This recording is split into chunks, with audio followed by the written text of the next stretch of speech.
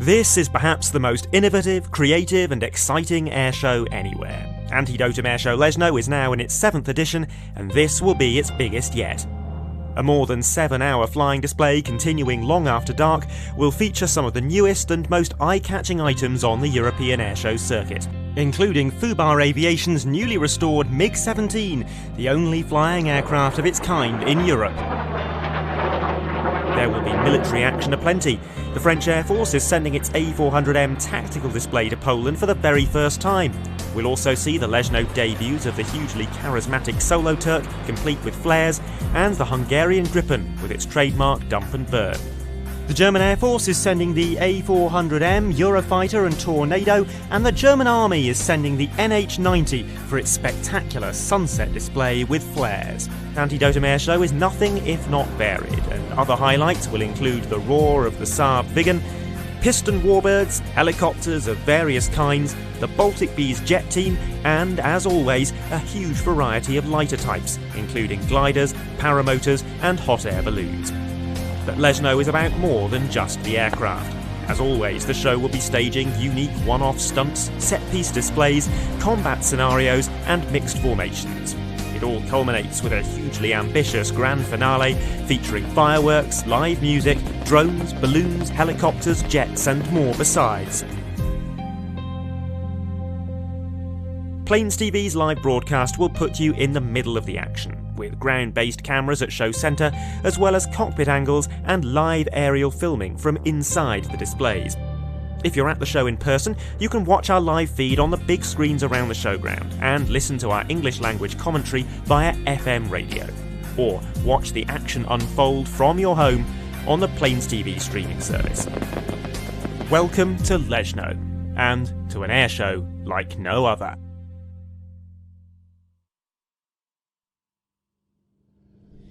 A very good afternoon, everyone, and welcome to Plains TV's live coverage from Antidotum Airshow Leszno 2026. This is a show where you see a little bit of everything. Military and civilian, old and new, large and small, powered and unpowered, lighter than air, heavier than air. It is an event quite unlike anything else on the airshow circuit, and we are going to see every facet of aviation activity represented over the next 3 days. I am delighted to be joined to help talk through the action by Ben Donnell. Ben, it's your first time at this event. It is. Thank you very much indeed, Adam. It's an absolute pleasure to be here. Thank you so much for inviting me to Antidotum Airshow 2026. And there's just so much for me to look forward to, loving as I do pretty much every spectrum of aviation. And indeed some aviation happening right now in front of us as we see one of several UH-1s arriving. This, an example that will be taking part in the flying display. We'll have no fewer than 3 taking part in the flying display over the next few days, plus an additional example on static.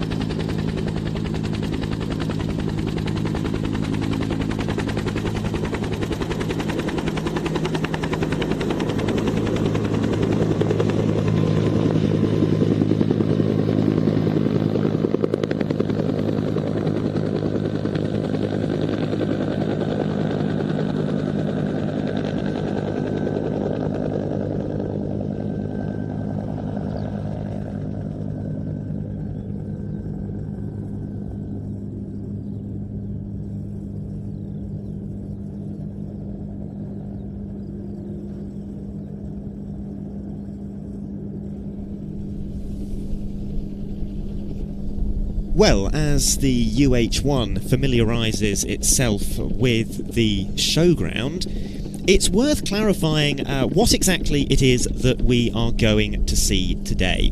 Today is an arrivals and rehearsals day. We're expecting to see quite a number of rehearsals as the evening unfolds, including quite a few of the military participants that will be taking part in the flying display here. There will be a good deal of aviation activity, but not a full show today. That will be tomorrow and the day after, starting at around about 2:40 in the afternoon local time, and that will be broadcast exclusively on watch.planestv.com. You will need to be a fully signed up member to that. If you want to hear our English language commentary, which is indeed going out across the showground as we speak, then you can do that tomorrow as well, and that will be via FM radio on 95.7 FM.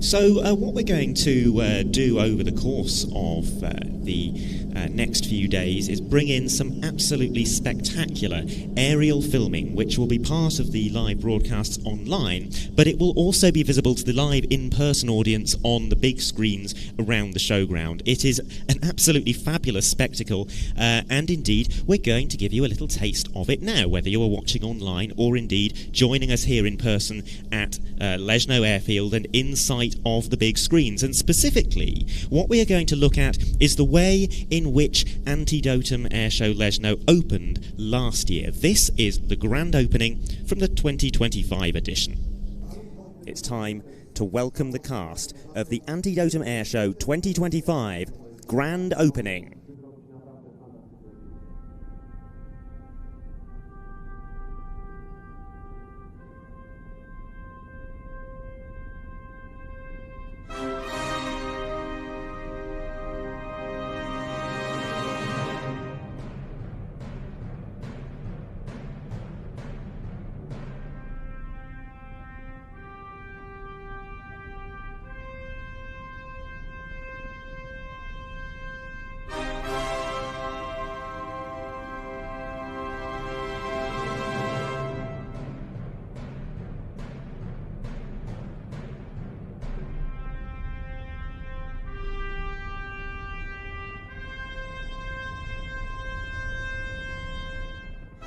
Helicopter information position now. Falcon position.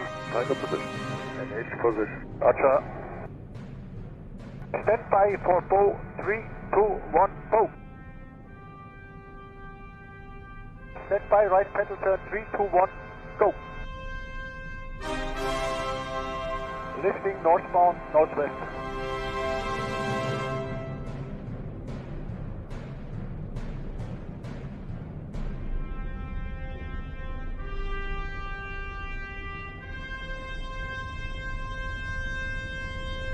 And that surreal spectacle indicates that the antidote is beginning to take effect, and it will stay with us for the next 7 hours.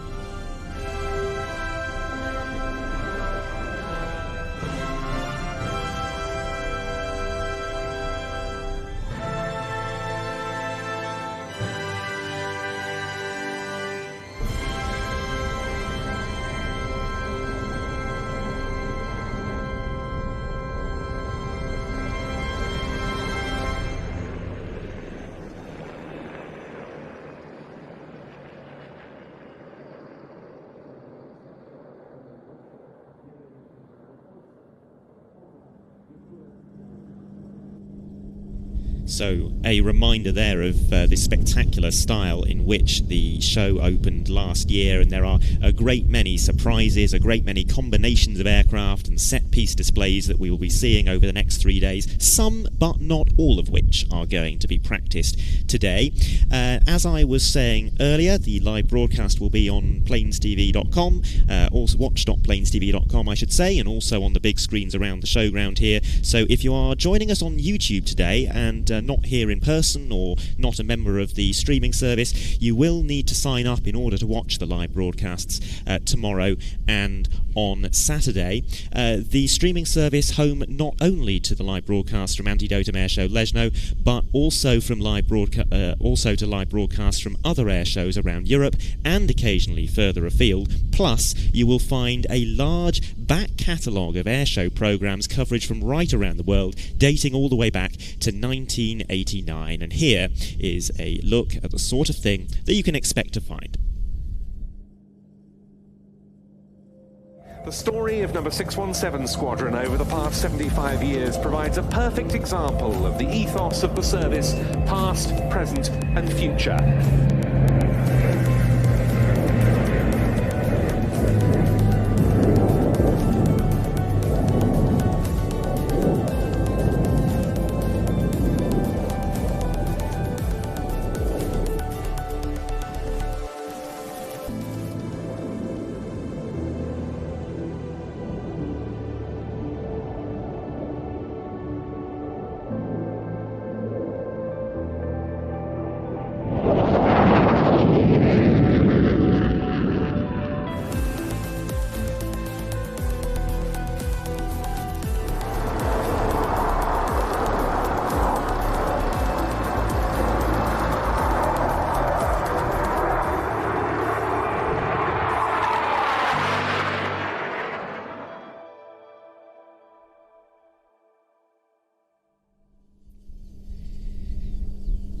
Now, one thing that is a bit different, Ben, about the Antidotum Airshow this year is that we are doing it without one of the greatest friends and greatest exponents of this event. Of course, Major Maciej Krakowian, known to all as Slab.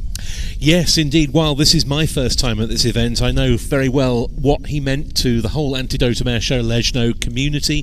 He was a great friend to the show, and not just because of his spectacular participation as the Polish Air Force F-16C Tiger demo team pilot before his untimely passing last year. And so it's very appropriate that there should be a special tribute to him, particularly in tomorrow's air show, as part of the events of this year's event. Yes, he is very much in all of our minds, yep. And he was such a huge part of this event, visibly of course, but also behind the scenes as well. And so we thought it was apposite that near the top of our 3 days of coverage of this show, we would remember him doing what he did best and his spectacular display here at Leszno in 2024. And this is going to be quite loud, Luke. Here it is, the F-16 Fighting Falcon.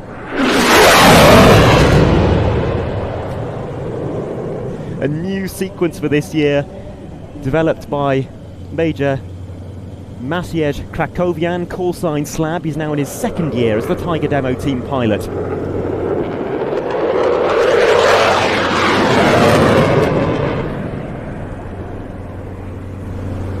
Half a century ago, the F-16 took to the air for the first time. That first flight occurred unexpectedly during a high-speed taxi test when the aircraft lost control.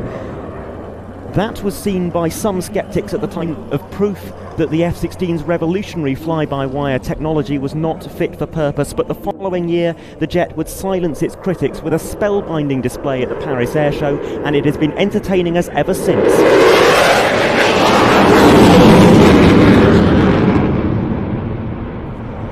The F-16 would go on to become the most produced fourth-generation fighter in the world, and while those early A and B models are now being phased out, at least here in Europe, newer variants are still on the production line.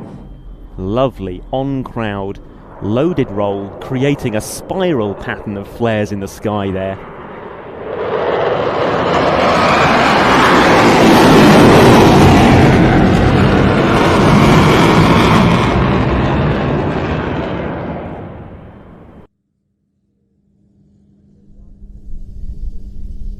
a little GA activity at the airfield now. Such a busy flying club here, and we'll see, I imagine, quite a few GA movements today. Our reason for starting our coverage at 1 o'clock is because we had expected to see the first display practice of the afternoon at 1:15. That's 1 minute from now, although as I look over my right shoulder I can see that neither of the two aircraft that I can see that are supposedly involved in that practice have actually started their engines yet, and one of them only arrived very recently. So I think we may have a bit of a wait before our first flying display practice activity for today, but we are going to be having a busy day when things get going. Ben, so often these arrival days, the pace can be unpredictable and there can be a bit of waiting around.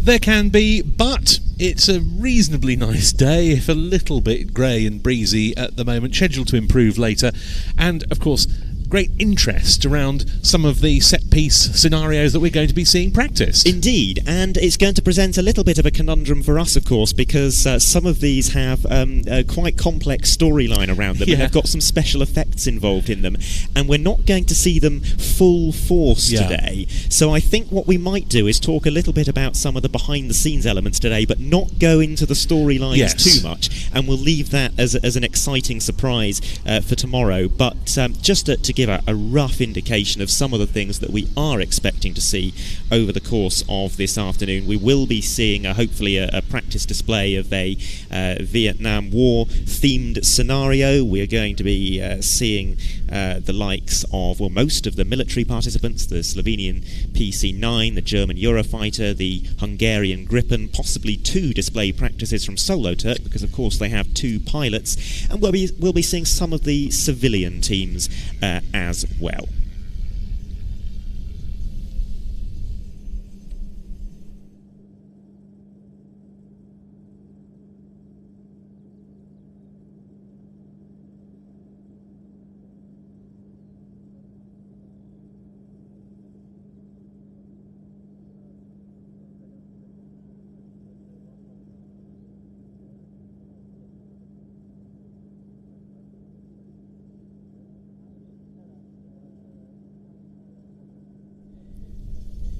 Now, for those who aren't familiar with the lineup here, and particularly those who might be tuning in from abroad, having not familiarised themselves with the show, perhaps not know anything about it at all, I think it would be a good idea to run through the extraordinarily long list of displays, which is, I think, about twice as long as any participation list that I would normally expect to see at a show anywhere, and a huge variety of aircraft as well. It is a long flying display. It goes until very late at night. It doesn't finish until a gone 10:30 tomorrow evening, and starts at 2:40 in the afternoon, and it will start with an opening, not anything in the same style as what we just showed a video of from last year, but nonetheless there will be an opening display, and then after that the display that we were expecting to see being practiced now, which is being called Agro Legends, and that is the PZL-106, the M18 and an Antonov An-2. It's then going to be time for Scandinavian Airshow over from Västerås in Sweden to go through their paces with the daytime show of their 4-aircraft combination display called Ragnarok, with the Grumman Agcat and a trio of different Pitt Special models. After that, we have one of the items that has actually changed a little bit in the last few days. We were expecting to see a 2-ship display of TS-11 Iskras from the Polish Sparks, but actually in the last few days before the show it was decided, let's add a 3rd, so we'll get a 3-ship display from the Polish Sparks.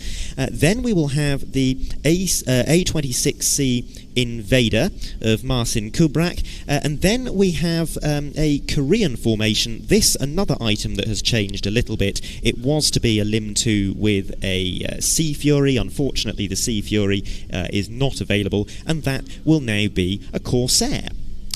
Then it'll be time for an act with which very many of you watching this will be familiar, Rich Goodwin with the Jet Pitts, and then an aircraft type becoming increasingly familiar around the circuit in Europe, the Conair Turbo Firecat, that turboprop-engined firebomber version of the Grumman S2F tracker. This one from the Musée Européen de l'Aviation de Chasse at Montélimar, great friends of Antidotum Airshow. After that, we have some military participation in the form of the absolutely fabulous Slovenian Air Force PC-9M Hodornik display with Captain Andrei Fiorelli at the controls. Always a highlight of any show that he attends, and that is one of those displays which you might see on the schedule and think, well, it's going to be a fairly typical solo turboprop trainer display. No, it really is not. That will be followed by a combination sponsored by Red Bull with Luke Chiapila with his Carbon Cub and the very impressive solo aerobatics of their MBB Bull 105 helicopter. And that, Adam, leads into one of the very special military displays planned for this year's show. It does indeed, and one that I'm particularly looking forward to see because I have quite a large input on what it is that they're going to do. So again, I think let's leave that as a little bit of a surprise. Yes. But the German Air Force tactical display is hopefully going to be spectacular, varied, interesting and different to anything else that I remember seeing at an air show in the last few years, and that will lead on into the solo display by their Airbus A400M. Back to some British air show favourites then. We're delighted to have Team Raven. They arrived earlier on today and they are going to be displaying their 6-ship routine for us, and then we've got what's listed euphemistically as a VIP arrival, and I think this is one of the things that we might leave a little bit to the imagination. Yes, yeah, indeed, and we may see some practice activity for that later on today, but it's worth seeing in full tomorrow, and let's leave it at that. That's followed by the Swedish Air Force historic flight participation. They've brought 2 of their classic jets over, the first of them being the SK-60E. This is another act that Adam was describing some of the other ones that have changed. This one has changed slightly, hasn't it? Because we're sadly not seeing the recently retired Swedish Air Force example with the FJ-44 engines. Is going to be the more familiar historic flight silver SK-60E model. It will. So anyone who attended this show a couple of years ago will have seen the final military display by a Swedish Air Force SK-60. Absolutely fabulous, balletic performance. It's not going to be quite the same because the aircraft does not have the same engine performance. It also doesn't have the same configuration internally. It doesn't have a 5-point harness. It doesn't have ejection seats. So that will change the nature of the display a little bit. But nonetheless, it does feel appropriate to have SK-60 participation here, given the fact the last ever military display of the type took place here in Leszno. And with the same pilot at the controls. Indeed. And the other Swedish historic flight participant, of course, is the AJS-37 Viggen. That is one of the real headliners of the show this weekend. Then, well, the largest of the jet teams that we've got participating in the show is the Baltic Bees with their 4 L-39C Albatrosses. And then it's time for another set piece, this one entitled Dr. Lee. Yes, and we will perhaps later on give a little bit of a teaser of that display. We have some fabulous videos that the team have put together here to introduce some of the set-piece routines. So more on that later, but it is themed around the Vietnam War, and indeed the UH-1 that we saw arriving a little while ago will be one of quite a number of aircraft that will be involved in that sequence. And we'll tell you, when the time comes, exactly who Dr. Lee is. We will indeed. Then it's on to the Flying Bulls with a very nice historic aircraft contribution from them, Adam. Yes, we will be seeing their B-25 Mitchell and also their Corsair, a different Corsair to the one that I mentioned earlier as flying with the LIM 2. Yep. So we're getting 2 different Corsairs, which is a fairly rare thing to happen at a European air show nowadays. Unfortunately, their F-8F Bearcat is not able to join us. It had been hoped that it would make its public display debut here, but it's not been quite possible to get it ready in time. Then it's to the Turkish Air Force that we turn with the SoloTurk F-16C Fighting Falcon display, and then it's the French Air and Space Force taking centre stage, initially with their parachute display team Phoenix, and then their spectacular take on an Airbus A400M tactical demonstration. Spectacular is the word, and I would say, from what I've seen of it and from the ribbon diagrams that have been sent to us and the manoeuvre descriptions that have been sent to us, I think this might be their most exciting yet, and it's already a very high bar. So we are really looking forward to that. Then we have another solo display from the German Air Force, and this time it will be their Eurofighter EF2000.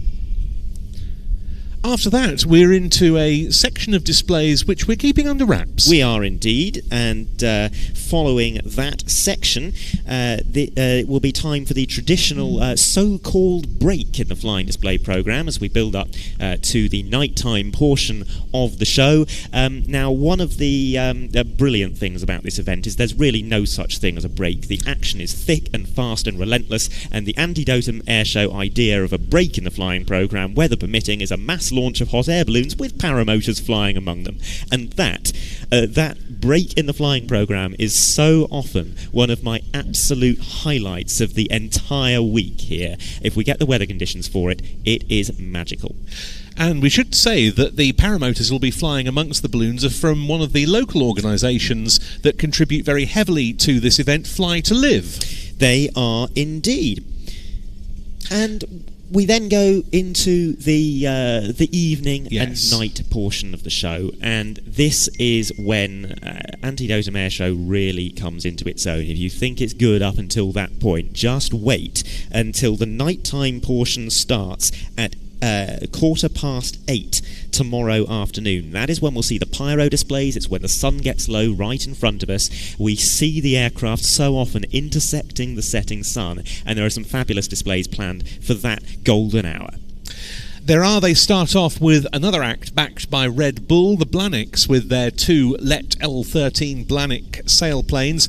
That leads into the German Army NH90 display, and then something that we saw practicing quite late last evening, giving us a bit of a taste of what it'll be like in the main display, the Galeb team. Indeed, flying a pair of G2 Galebs, as the name would suggest, and very rare to see them performing in a two-ship configuration outside their home country of Serbia. Following on from that, we are going to see the Spitfire 9 from Flying Legends in Germany, flying right around sunset. That has potential to be very special indeed. Then we have the Lim 5, that being the Polish-produced version of the MiG-17F, a brand new addition to the airshow circuit. It made its first flight just a few weeks ago, and that will be flying just before the sun slips below the horizon. A great chance to see its very distinctive afterburner. Indeed so. Then we have the Anbo team. We don't. We have another jet before we do. Sorry, Adam. Yes, I'm skipping down too far. We've got the Hungarian Air Force Gas-39C Gripen solo display. And then the Anbo team. Yes. The Gripen scheduled very late in the programme intentionally, because anyone who's familiar with air shows, the European airshow circuit, will probably be aware that it is one of the very few display items that demonstrates what they call vent and burn, often also known as dump and burn. Venting fuel, slicing the aircraft slightly sideways as it comes out of a vertical manoeuvre to try and bring that fuel into the hot jet efflux and set fire to it. And we wanted to put that as late as possible in the day so it really stands out. Then the sun will be below the horizon as we finally get to the team you just mentioned, Anbo from Lithuania, with their 3 Yak-50s. Glider aerobatics then of the solo variety from the excellent Johan Gustafsson over from Sweden, and then his Swedish colleagues from Ragnarok will be taking to the air for the second time in the show for their nighttime display. And then it's time for the Musée Européen de l'Aviation de Chasse once again to go through their paces, but this time with a night show from the OV-10B Bronco. Then we have another addition to the programme over the last few days, the Extra 330 SC of Norbert Kasperak. Now this is a display that I haven't seen before. In fact, off the top of my head, I'm only aware of it having been performed in this form once, and that was last weekend. Norbert has flown the Extra 200, the Extra 300L at shows many times, but the Extra 330 SC is a new mount for him. And then we go from something that is unfamiliar to us to something that is very, very familiar, an absolute staple of all editions of the Antidotum Airshow. It is, of course, the Flying Dragons with their dudek paramotors, and they are a real spectacle. The live music will be playing by this point. They synchronise their lights and their pyro to this music, and there's a real party atmosphere on the airfield by this point in time. I can't wait to see them. I've seen lots of pictures of them. I've seen lots of footage of them, both from here and from places like Sanikol, where they've flown in the past. I've never seen them personally. Can't wait. They are superb, really superb. They raise the roof, and so often what happens at the end of their display is the crowd decide to show their appreciation, and they get their phone torches out and they shine them into the air, and this entire airfield, Ben, lights up. And from the top of our commentary tower, it is one of the most surreal sights that I have ever seen at the flying display. Any British Airshow organisers watching this, book them. Yes, absolutely. Then we come into the final few items of the flying display programme, another item that is very familiar to visitors at the Antidotum Airshow, which is the Baltic Bees 105, the Polish-based version from Heli Solution, and that will be performing its spectacular night show. And then we come into the real pièce de résistance of the night show, a performance the likes of which is seen nowhere else in Europe and in very few other places in the world. And this is a 10-minute grand finale bringing together multiple assets. It has been choreographed and prepared over the course of around 7 months, Ben, and it will include jet aircraft, helicopters, piston-powered aeroplanes, unmanned aeroplanes, fireworks. It's not live music on this occasion, but specially composed music, which has been developed alongside the choreography of the display routine. So all of the manoeuvres that the aircraft are going to be performing are very closely aligned with the atmosphere and the vibe, and even on some occasions the specific drum beats of the music. And that brings us to a close, and the scheduled finishing time of tomorrow's show is 10:25 local, and then I'll be ready for bed. Yes, and I actually think it's going to be a little bit later than that, because we're looking at a schedule here that that doesn't include any buffer time between the Bolko Bo 105 and the grand finale, and I know there is planned to be probably about 10 minutes of buffer time, because it is a hugely complex display, and we need to get all of those aircraft to their respective holding patterns. There also needs to be a lot of thought given to the mechanics of that holding process, because you've got aircraft like the Grob 109s of Aerosparks. They're probably going to take 20-25 minutes to climb to their starting altitude of around 3,000 feet in their motor gliders, which are not blessed with a huge amount of power. So they're going to need to sneak out early. We've got other things coming in from other airfields. We've got to make sure they're established in the hold. The firework queuing system all needs to be set and synchronised to the music. There is a lot to think about. What does it sound like if you're listening to it all on the air traffic frequency? Do you know, it's very interesting, and I really enjoyed listening to that last year, because there is a system, I believe it's a proprietary system, developed by the team here at Antidotum Airshow, into which all of the key points can be scheduled within this digital rundown, which then provides a countdown to the flight director to each of the next significant moments, and then the flight director over the radio is calling 20 seconds to this, 10 seconds to that, and then when you get to the final 5, 4, 3, 2, 1, now. And the radio, therefore, it is quite busy. There's a lot going on, but it's very calm and collected, and it's mostly one voice. Yes. The whole thing is designed such that the pilots shouldn't need to be speaking to each other. It is just one person effectively reading out the time code, and everybody else, they know their parts perfectly. The first practice flight was yesterday, and indeed some of the individual elements have been practicing even before that. There's going to be another practice flight for it later today. So by the time showtime comes around, everyone should know their individual part like the back of their own hands. They really should. And so it's really, you're talking about the role of the flight director. there, it's as if they are leading a large formation of aircraft in some respects. It kind of is, except there's a philosophy in this kind of thing that you never tell an aircraft what to do. You pass them information, but you don't, and you can give them a clearance, but you don't give them an instruction, because you might be telling them to do something that, from the pilot's perspective, they don't want to do. They don't want to do.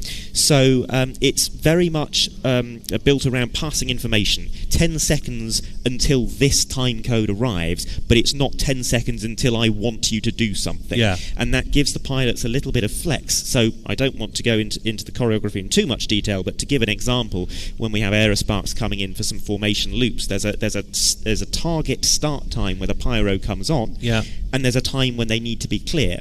But depending on exactly what their positioning is, it's adaptable, and they can choose whether they're going to do 4 loops as planned, or are they actually going to if they're running a bit late, drop one to get themselves back on time code, or if they're running into wind and going a bit slowly, drop one and add a bit of level flight between each loop to keep them moving down the show line so they exit in the right geographical place. So all they're being fed from the ground is information about timings. The ability to translate that into aircraft movements, that belongs to the pilots. Because as soon as you start issuing positive clearances to aircraft in any sort of scenario such as that, that's when it can all fall apart. Indeed, and it's when the radio chatter becomes much more complex as well. If you're simply doing a numerical countdown, that's very clear and easy to understand. But if you're giving complex instructions, then that can become quite muddled. Yes, yeah. Well, I can't wait again to see this in action for real. Me neither. The whole team, we've worked so hard on bringing this together, a real cross-party effort, and to see it come to life for the first time is going to be very special. To an extent, we will see it tonight, but probably without any pyro or without much pyro. But the real test is going to be tomorrow. And there's evidence of it already out on the airfield not far in front of us. There is indeed. So anyone who's here in person, if you look directly out in front of you, you will see a scaffolding structure in the middle of the airfield. Looks like it's ready to do some crop spraying. It does look like that. It's surrounded by yellow tape, and we were just showing it on the big screens now, if you're not quite sure what we're referring to. That is, it's not going to be on the ground when it comes to grand finale time. It is not going to be that small. That's not actually it in its completed form, as far as I can tell. And that is going to be very much part of the show. Now, there's a site characteristic of GA airfields in Poland for very many years. A pair of PZL 104 Wilgas at the end of the runway. These so often used as glider tugs here. No gliders behind them at the moment, though.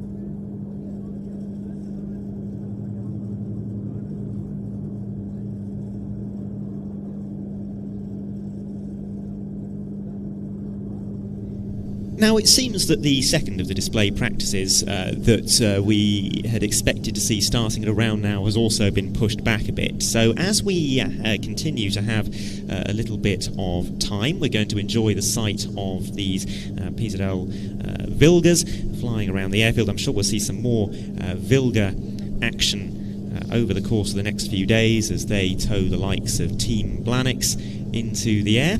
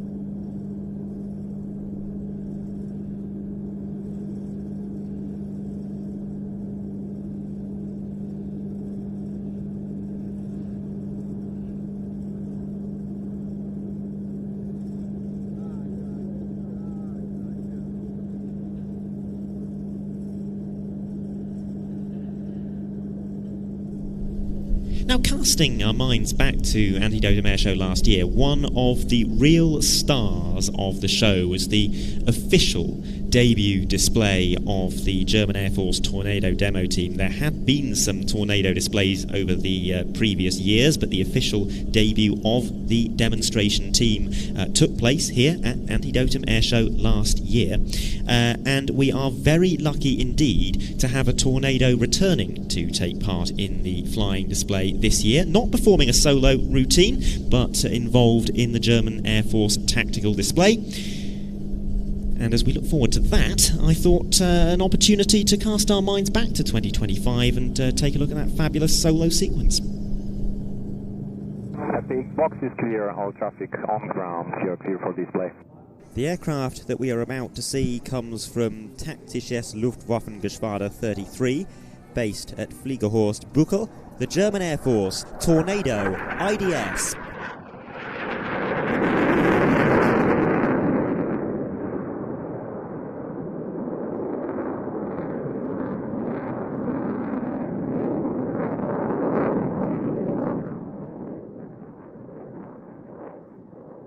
It's a family of aircraft that was really born out of a requirement for the British military to replace a whole variation of different types, the increasingly obsolete V-bombers, the cancelled TSR-2 and the ageing Blackburn Buccaneer.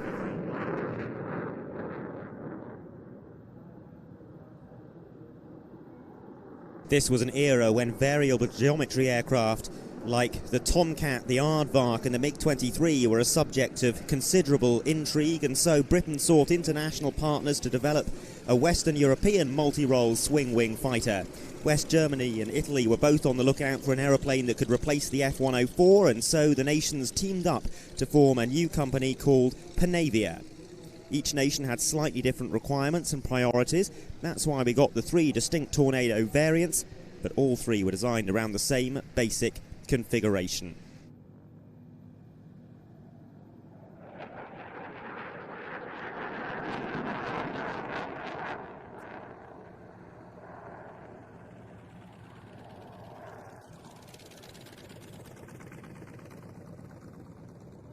with the wings in the forward position with 25 degrees of sweep. It has respectable low-speed handling during takeoff and landing, but for a high-speed dash into enemy territory, the wings could be swept back to 67 degrees, offering far decreased drag, but as a trade-off, a higher stall speed.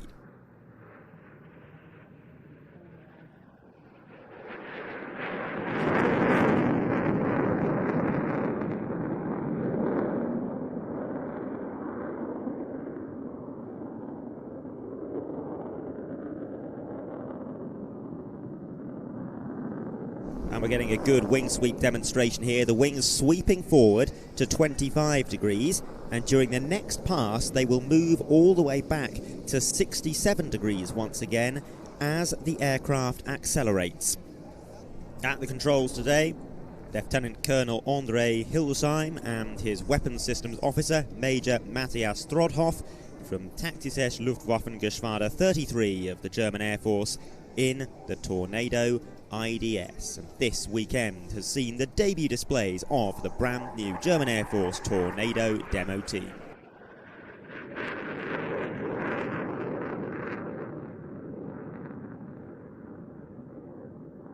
Epic is display complete, force pleasure off to the north. Isn't it great to see a Tornado, fully aerobatic Tornado display back on the European airshow circuit?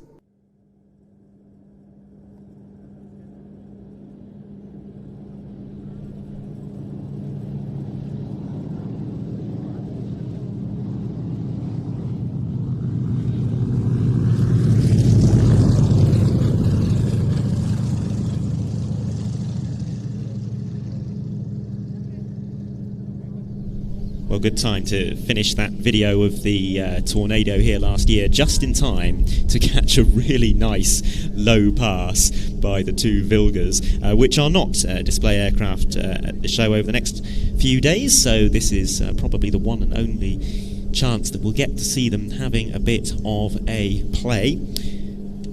And I think now would be a good time for our online viewers to do a bit of an orientation to the showground, which is quite large and extensive here.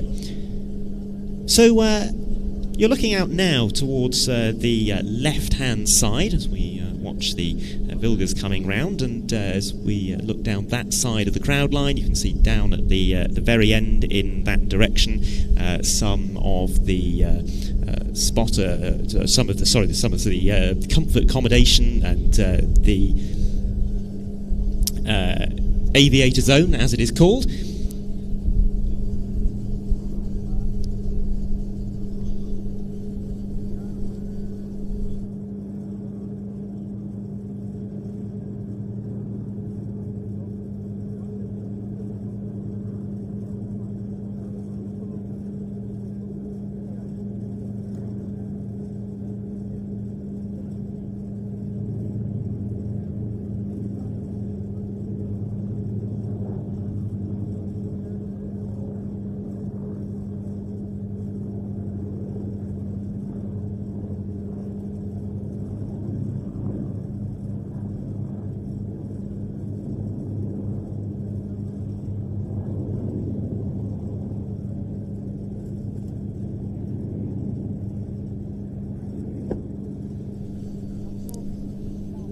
And we're now seeing the two Vilgas passing over a really critical part of the airfield, which is the main operational area for the flying display aircraft, and quite a lot of aeroplanes already assembling over there. You can see, for example, the Antonov An-2, the aircraft of Scandinavian air shows, Team Raven, the Galebs, Aerosparks, also a Polish Army AH-64D Apache, which will be hopefully moving over to the static display at some point later on today. And as the camera continues to pan across all the way round to the right-hand side, we will then see some of the other showground infrastructure and hospitality areas. The main VIP area just creeping into frame off to the very far right, another of the comfort zones at the bottom of the screen, and then the grandstand that you can see just creeping into view now. That is the central spotter zone right on show centre, a fabulous view for all of those who have purchased spotter access and one of two spotter zones available here at Antidotum Airshow, because there is another one that is actually on the far side of the two runways, offering a very different perspective of the flying display.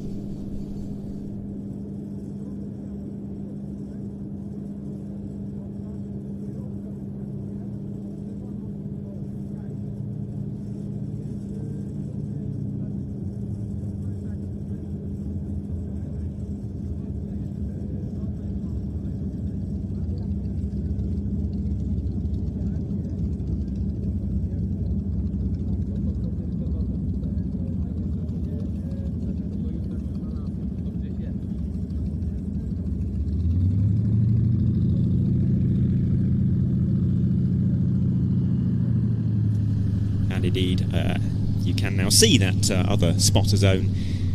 A really fabulous selection of vantage points available at the show. And we are indeed expecting to welcome a number of spotters onto the show site today. I can see a small number have already arrived.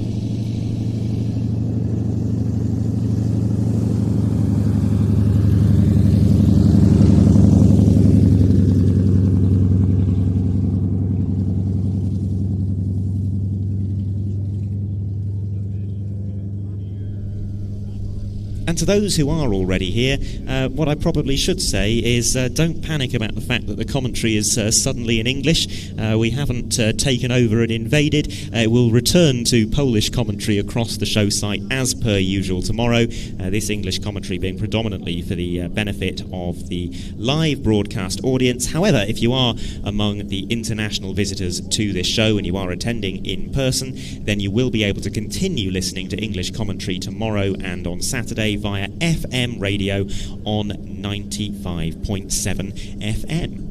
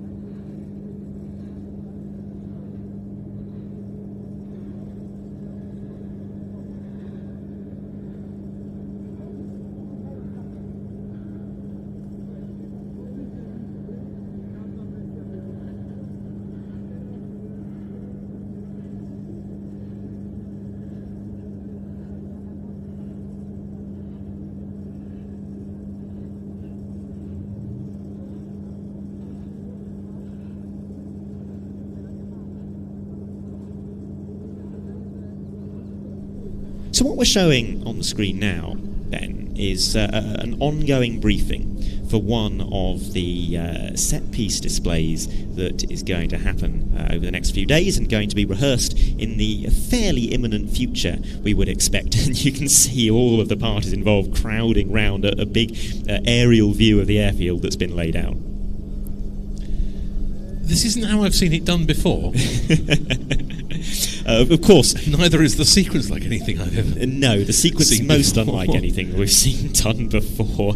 And what we can show you as well is a gathering of vehicles taking place just to our right-hand side. And that is a collection of vehicles that will also be involved in this forthcoming display. And it's a very difficult one to explain. I'm going to let this little video do the talking.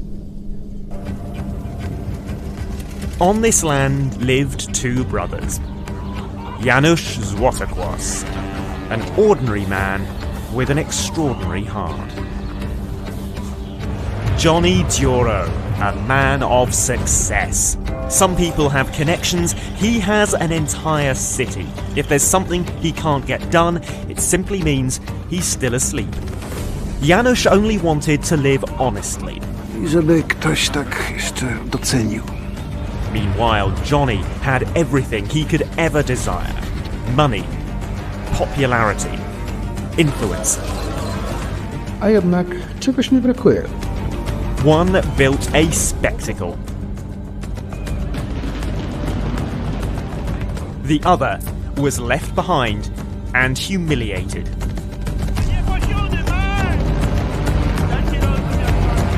Sometimes, even between brothers, a storm can arise.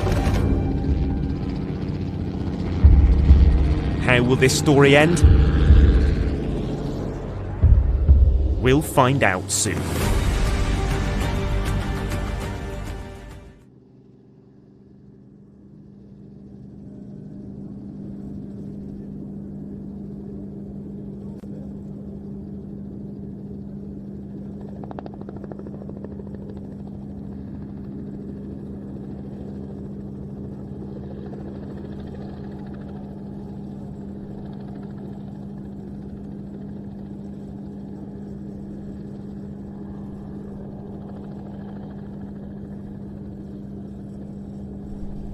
So, yes, a very interesting display that is planned. Ben, are you familiar with Janusz as a character, Janusz Złotokwas?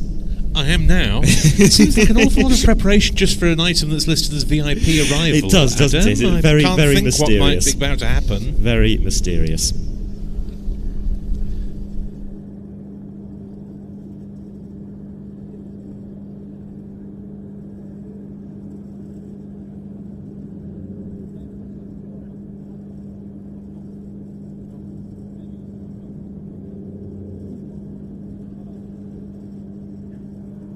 I think it's worth explaining a little bit of background to those who are perhaps first-time attendees or for the audience at home. There is an individual here who has played a part in several editions of the Antidotum Airshow. A local chap, Janusz Złotokwas, who you just saw and heard referred to in that video. And he has been, I think it's fair to say, a little bit of a troublemaker, nice man though I'm sure he is. It all started a few years ago when he nicked a carbon cub during the display and flew it around in a rather exciting style. The next year he tried to drive onto the airfield in his car and let's say he drove a little bit too far out onto the airfield and the car had to be removed by helicopter. These things happen, obviously. When have you ever been to a show when a car has not been removed by helicopter and then dropped in a flaming inferno? Sounds like he really needs to be kept out, doesn't it? Well, he came back the year after that. He came back in some farming equipment, because that is, of course, his occupation. He is one of the local farmers. Came back in a tractor, drove around the airfield for a little bit. The only way to get rid of him was to waterbomb him from an M18 Dramada. Really do without these people at air shows, couldn't you? Yeah. But we've had a few years without him now, so surely he's not going to intervene again.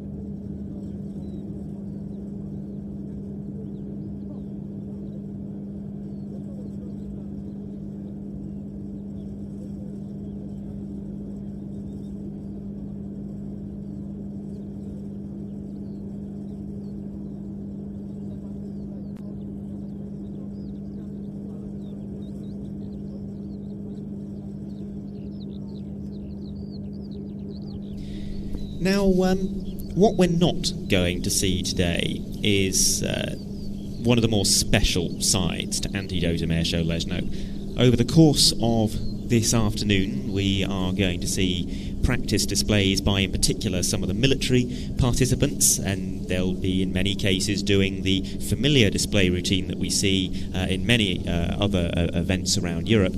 But some of the most innovative and creative displays take place at night, and that, I'm afraid, we are not going to see today, partly because pyrotechnics are very, very expensive. So given that we're not going to be able to show you today the full glory of some of those night performances, we are going to be putting some videos on the big screen that give a bit of a flavour of some of the things that happened last year. And I would like to show this video. This is Aerobatic Team Anbo from Lithuania with their 3 Yak 50s. We're expecting to see them arrive this evening, and they will display tomorrow and Saturday. A really splendid display with some fabulous low-level pyro integration, and this will give a bit of an idea of just what you can expect if you join us for the air show proper tomorrow and on Saturday. Following on from the Baltic Bees earlier, we now get to see the other famous aerobatic team from the Baltic region.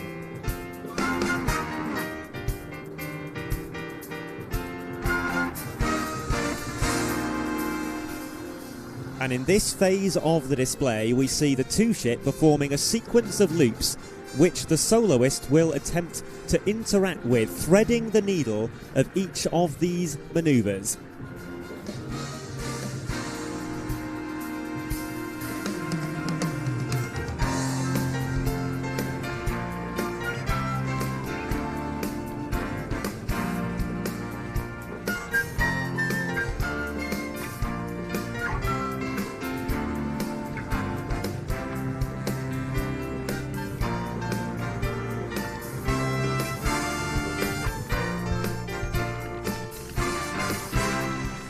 Flying down through the middle of an avenue of Roman candles.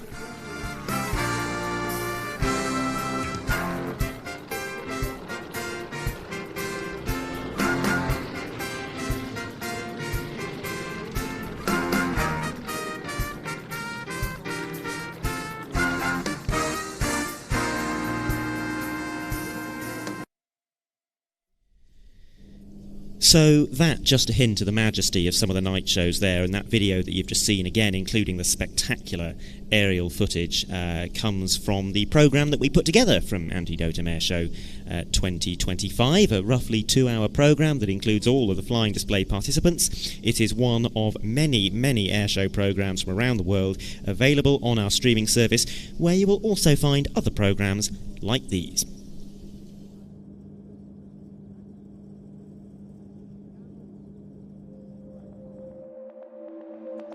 This, a 2-seat Su-25UB variant. What a rare sight this machine is in flying displays nowadays. Just one squadron of these potent but now aging attack aircraft is operated by the Bulgarian Air Force, based at Bedsma, and this Su-25UBK is expected to carry on flying until March 2014. Well, we'll just watch the stricken Messerschmitt come past and wonder if he's going to spend the rest of the war in Canada.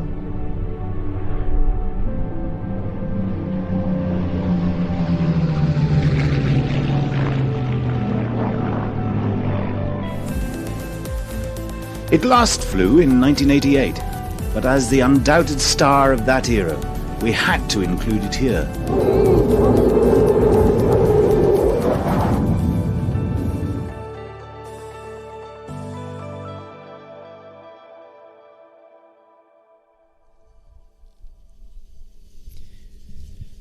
Well, arriving from the left and behind us is another of our static display participants. This being an NH90 from the Netherlands.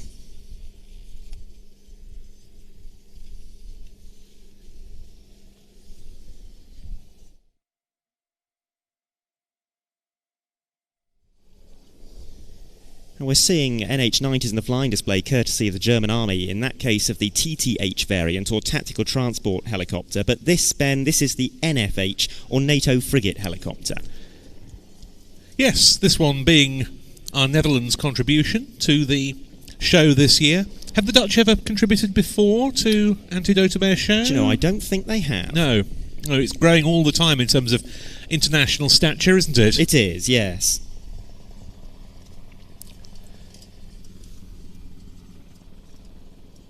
Of course, the Netherlands, one of the original nations to back the NH90 project, and the first nation to order the NFH version, as we see here, which are flown by the Air Force on behalf of the Navy.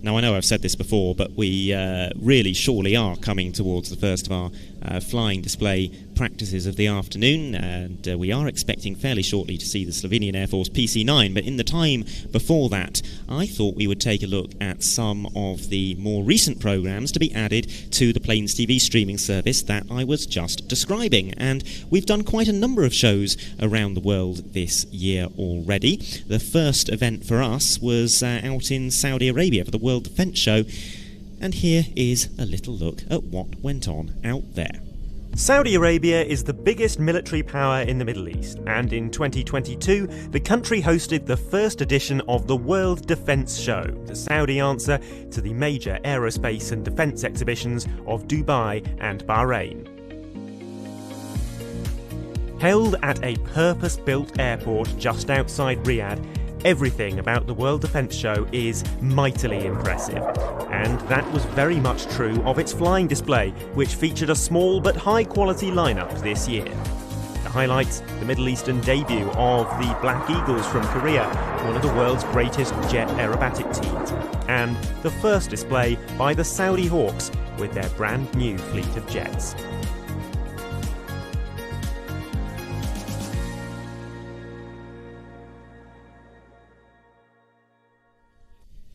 So that look at the goings-on at the World Defence Show, one of the increasing number of absolutely fascinating aviation events that takes place in that region. But we've actually been even further afield than that this year, because in March, Plains TV made its first ever visit to Australia.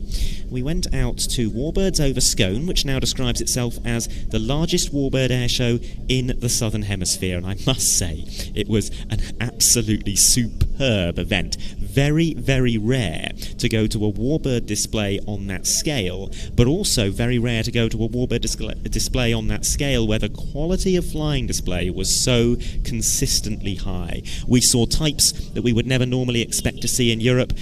We saw some big formations, we saw some tail chasing. It was all round a fabulous event in superb weather, and the programme that we made about that, very much worth a watch if you haven't already seen it. Warbirds over Scone has been growing steadily in recent years to become the biggest warbird airshow in the Southern Hemisphere, and one of the world's great vintage aviation spectacles.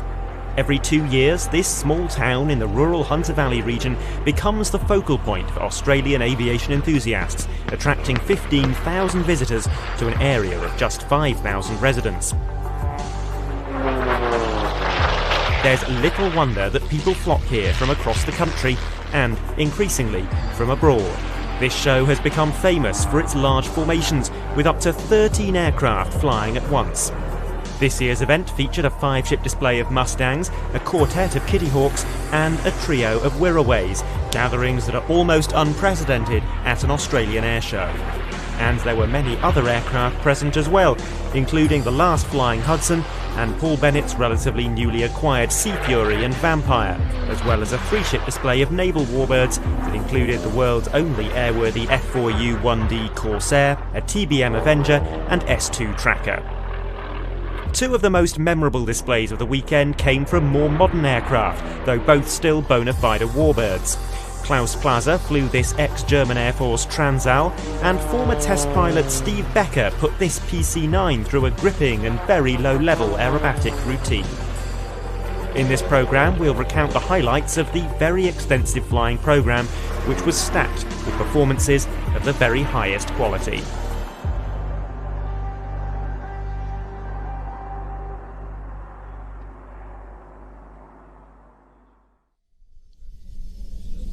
I think we can become a bit blasé, can't we, in the UK in particular, about seeing big warbird formations, even just multiples of Spitfires, let alone a big Balbo like the one that we saw some footage of there, albeit that was led by a Lockheed Hudson, not something we'd see in the UK very, very sadly. But this is really meaningful for the audience down under, isn't it? Yeah. Some of the formations in that show. The gathering of Mustangs was the biggest seen in Australia for something like 20 years. The gathering of P40s, it wasn't the biggest, it was the joint biggest that has been seen in the preservation era. And then there were some of the new types. I say new types, they're very old types, but new to you, but new to me, and in some cases new to the Australian audience. Having a vampire on the Australian airshow circuit, for example, that has not been the case for a very, very long time. And while there were only 2 Spitfires flying in the show in the end, they had hoped to have more. The fact that it was 2 Mark 8s, both with a lot of shared Australian heritage, is in itself unique. We'd love to see 2 Mark 8s together in Britain or Europe. It's not possible anymore, sadly. But wonderful, wonderful spectacles there. And great to see the show growing. And speaking of really fabulous shows that Planes TV have covered, Ben, both you and I were at another superb vintage-themed show just a few weeks ago. Yes, Le Tombe des Hélices, the Age of the Propeller at La Ferté-Alais in France, one of my favourite air shows. This year, I would say, I can't remember how many editions of it I've been to, but it was certainly one of the very best. Talking of one of the very best, we're now actually looking out straight away before we hopefully see some footage from La Ferté a little bit later on. One of the very best solo displays on the European circuit of military participants is hopefully shortly to be upon us, and indeed, here it comes. It's the Pilatus PC-9M, the Hudornik as they know it, the Swift of the Slovenian Air Force.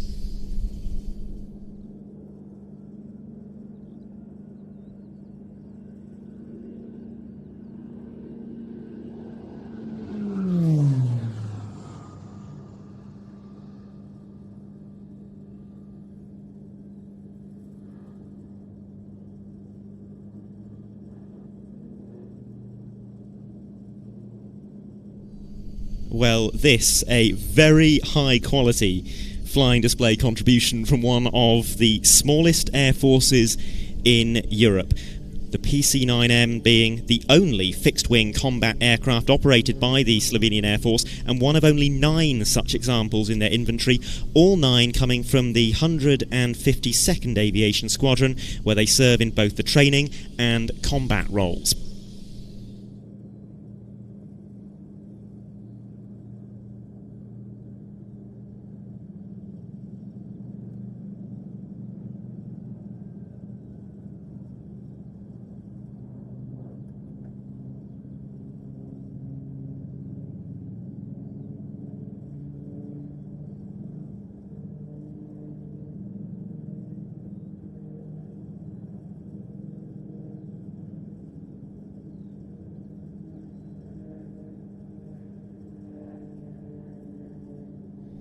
So what we're seeing now, Ben, is something that will probably occur several times throughout the day, this being a practice day, of course, with the aircraft now ascending to height, and this is, I would assume, a little bit of a recce, looking down at the show site from on high.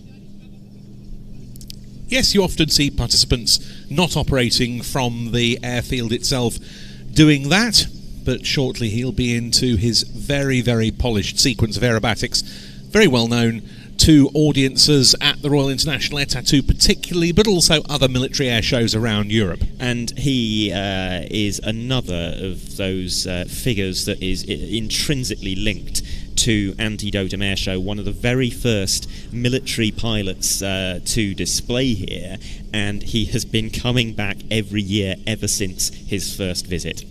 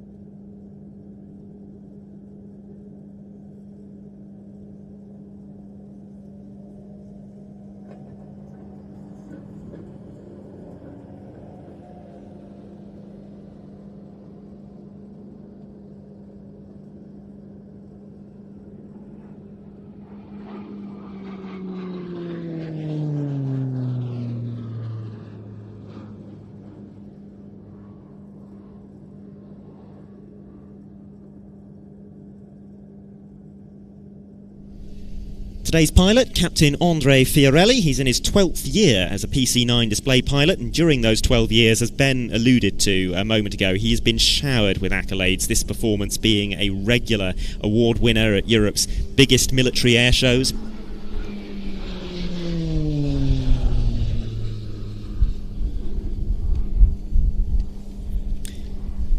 And the squadron does actually have a couple of other display pilots now on its books, doesn't it? Yes, it does.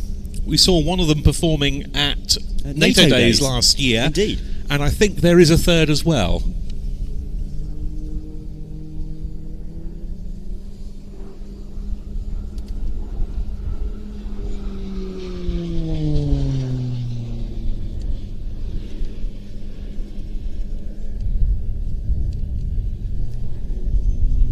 So now, a loop with a roll on the top, often called an avalanche.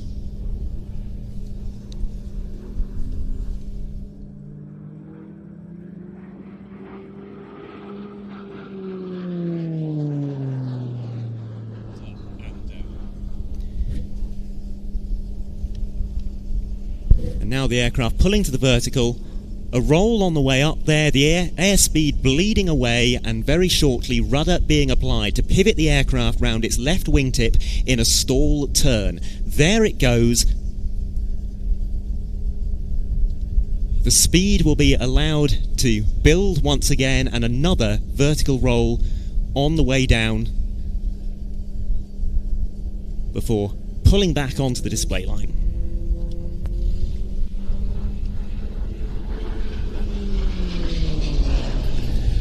One of the things I love about this display is while he lists about 20 manoeuvres in his sequence, in fact there are far more than that, because he doesn't just do a stall turn. As we saw there, he throws in a roll on the way up and the way down. Yes, exactly. And that manoeuvre, the fact that there's enough power in this aircraft to perform those rolls in the vertical is impressive. Here's another immensely impressive vertical manoeuvre, this half vertical 8, which is now finished at the top, and this will transition into a downward spin, 4.5 spins. And the power that I was referring to, that comes from a Pratt & Whitney PT6A turboprop producing 950 shaft horsepower, maximum speed therefore of 320 knots.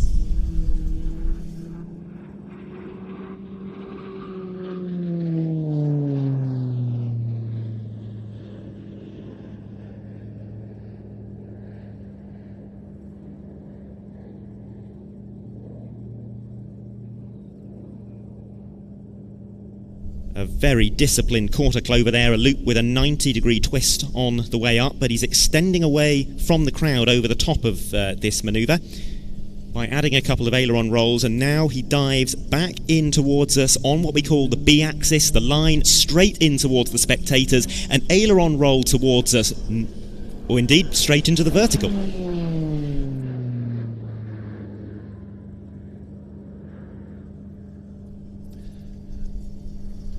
And this is a tail slide with a vertical roll on the way up, and he'll be doing a quarter vertical roll on the down line, but then crucially pushing out. Indeed. The first of several really punishing negative G moments in the display. There he is, pushing hard.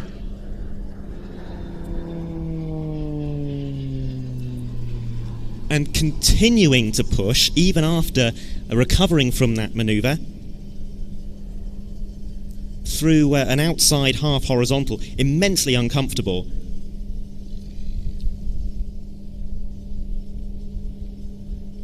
And it's so often said, Ben, but negative G can't really be counteracted by the use of a G suit. I've experienced a very small amount of it. The blood rushes to your head. You can feel your eyeballs getting heavy. It's like they want to burst. But coming up now, a transition from the negative G flying that we just saw into a very high positive G flying. Into a maximum rate turn. And he'll be pulling straight out of this by quarter rolling to the inverted, and then more negative G coming on into an inverted culinate, but it's an inverted culinate with one roll once again on the way up. And now pulling through. And extending the undercarriage. PC-9 first flew in 1984. The first deliveries of PC-9s to Slovenia occurred in 1995, and initially it was a trio of ex-US Air Force PC-9As that had been used as chase planes, and then in the late 90s they were replaced by 9 of these much more modern PC-9M Hudurniks.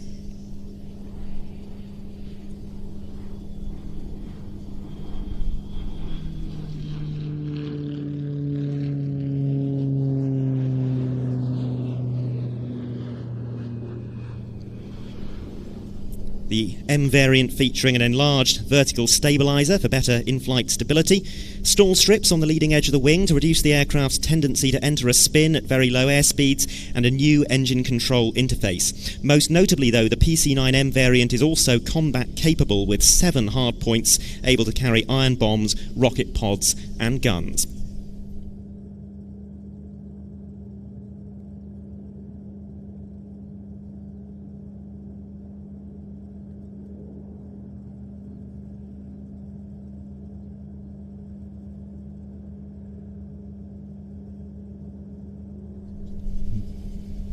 More negative G coming up, but possibly the most punishing example of it of the display.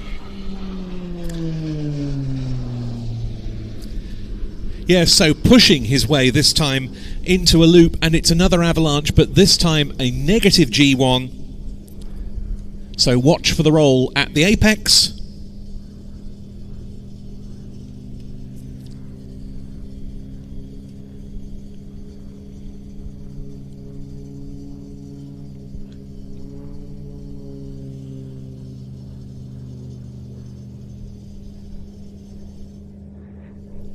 And now pushing once again. It looks bizarre, seeing an aircraft diving down in the inverted like that.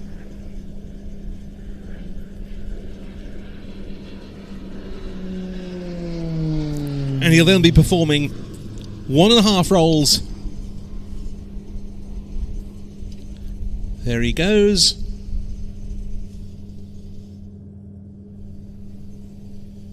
And shortly setting up for one of the most technically impressive manoeuvres of the display, a slow roll, and probably the lowest, most precise slow roll that we will see all season long. There are a couple of moments here when the wings are producing no lift when the aircraft is in the knife-edge portions of the roll. The nose wants to slice downwards, so Captain Fiorelli is making dozens of adjustments to the stick and pedals every second, ailerons, elevators and rudder, all being used simultaneously here.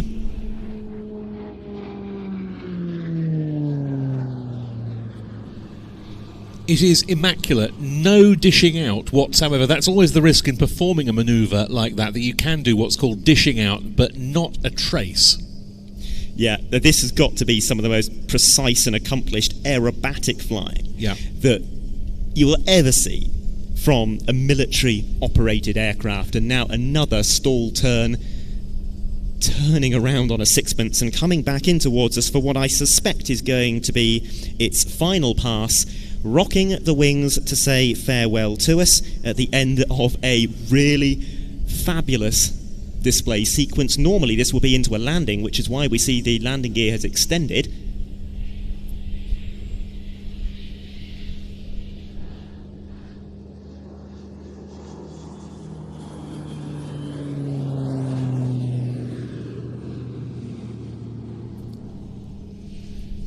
His second lowest pass of his appearance here at Leszno this afternoon.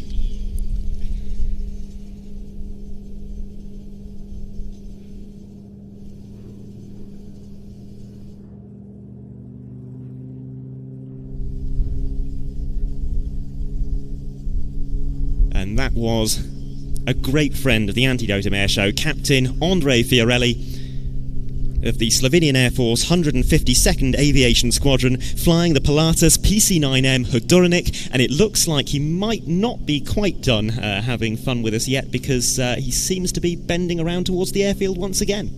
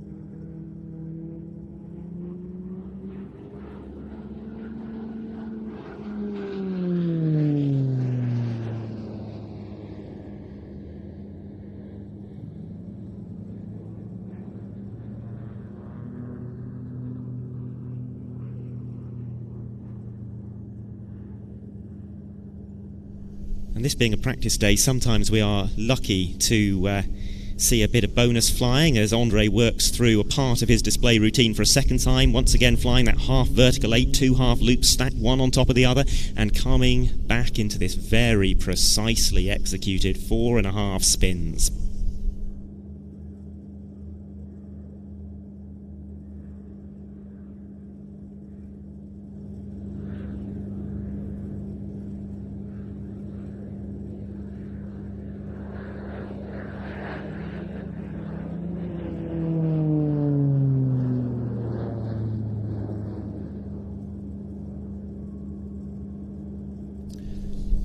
It's a coincidence. We didn't plan it this way necessarily, but we did see some PC9 action in the Scone review that we just saw briefly on the VT. We did. Steve Boris Becker, yes, flying a really remarkable sequence with some actually some flying that's possibly even lower than what we've just seen. And one from Doug Hamilton's fleet as well, yes. I think, separately.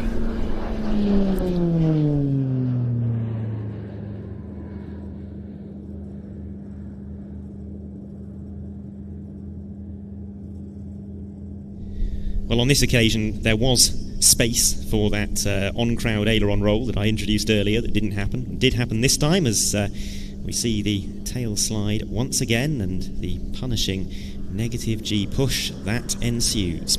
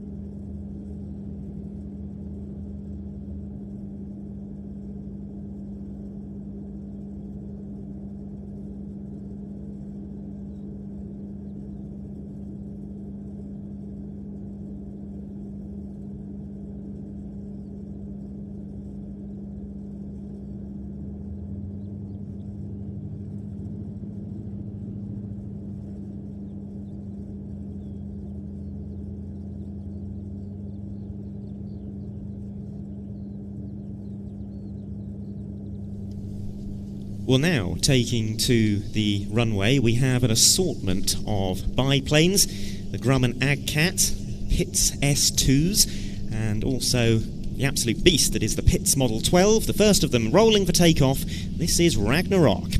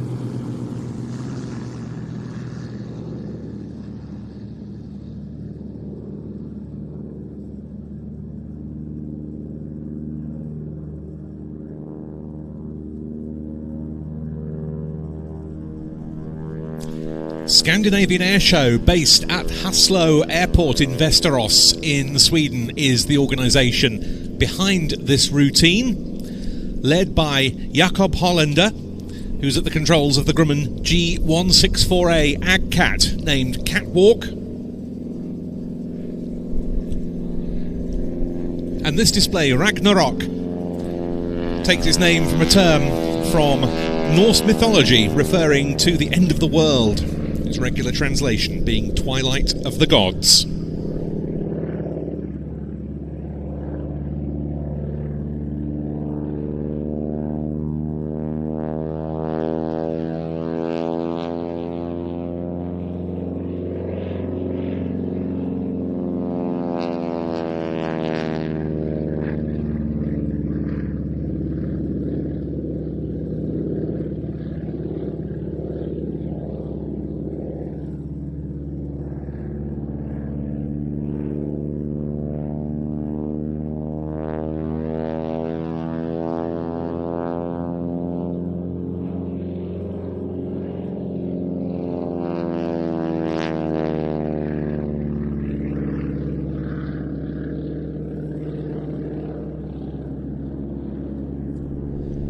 And diving in straight in front of us comes the formation of the three pits. The two wingmen splitting off in a manoeuvre they call the Palm Tornado.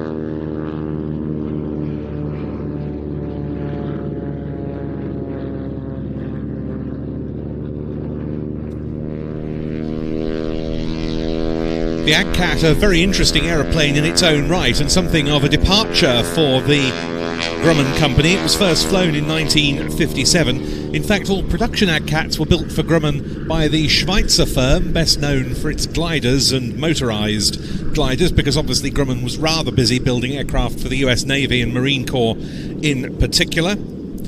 However, the name AgCat continued in the Grumman tradition of giving feline nomenclatures to its products. Over 2,400 of these rugged agricultural biplanes were built at the Schweitzer premises in Elmira, New York. By the time main production closed in 1981, there were various efforts to restart production, and a few airframes were produced under the auspices of other companies, but it wasn't to be a huge success beyond that. Many different engine options available across the AgCat range.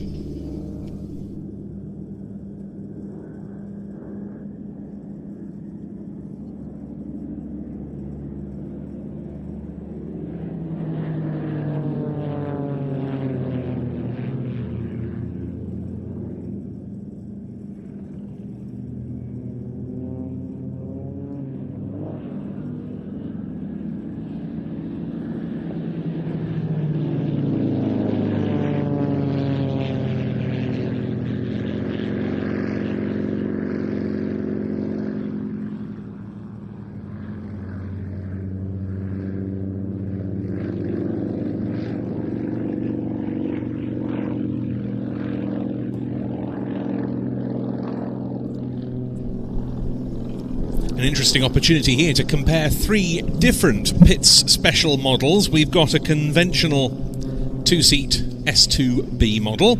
We've also got an S2C, which is a variation of that with new ailerons and squared-off wingtips contributing to a higher roll rate, and also enlarged tail surfaces to improve directional stability.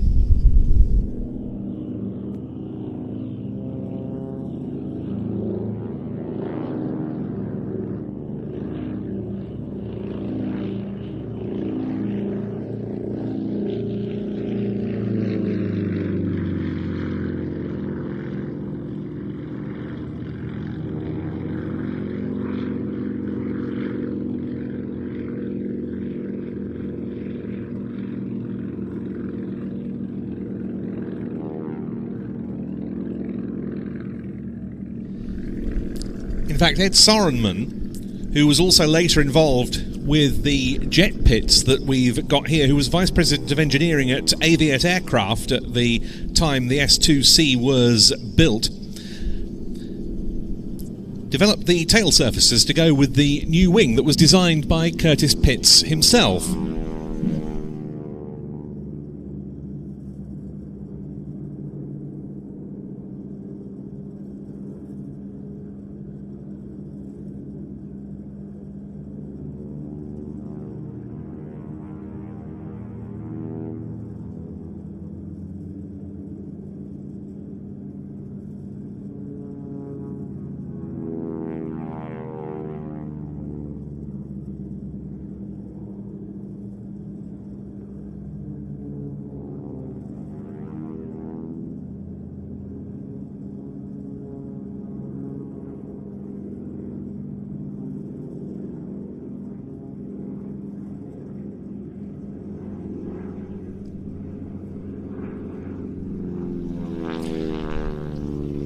You can see a very impressive smoke system on this AgCat, which is configured for wing walking displays, hence the name Catwalk.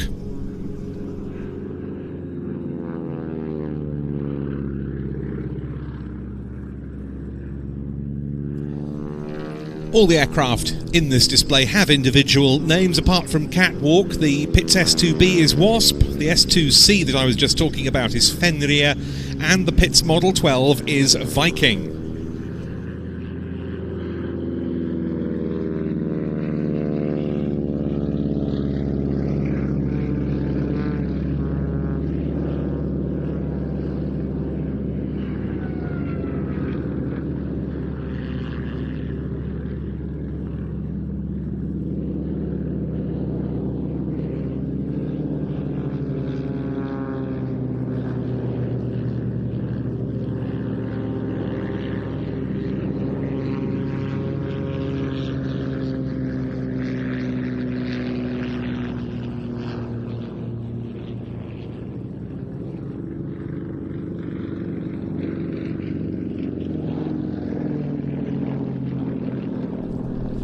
That's the S2C you can see on your screens at the moment.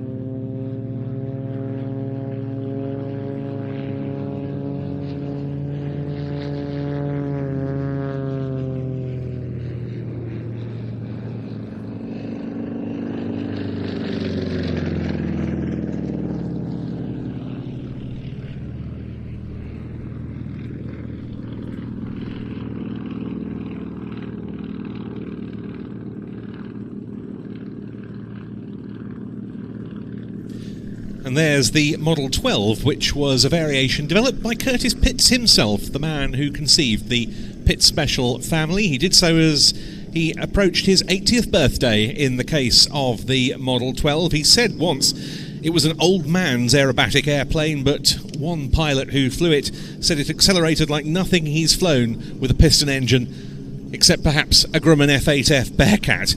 It was unveiled in 1995 as Curtis Pitts' last design, created around the Russian M14 radial engine.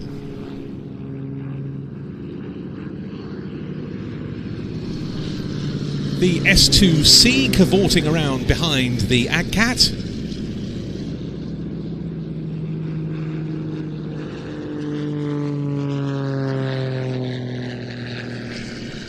Which is now chased down briefly by the S2B.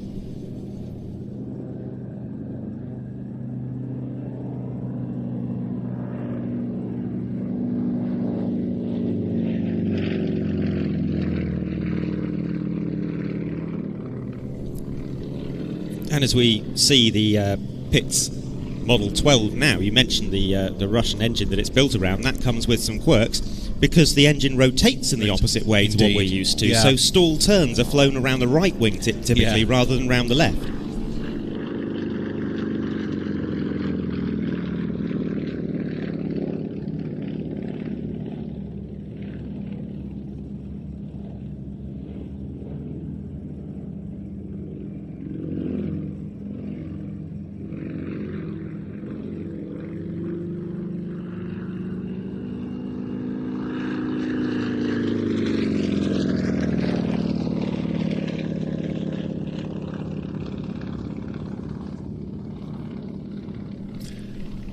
So there is Fenrir, the S2C, coming into land.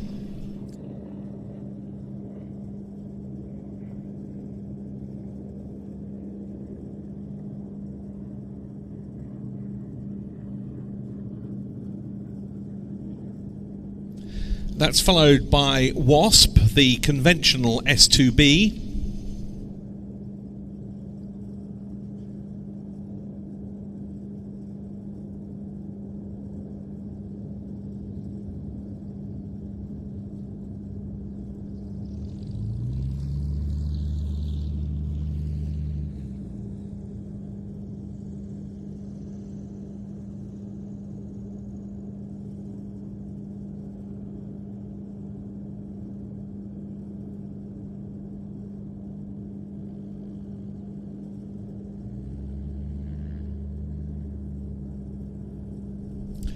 And then Catwalk, the AgCat.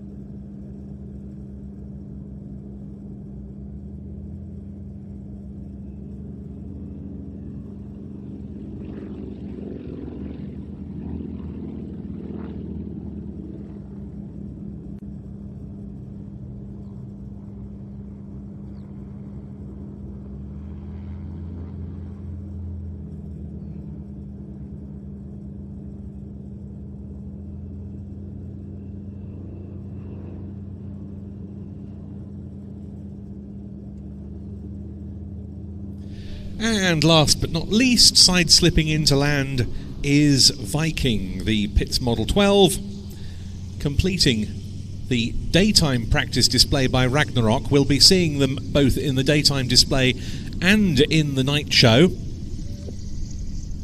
The pilots Jakob Hollander, Susjan Hayden, Bengt Andersson and Anders Håkansson.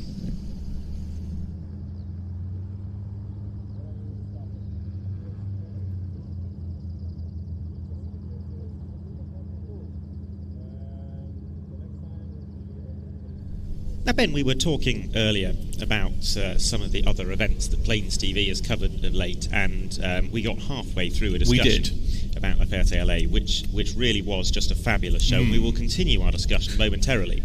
But now that the Scandinavian Airshow's aircraft are clear of the runway, I thought this will be an opportune moment to look at some clips from that event, and we'll dissect them in a few minutes. Les Tombes des Hélices at La Ferté-Alais is a beloved fixture on the airshow calendar.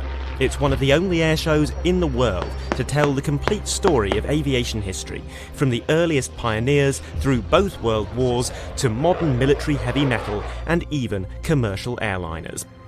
After playing a smaller role in recent years, it's the vintage French types that were in most abundance in 2026. Among them, the Blériot, Morin H, Cri-Cri Major, and 3 rare Caudrons, C109, C270, and the post-restoration debut of Renault's replica C460 Rafale, which flew alongside its modern counterpart.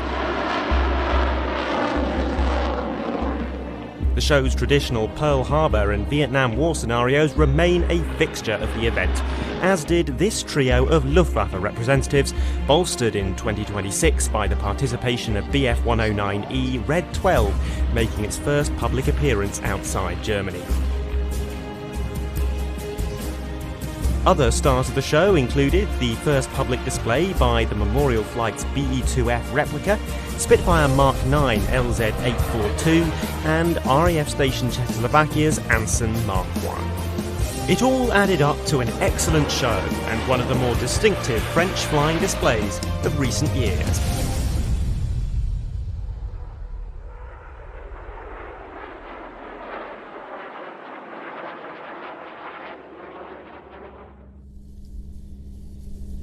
Well, a little summary there of the action at La Ferté-Alais, and Ben, you were saying that's one of your real favourite shows. Yes, I've been going since 2004 was my first time. I haven't been every year because often it tends to clash with something else. This year, thankfully, the Pentecôte holiday weekend, on which it always takes place in France, fell on a free weekend for me. I thought it was the best show we'd seen there probably for 8 years. Absolutely superb. Yes, there was less military participation, but what there was outstanding. There were perhaps fewer heavy warbirds, but what there was of those was outstanding. It was the light French vintage aircraft that, for me, was just the sensation, and especially that Caudron Renault 460 Rafale replica. Yeah, indeed. It was my first visit to that show, and I think it's fair to say I chose a good... You did. Yeah.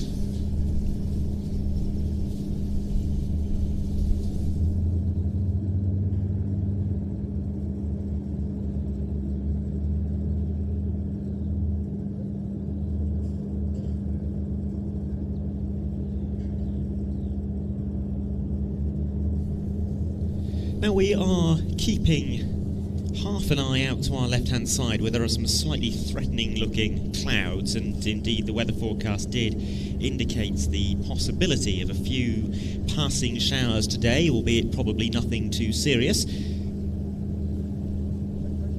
But nonetheless, a busy schedule of activity remains ahead of us, and per the programme in front of me, albeit things have not gone per the programme so far, but per the programme in front of me, the next scheduled item currently due to be a few fly-throughs and sighting passes from the Polish Sparks, that team of TS-11 Iskras, which will be participating in both the daytime and nighttime portions of the show here at Antidotum Airshow Leszno 2026. Les tombes des élites.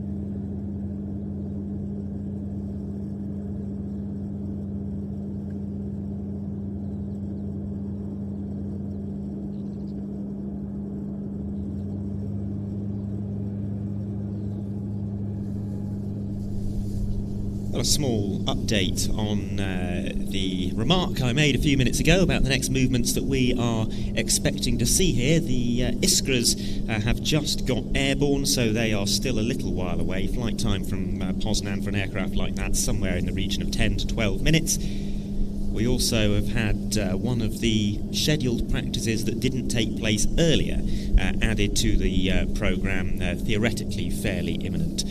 So we hope that it is not too much longer until we see more aircraft in the air in front of us. And Ben, you also spotted the Bronco inbound, and I would speculate that might be arriving in tandem with the Firecat, and that not too far away either.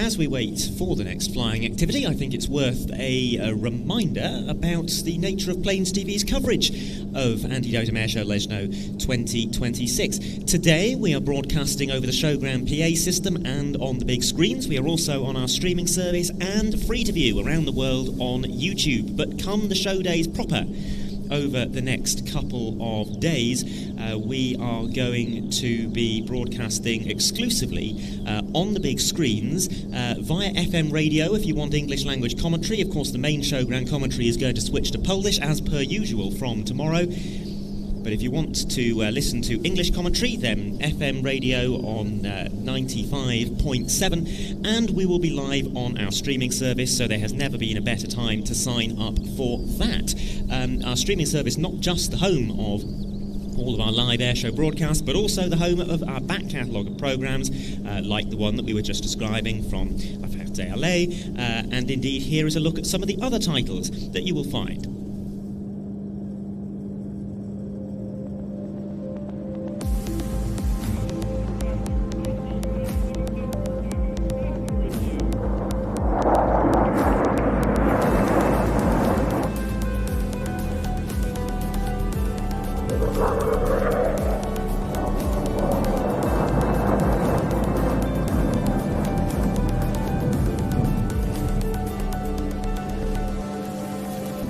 We make no excuse for showing a large part of this wonderfully choreographed routine.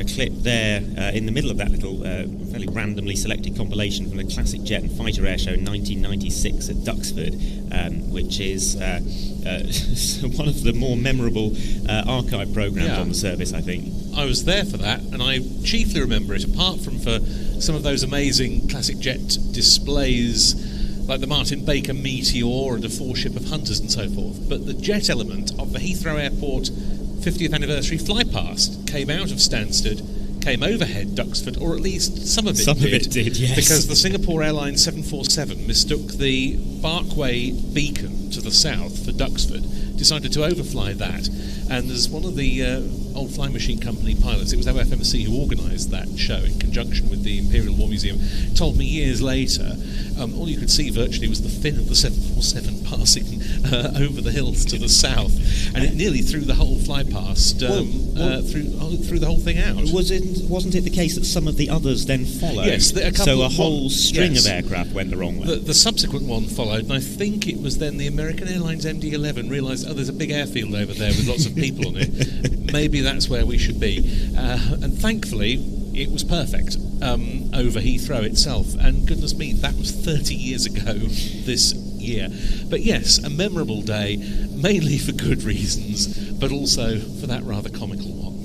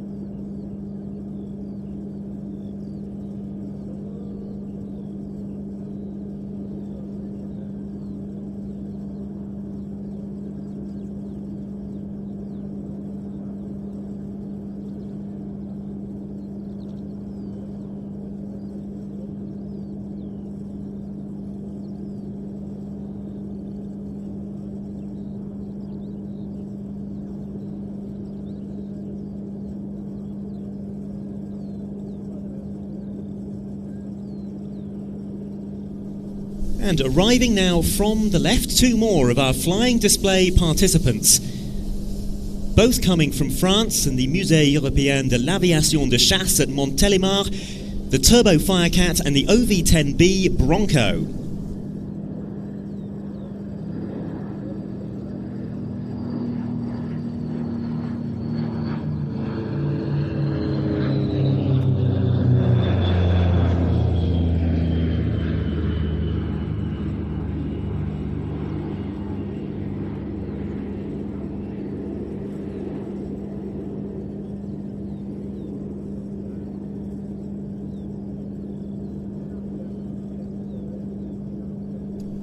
And they were looking quite imposing. First of all, I don't think I've seen these two types operating in formation before, although, of course, in the real world, Broncos and Firecats very much used in similar roles, but looking particularly imposing in formation and against that fairly black sky with their landing lights on.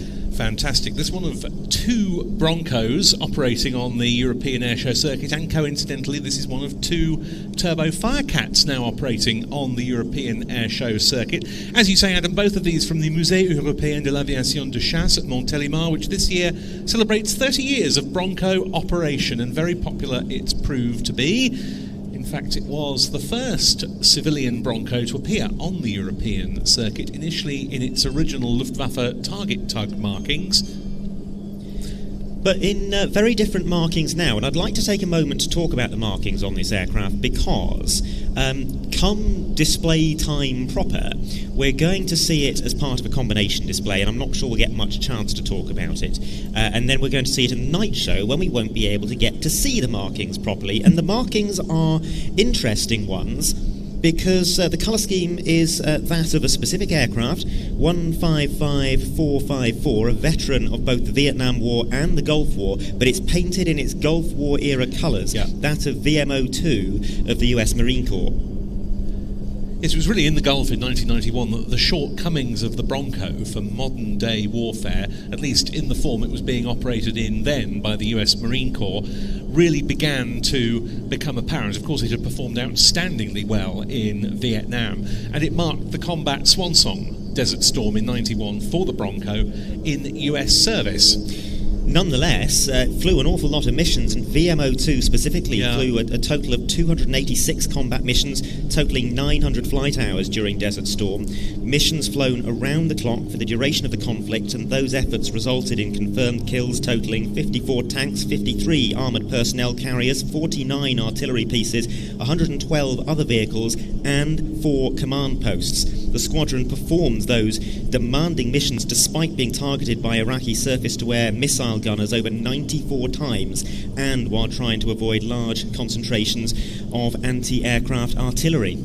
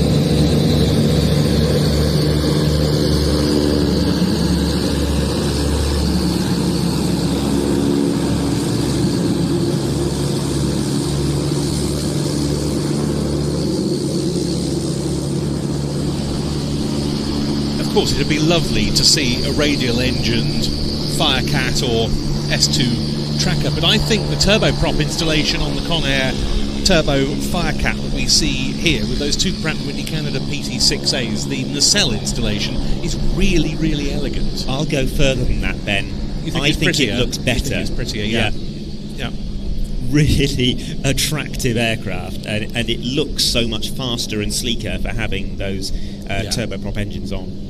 Only retired by France's Sécurité Civile in early 2020, acquired by the museum at Montélimar, and returned to flight with the aid of a team from an organisation called the Amicale des Pompiers du Ciel, which translates as the Friends of the Aerial Firefighters, which is still involved in the operation of this aircraft on the display circuit. It flew again from its former base at Nîmes-Garons Airport in September 2024, and I believe all of the pilots who fly this one on the airshow circuit now are ex-Sécurité Civile.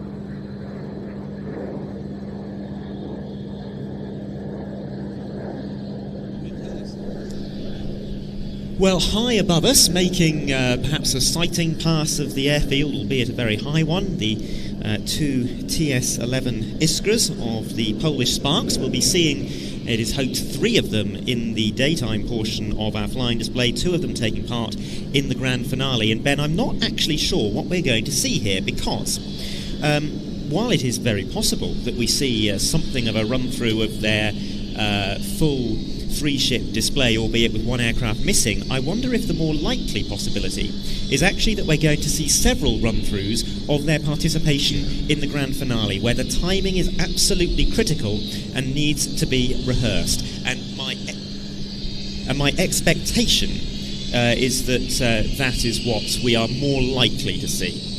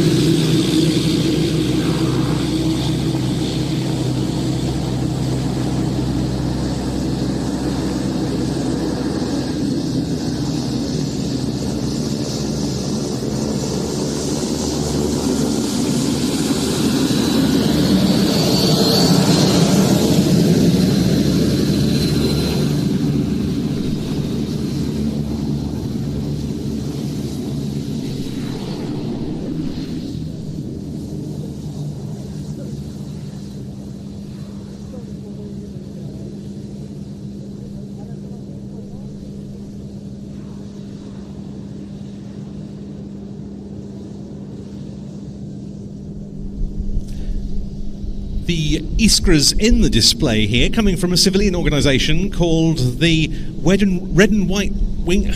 I'll start that again. Red Polish, and Ben. White Wings Foundation. Here they come.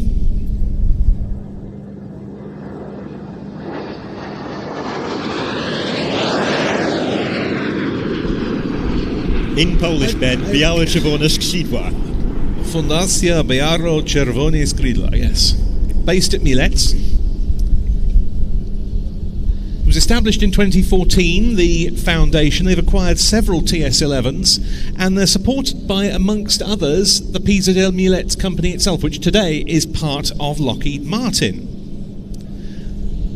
Their first TS-11 flew again in civilian hands in October 2014, and several more have followed, including a very interesting one, or a particularly interesting one, an ex-Indian Air Force aircraft which is owned by the 303 Squadron Foundation, which only flew 3 years ago. Yeah, well, they've got an awful lot of Iskras in their fleet, and I was speaking to their lead pilot a few days ago. They actually have 12 in their hangar now. Not all of them currently airworthy, but all of them theoretically being theoretically possible to restore relatively easily.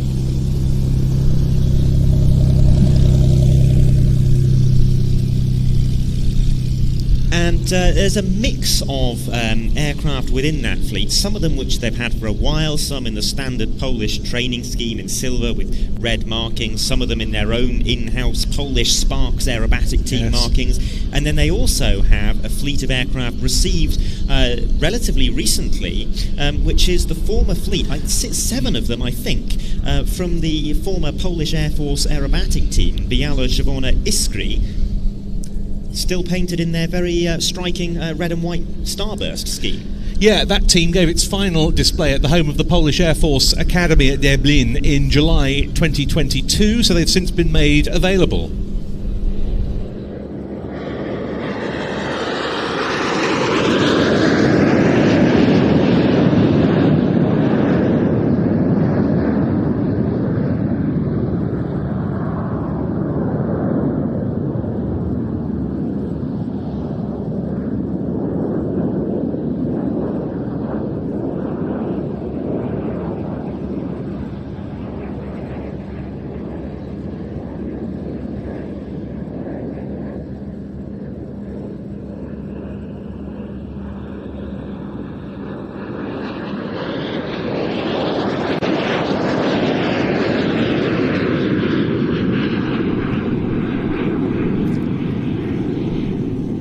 With the retirement of the Białe Czerwone Iskry display team aircraft in 2022, the TS-11 didn't quite notch up its 60th anniversary in Polish Air Force service. It had come into use in March 1963 when the first one was handed over. Formal service entry occurred the following year.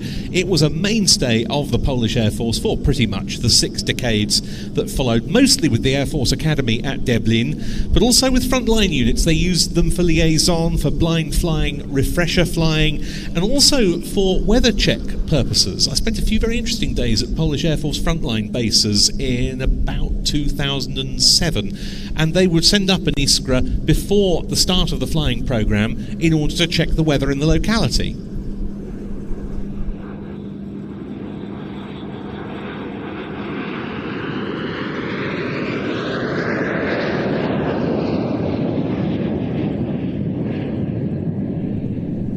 And as you alluded to, there was an export customer as well, in the form of the Indian Air Force, although it never saw the export success that its manufacturers had hoped.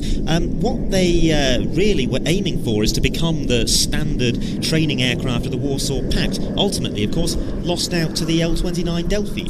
But Poland wanted to support its own aircraft industry, and so the Iskra was procured for the Polish Air Force, also in small quantities for the Polish Navy.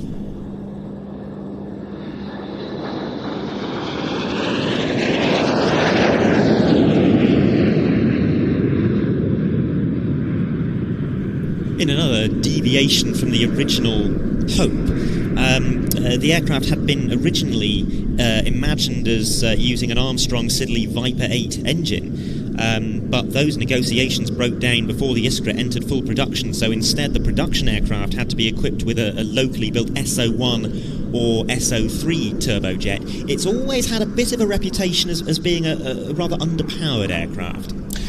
A reputation shared by a lot of trainers of its era. Indeed. For example, the Jet Provost, the Fuga Magister.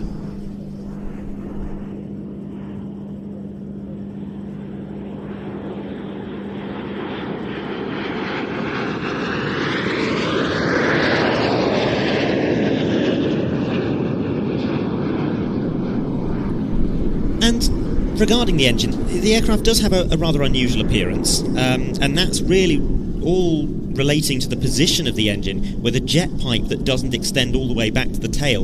And that's because those relatively early engines, they had to be located, in the case of the Iskra, quite far forward to keep the centre of gravity roughly in the middle of the aeroplane. But these early engines lost a lot of power if they had a long jet pipe. It's the same problem that led Gloucester to put its engines on the wings for the Meteor, to Havilland to build jets with short fuselages and long tail booms. And the result in the case of the Iskra was this single, very long tail boom with an engine pod, if you like, that also is the fuselage. Very attractive design, though, I think, Adam, and built in several different versions. There was a single-seat reconnaissance version, there was a two-seat reconnaissance trainer, and the latter, with an added weather radar, was the one that was used in limited quantities by the Polish Naval Air Arm. It's interesting also in that it significantly outlasted its intended successor, the PZL I-22 Irida. Again, Poland wanted to go for an aircraft of its own design. That programme stalled. A few were built. Eventually, the TS-11 was only phased out as a trainer, as opposed to the mount of the aerobatic team, towards the end of 2020, when the Leonardo M346 Master came into service. The I-22 that you mentioned is not very well known. For those who aren't familiar, it looks a little bit like an Alpha jet. Yes. First flew in 1992, and the project abandoned in 1996. But this organisation that operates the Iskras, they did manage to get hold of one of the two I-22 prototypes, and they're currently conducting a restoration to flight.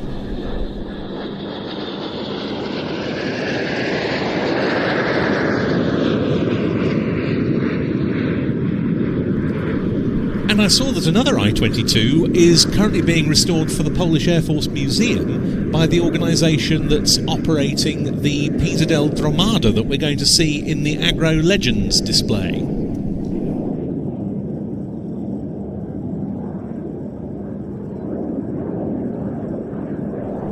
It was really because of the collapse of the I-22 project that the TS-11s had to soldier on for so much longer than had been intended.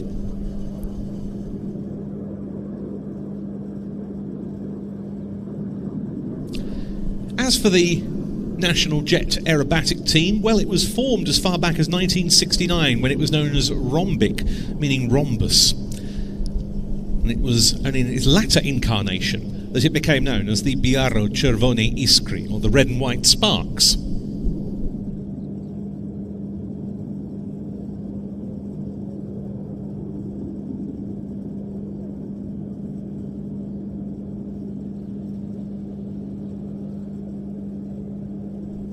Now, some further interesting little design features of this aircraft, which, in the most part, are far too small for us to see. But anyone who's here and has really long lens cameras and can get a close-up image of these aircraft, if you can, take a good look at the engine intakes, because they are covered in a wire mesh, and that was an early rudimentary way of guarding against the ingestion of stones and debris at Poland's sometimes rather unkempt military airfields of the period. That was always a concern in the Warsaw Pact era, wasn't it? Yeah. Hence the intake guards of a rather more sophisticated nature that we saw in the MiG-29, for example. And even all the way through to the At-130. Yes, yeah.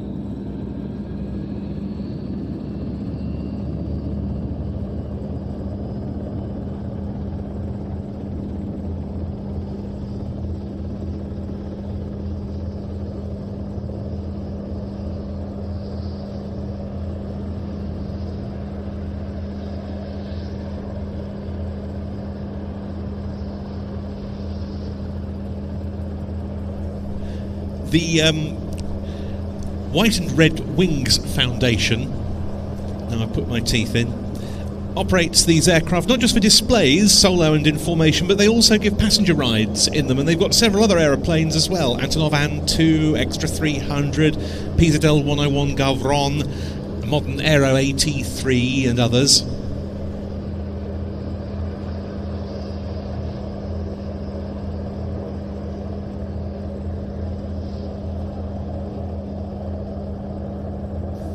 Poland is one of the countries within the former Soviet Union that maintains very strong historical links with the RAF. Polish fighter pilots served with distinction during the Battle of Britain, and it's therefore fitting that the Polish Air Force should select the Victory Air Show for their British debut appearance.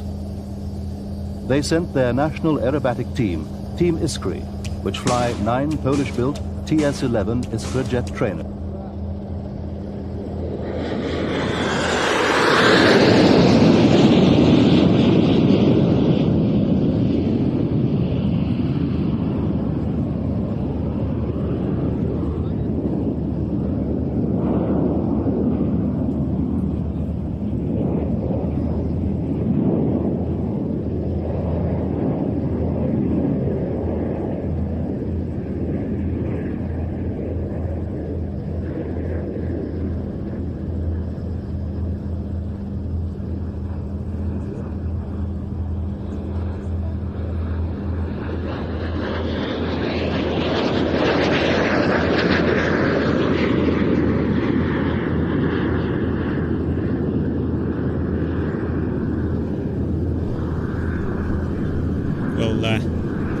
In that brief gap between the first and the second practice displays by the two Iskras, we did manage to play a few short clips of Team Iskry. If you were within sight of the big screens or watching along online, wherever you may be, and that's nice to remind ourselves really of the glory days of this aircraft, flying at that point in a really large 9-ship formation back at IAT 1995. I remember it well. It was the first participation of the Polish Air Force at the Air Tattoo.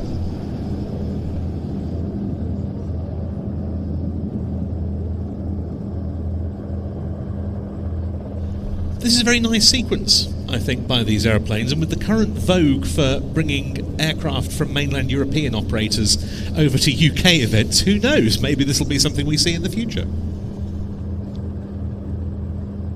And perhaps in a larger formation than this, because, as I said, 3-ship tomorrow, and the idea is maybe flying 4 ships at shows later this season.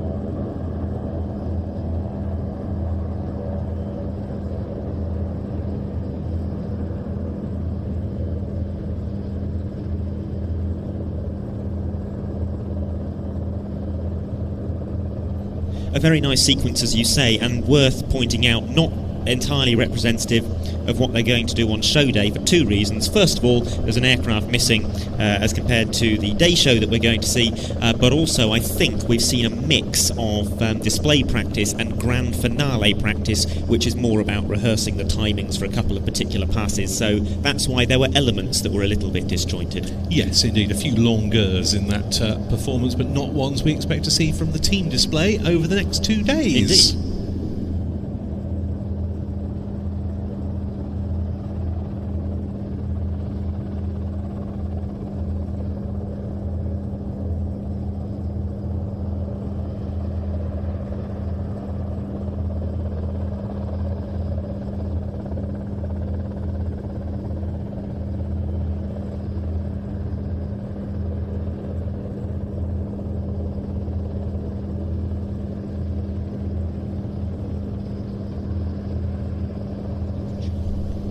Well, what we're seeing now is the German Air Force NH90 running up, as it has been for a little while, and presumably an indication that that is to practice fairly soon.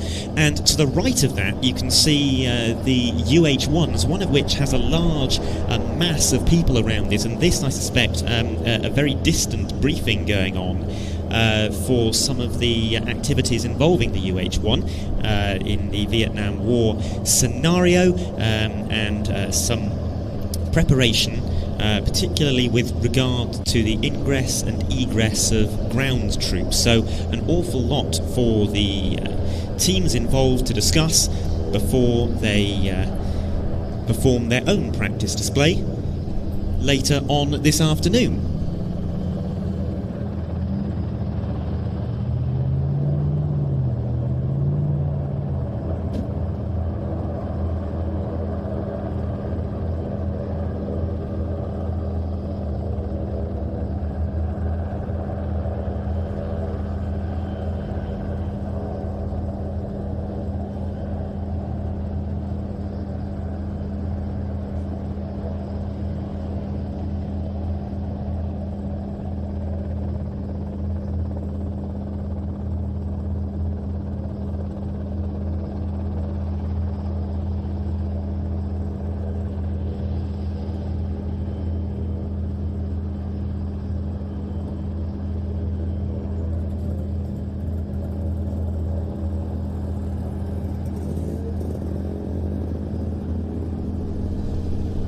Keep everyone abreast of the latest scheduling information that is being fed to us. Looks like the next practices to take place will be the NH90, followed by SoloTurk, then the Hungarian Gripen, Jet Pits and Spitfire, followed by the Baltic Bees and Team Raven. So a very dense period of aviation activity, minimal gaps between all of the things that I have just mentioned. But of course, Adam, this being a rehearsals and arrivals days, the parameters can just shift at any time, can't they? They certainly can, as we've already seen. And remember that the purpose of today is to learn, in some case, to learn from things that one can do better. Yep. So these displays will not all be perfect. They will not all be representative of how things are going to look when they are done for real tomorrow and on Saturday. That is particularly true of the one-off set pieces. Yes, of course, every display site has its nuances. There are plenty of pilots who, of course, have performed at many Antidotum air shows here at Leszno in the past, taking part this year. But equally, there are plenty who are new to the place, and it's worth taking the time to get to know the venue and its particularities. Indeed, quite so. And even for those who have performed here before, there are changes, because this show site is always growing.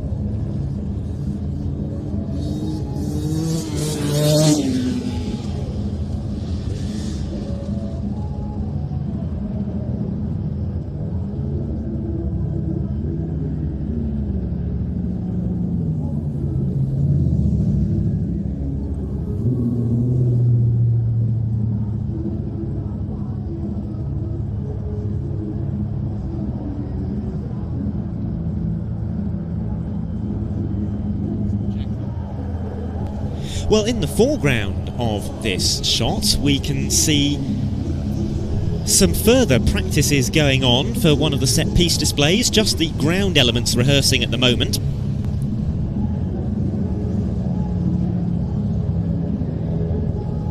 And as Ben and I were saying earlier, we're not going to go into the specific plot of these ground displays. We're just going to say, full disclosure, they are not going to look as good today, nor are they going to make as much sense as they should do tomorrow. You will have to join us tomorrow to experience the full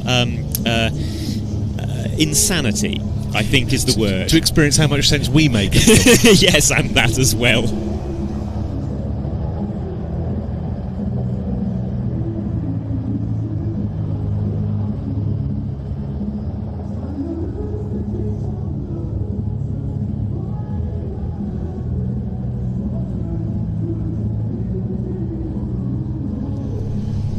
Another Antonov An-2 joining us in the circuit following the arrival of that Cessna 340. And this is an interesting visitor because it comes from one of the leading warbird organisations, or leading historic aircraft organisations, I should say more correctly, in Germany, namely the Hangar 10 organisation at Heringsdorf on Germany's Baltic coast. This An-2, appropriately enough given where it comes from, is in the colours of the East German military, the Nationale Volksarmee, the National People's Army, and its Air Force element, which of course, like all the Warsaw Pact air arms, was a major operator of the An-2. It's the first time we've had a presence from Hangar 10 at the Antidotum Airshow. Indeed, they haven't tended to travel that widely outside their base at Heringsdorf on the island of Usedom. So very nice to see this aircraft here.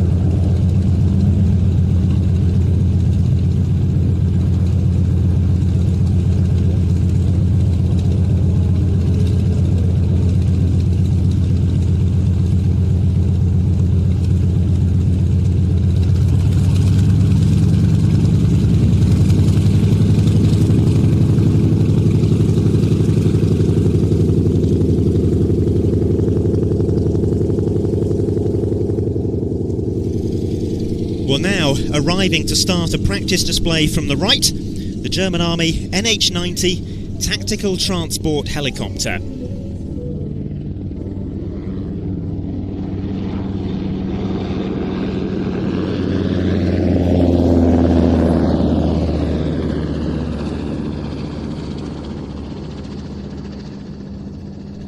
The NH90 developed by NH Industries, a consortium of Airbus, Fokker and Leonardo, although it's now part of Airbus. It was developed in response to a NATO requirement for a multi-role helicopter suitable for use on the battlefield and at sea.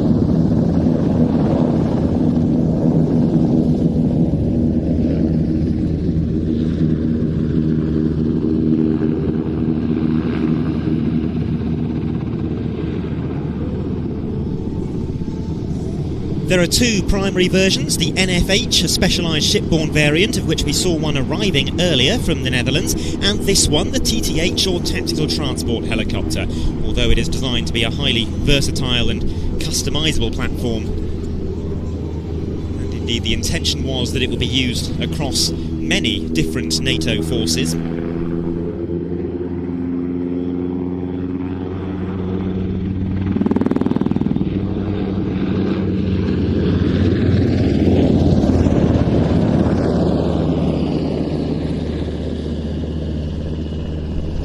The TTH version is capable of transporting up to 1.5 tonnes of cargo or 20 troops, alternatively 12 people on stretchers in the case of medical evacuation missions.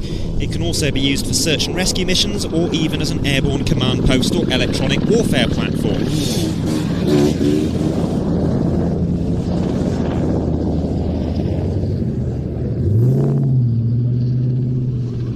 Of its most interesting features is its rather unusual shape, a diamond-shaped hull constructed from carbon composites. And that has a couple of advantages: a low radar cross-section, the lowest of any helicopter in its class, and also a very low empty weight.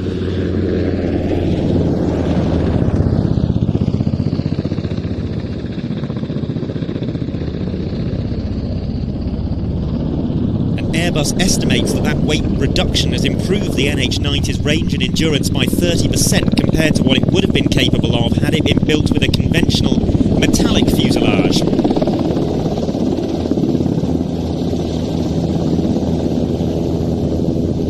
It's a very manoeuvrable helicopter for its size.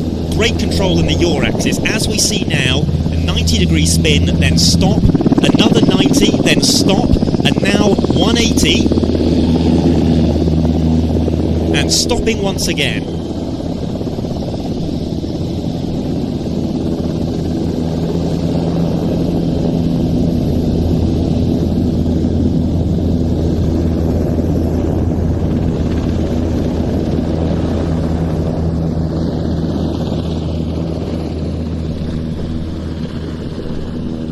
Fabulous yaw authority demonstrated, and now some of the other facets of its manoeuvrability with sideways flight at a speed of about 35 knots.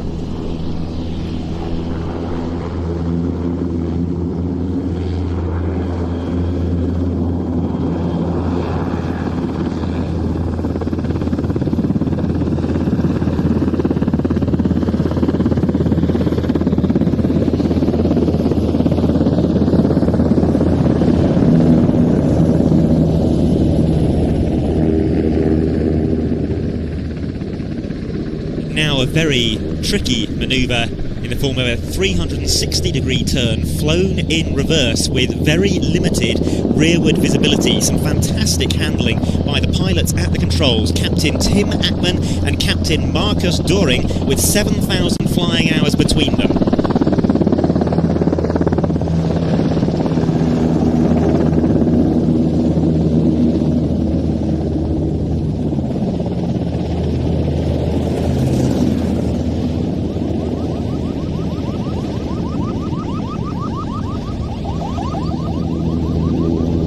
As rehearsals continue for some of the ground displays, we see the NH90 entering a spiral climb, ascending to some 2,000 feet per minute to a target height of 700 feet, and that rotation very rapid indeed, a rate of 45 degrees per second. Another fabulous demonstration of the aircraft's authority in the roll axis.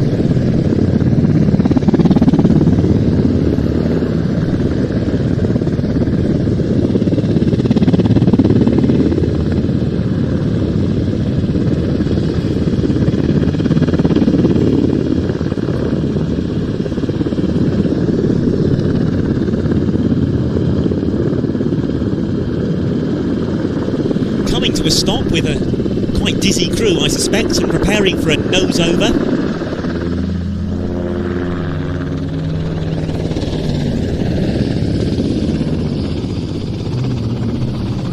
The NH90 has 14 military operators, many of them being European NATO members, which gives those air forces a high degree of interoperability, but it's also flown by Qatar, Oman, Australia and New Zealand as well.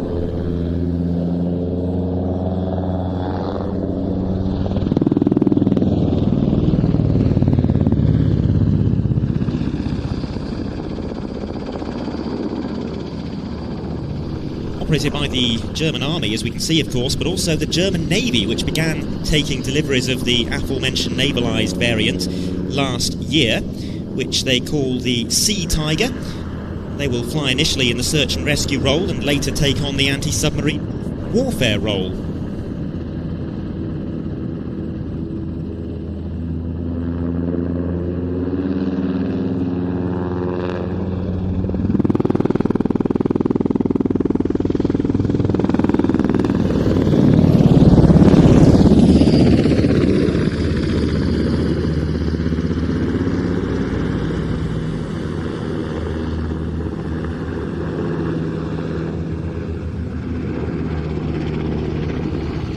two units of the German Army operating the NH90, this one coming from Helicopter Transport Regiment 10 in Fassberg.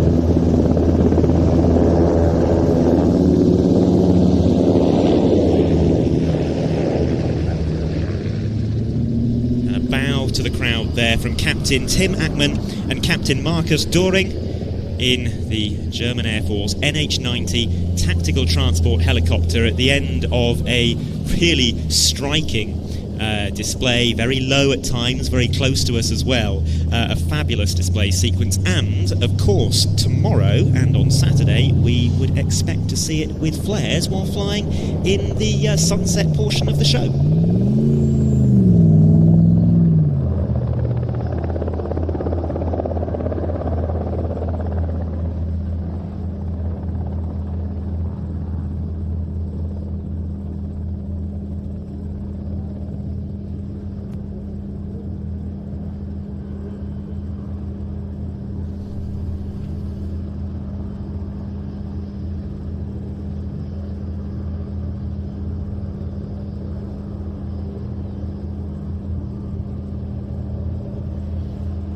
And Ben, I think that is a really fabulous demonstration of helicopter display flying. For some of the bank angles, anything up to 80 degrees, some of the pitch angles up to 60 degrees, and some very rapid manoeuvring in the yaw axis, as we were talking about, but also some of the transitions from steep banks in one direction to the other. Very spirited indeed, and of course a reflection of the sort of manoeuvrability that really comes into its own in the tactical environment. The German military is always very keen to emphasise the tactical aspect of its flying demonstrations at air shows, and I think that was an excellent example.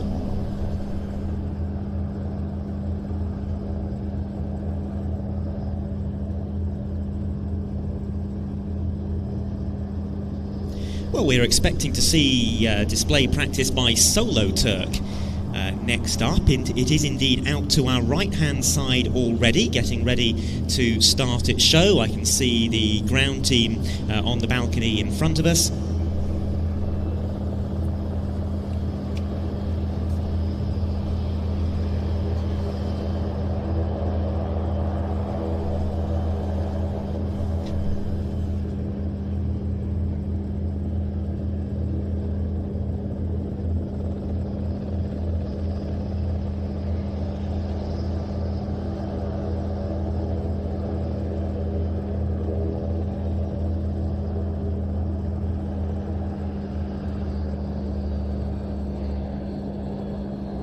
And about to arrive from crowd rear to commence its display practice from the Turkish Air Force, this is SoloTurk.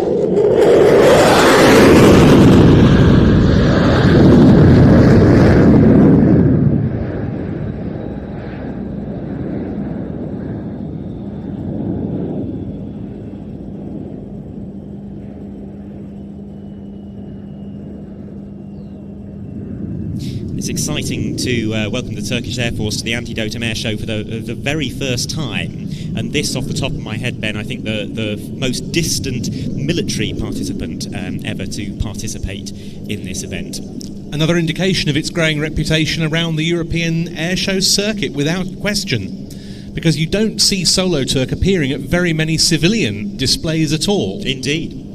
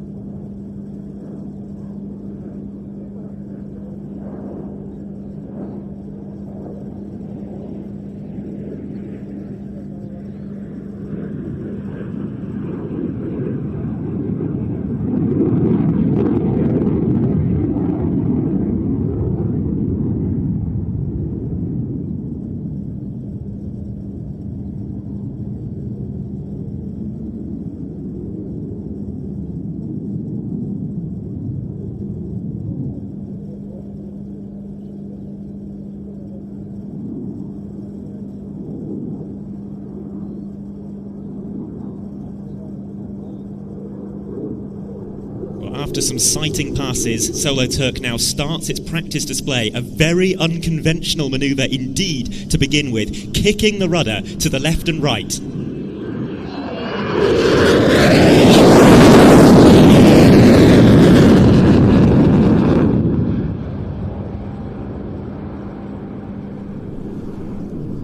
Over 50 years ago that the F-16 took to the air for the first time. It still doesn't look anything like that old, but most American jets up until that point, they'd been built to prioritise speed and range and payload over raw manoeuvrability, and the US Air Force desired a light multi-role fighter that could more readily hold its own in a close quarters tail chase. But very quickly it was recognised that this was a design that could do far more than just be a lightweight fighter, and the sort of F-16C model that we see here was a manifestation of that.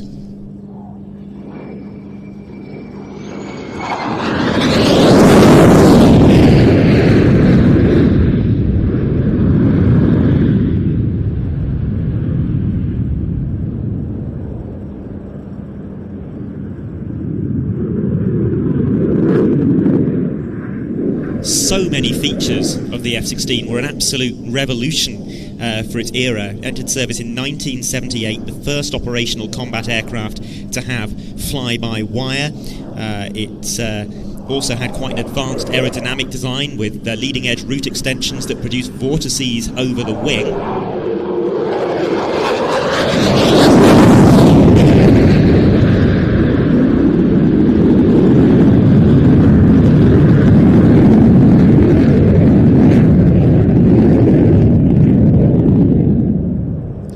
It's hard at this distance, Adam, to appreciate just what a revolution this aircraft was and just how exciting this aircraft was when it first appeared on the scene in the 70s, because it was like nothing that had ever gone before. And its turn performance, for example, which we will see demonstrated at points during this display, it was the tightest turning aircraft since the MiG-17. Yeah. It was the first Western aircraft that could turn anything like that tight. Its performance was almost unfathomable. It certainly was when NATO pilots, for example, began coming up against F-16s during exercises in aircraft like Phantoms and Lightnings.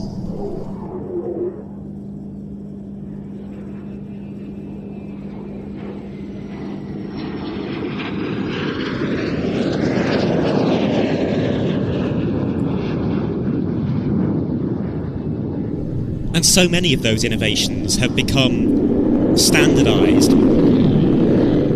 The leading edge root extensions that I mentioned that improve high alpha performance, they are now a common feature. Bubble canopies on the cockpit, a common feature. Recline pilot seats to better help the pilot withstand high G-forces. The side stick controller Indeed, as well, yes. One of the ones that you now see on heavy aircraft Indeed. as well. Although it must be said, a very unusual side stick in the F-16 in that it only has a few millimetres of movement, and it works based on pressure rather than actual physical movement of the stick, requiring some very precise controlling of the aircraft during some of these more technical manoeuvres like the slow roll that we just saw a moment ago.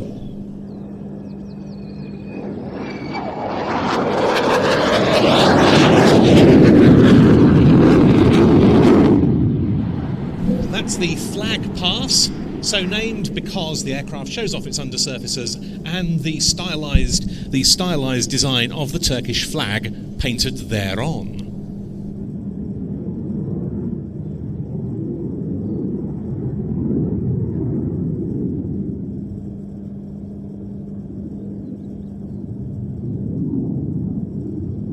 And coming back in now for what should be a very characteristic part of this display, the SoloTurk rolls.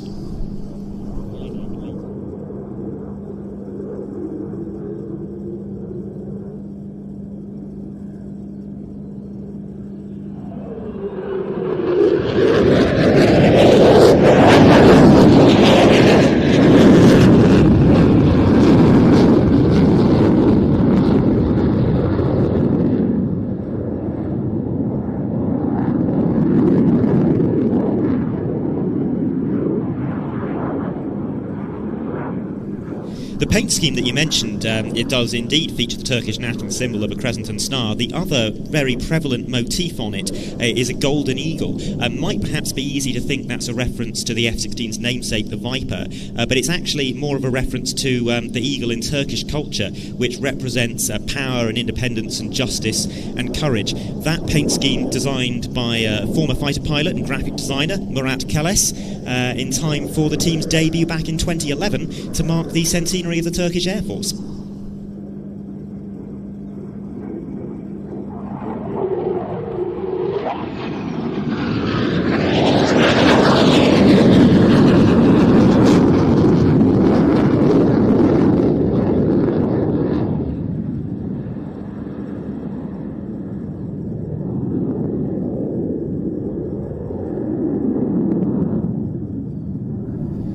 Turkey operates 235 F-16s, the first being acquired in 1987, and many of those 235 aircraft were manufactured locally by Turkish aerospace industries. Turkish F-16s have participated in numerous combat operations, also participation in NATO operations in Bosnia. They've been used with a good deal of success against the Syrian Air Force as well to combat infringements into Turkish airspace. Turkey will continue to fly the F-16 for many years to come thanks to a programme of upgrades. Half the fleet has gone through a midlife upgrade completed between 2011 and 2015, including new radar, cockpit displays, mission computers and more.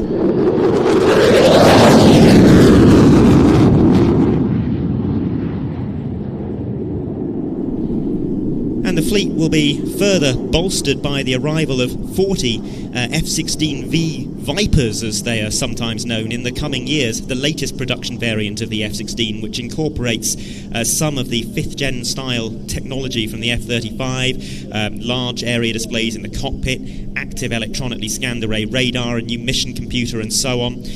40 new-build F-16Vs have been ordered, and meanwhile 79 of the existing F-16Cs are being upgraded domestically by Turkish aerospace industries, in some cases to comparable standards. Yes, this is a relatively standard F-16C model, if you like.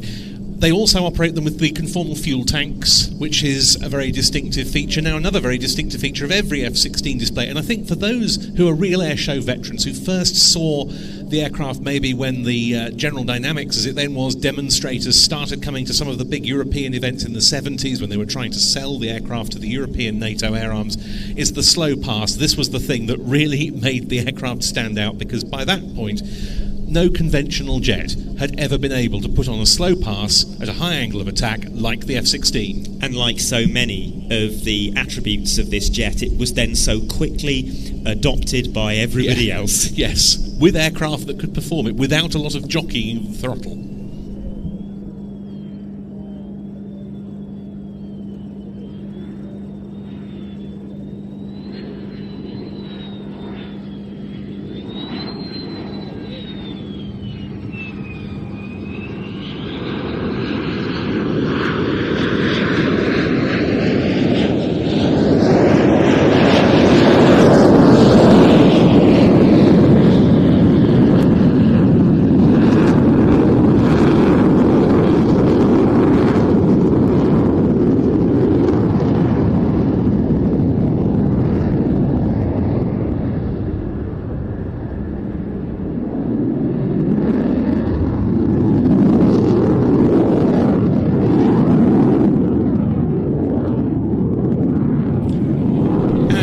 That slow speed pass, we expect to see the aircraft setting up once again at fairly slow speed for a roll, this time with the undercarriage extended. Careful, of course, not to exceed the landing gear limiting speed on the airframe.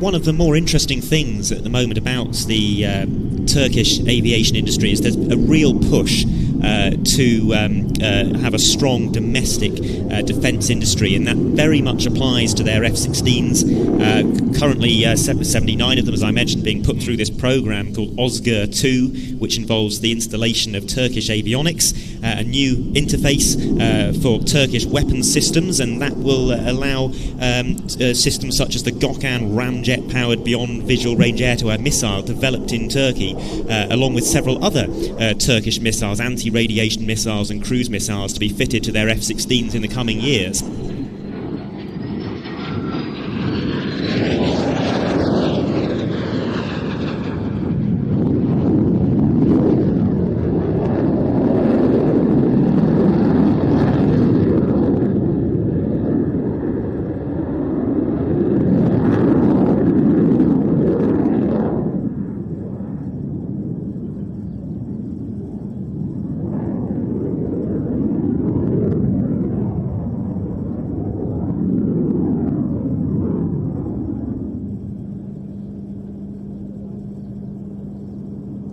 Of course, Adam, that's before one thinks the aircraft of indigenous Turkish design and manufacture, apart from the work they're doing on their F-16 fleet, such as the new Hürjet advanced jet trainer. And indeed some of the UAV technology, which is absolutely world-leading. Helicopters as well.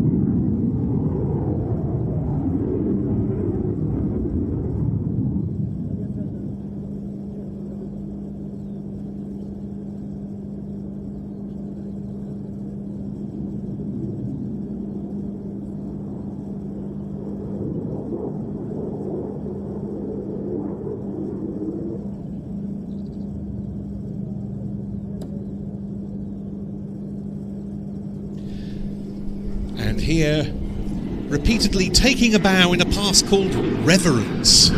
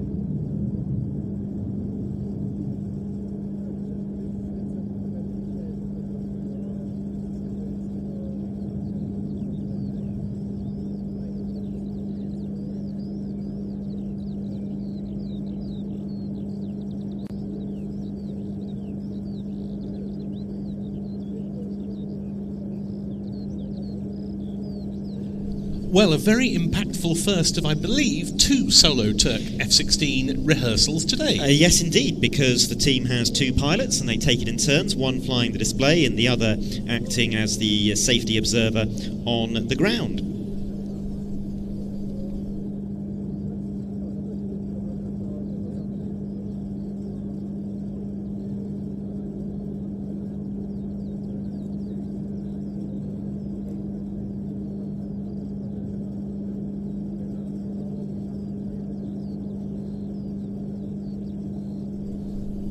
Well, per the schedule, in a few minutes' time, we're expecting to see a bit more fast jet action from the Jas-39C Gripen of the Hungarian Air Force.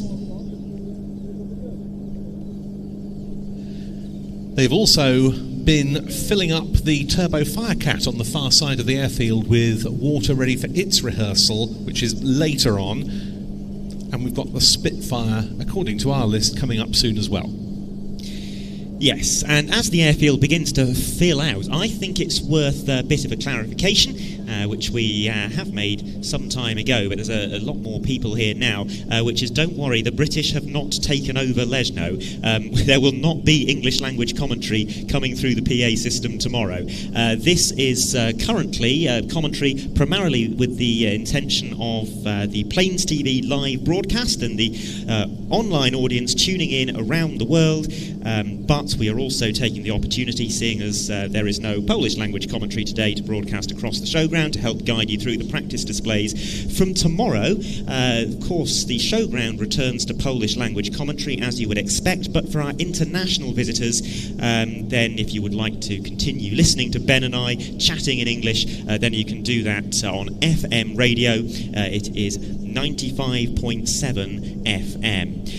Also, for our online viewers, I think it's worth a reminder that while we are broadcasting for free on YouTube today, come the show days proper, we will be broadcasting exclusively on our streaming service over at watch.plainstv.com. So make sure that you get signed up for that. You will enjoy the flying displays here at Antidotum Airshow Leszno, an enormous spectacle that lasts from 2:40 all the way through until gone 10:30 over the next 2 days. A flying display that really includes every facet of aviation and somewhere in the region of 40 plus individual display items. So really it is an air show almost unlike any other. Of course, there are other benefits to signing up to watch.plainstv.com as well, and namely the other airshow live broadcasts that we are doing later in the year, plus our back catalogue of programmes stretching back to 1989. But now back to the live action, because from the left here comes the Hungarian Air Force Jas-39C Gripen.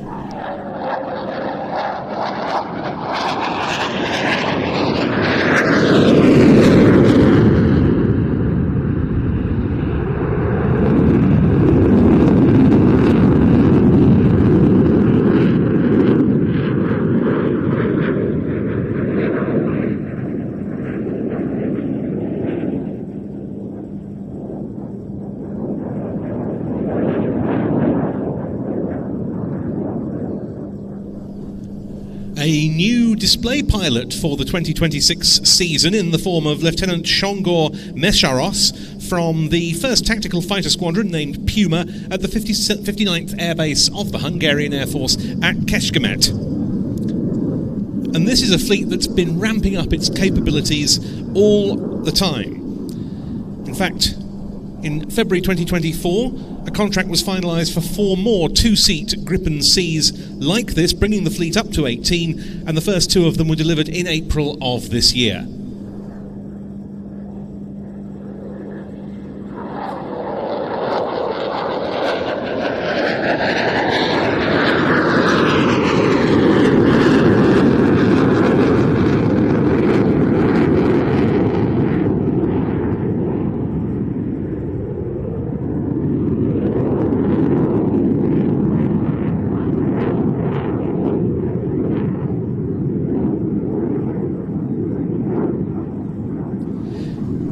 The Gripen celebrating 20 years in Hungarian service this year, and a very active force indeed on all the NATO commitments that the alliance undertakes nowadays. For example, the Hungarian Gripen fleet's most recent participation in the Baltic air policing mission, providing air defence to Estonia, Latvia and Lithuania, was last year, and it saw 22 active scrambles against potentially hostile aircraft. And more than 400 flight hours in the space of just 4 months. Yes, and this is with, as I say, a relatively small fleet, still just 18.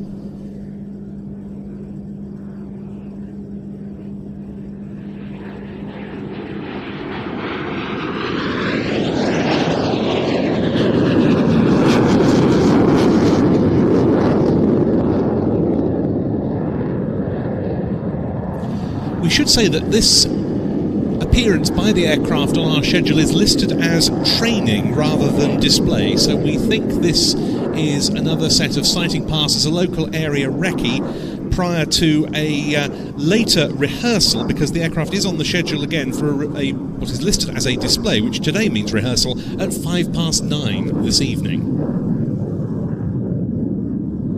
And during the show days proper, the aircraft will be flying very late in the evening. This is an intentional choice because this display includes what they refer to as vent and burn, sometimes referred to as dump and burn, and we wanted to have that happen as late as possible. It's only going to be displaying about 5 minutes before sunset, and hopefully that flame from the burning fuel is going to stand out very nicely against the dark sky.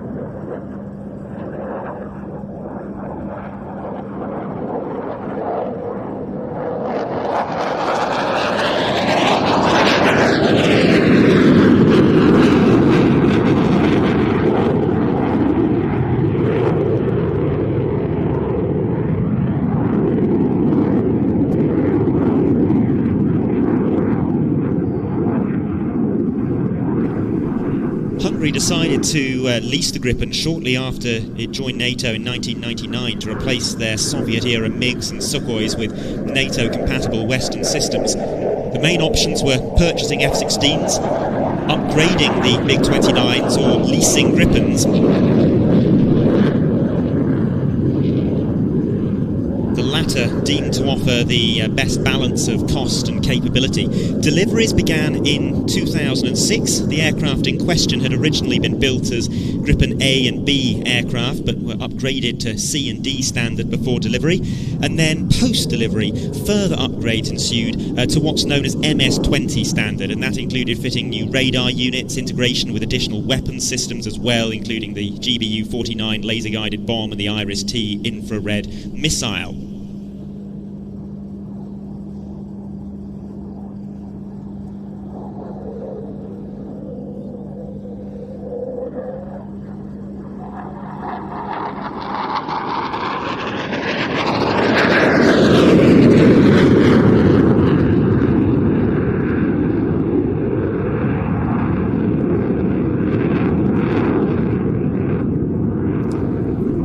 Given how the Hungarian Gripen fleet, as I said, is growing and how their commitments seem to increase year on year, it's no surprise that the Hungarian Air Force is expanding its capabilities in other areas and in fact is getting its own tanker force for the first time in the form of two examples of the now very popular Embraer KC-390 Millennium.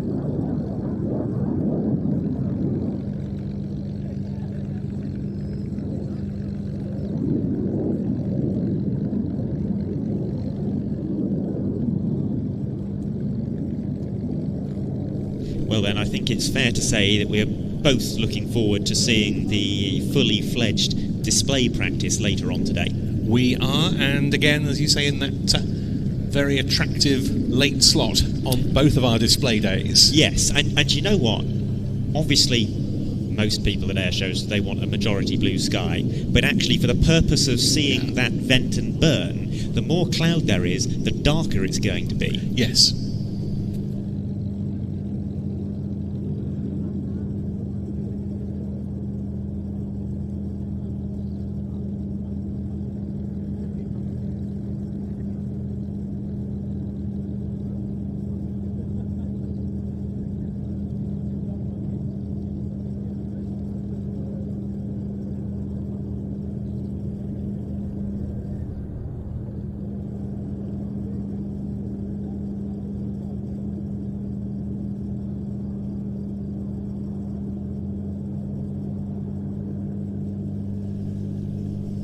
Next on the schedule is the aircraft that you can see taxiing out on the far side of the airfield right now.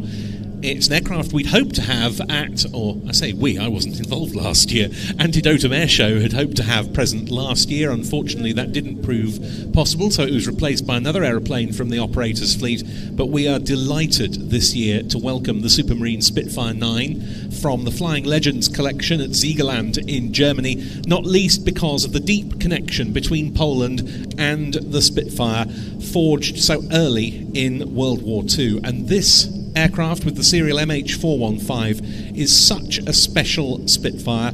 As I say, it's a Mark 9. It's a combat veteran that first went into action on the 19th of August 1943 in the hands of the commanding officer of number 129 Squadron at Hornchurch in Essex, a Belgian, squadron leader Henri Gonnet, when it flew as part of high cover for a strike by Martin B-26 Marauders in France, a so-called Ramrod mission.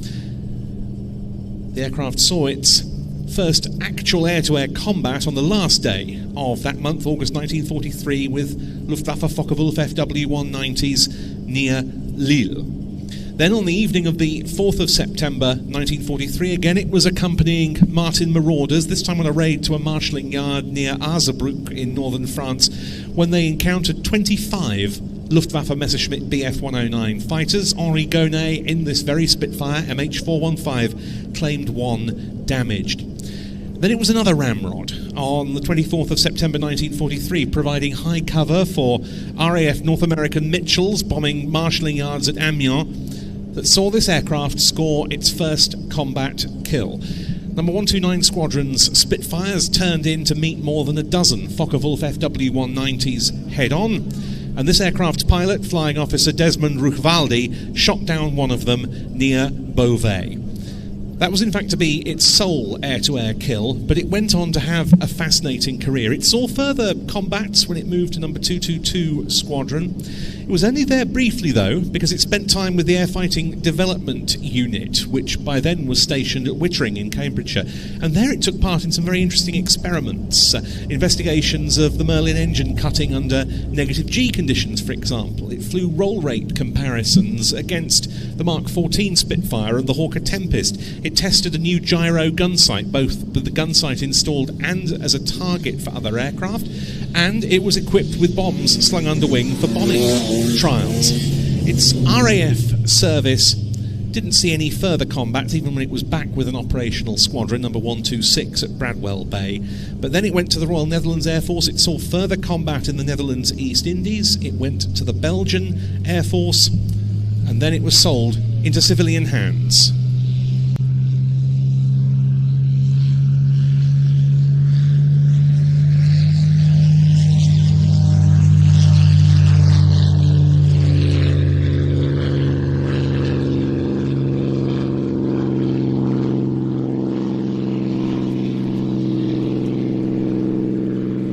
Was with a Belgian target towing company called Cogère, later Cogère Nouvelle, and it was during that time that this aircraft achieved its first stardom on the big screen, because it flew in the filming of the movie The Longest Day, operating out of La Ferté-Alais, from where we saw some highlights of the recent air show earlier.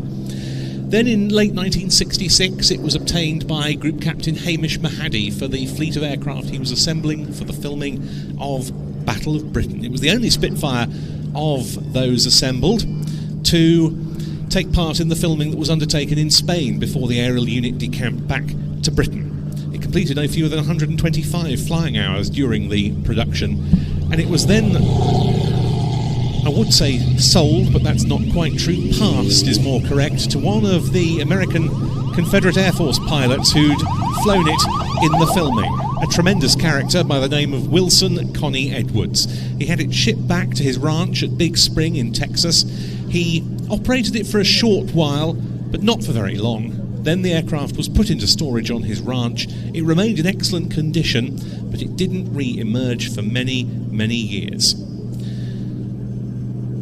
The Spitfire and several of the Hispano Bouchons, in fact quite a large number of the ex-Spanish Air Force Bouchons that played Messerschmitt Bf-109s in the filming, were passed to Edwards as part payment for his work on the movie, having not been a financial success.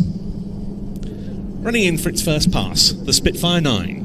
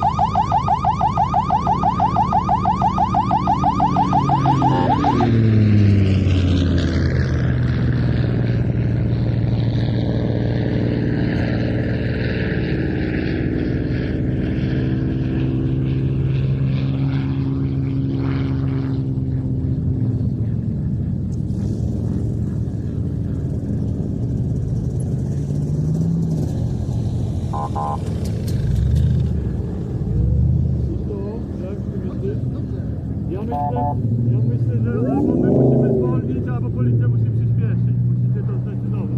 Nie, jest dobra dynamika, tak? Bo ja tak jechałem. Mam tylko prośbę,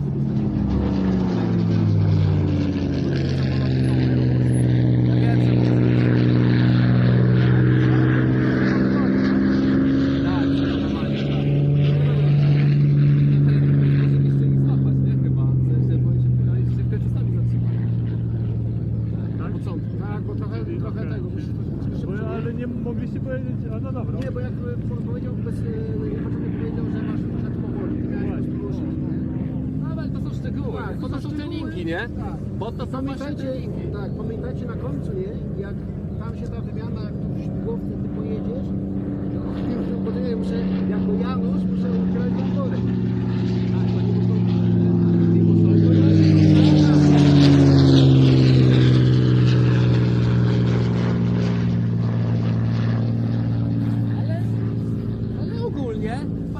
Ja nie wiem, jak to z boku wygląda.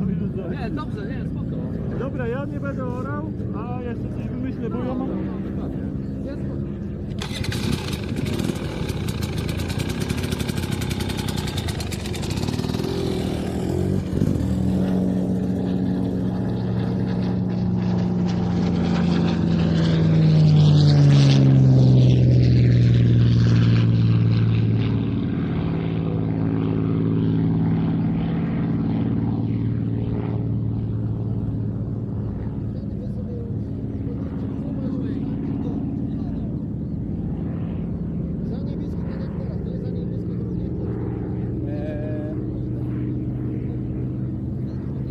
you are from the spectator side or from the air side right now?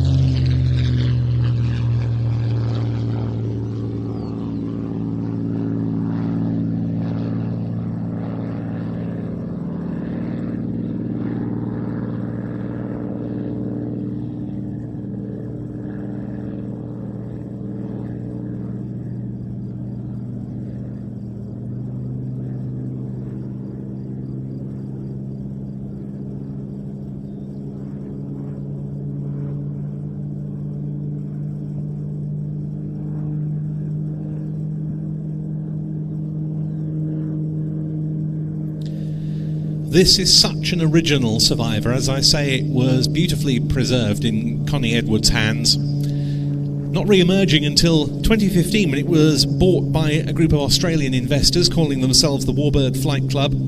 Initially it was restored by Vintage Fighter Restorations at Scone, where we were seeing some highlights from earlier on today. But it was brought to the UK, the restoration was completed by Air Leasing at Sywell, and it concluded with a maiden post-restoration flight in April 2021, the first time this aircraft had taken to the air since the 1970s. And along with Connie Edwards, another much-missed figure on the Warbird scene closely associated with this aeroplane is the late Richard Grace, the boss of Air Leasing, who said of it, it flies like an old aeroplane right out of the box, which is a good thing. It also looks like a splendid example of an operational Mark 9 Spitfire from the mid-war years, acquired in 2024 by its current owners, the Flying Legends collection at Siegerland, from whom we also have the Corsair, which has been brought out onto the flight line in readiness for some local flying later on.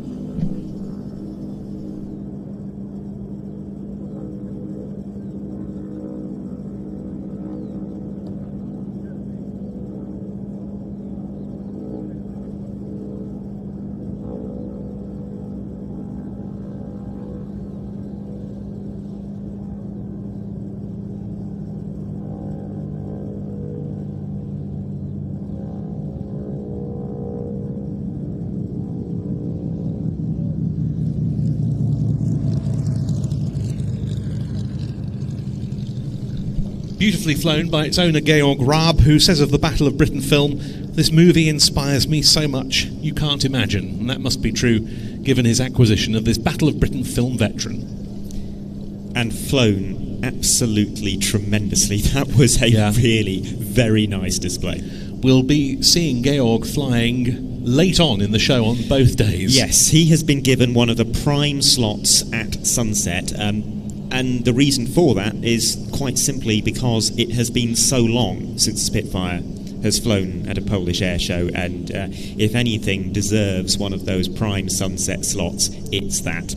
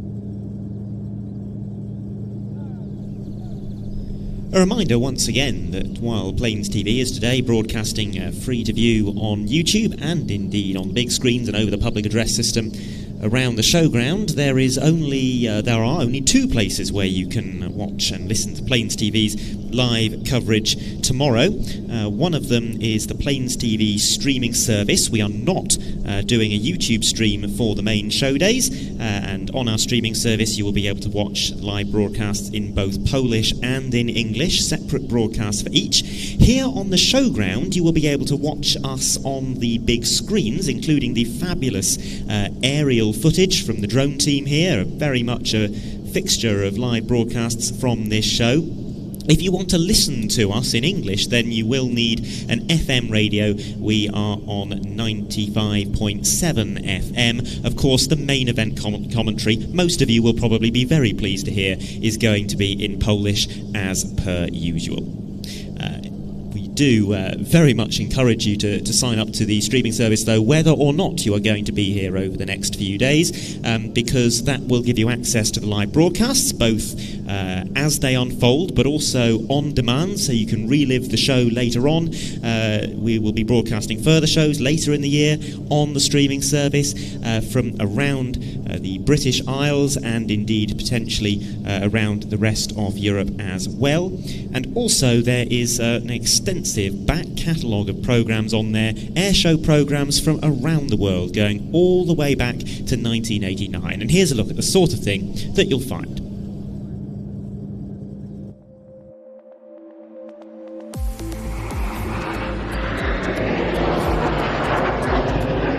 An impressive formation flypast started the Aeronaval air power demonstration, after which this E2C Hawkeye from Flottille 4F at La Buée gave a spirited solo display.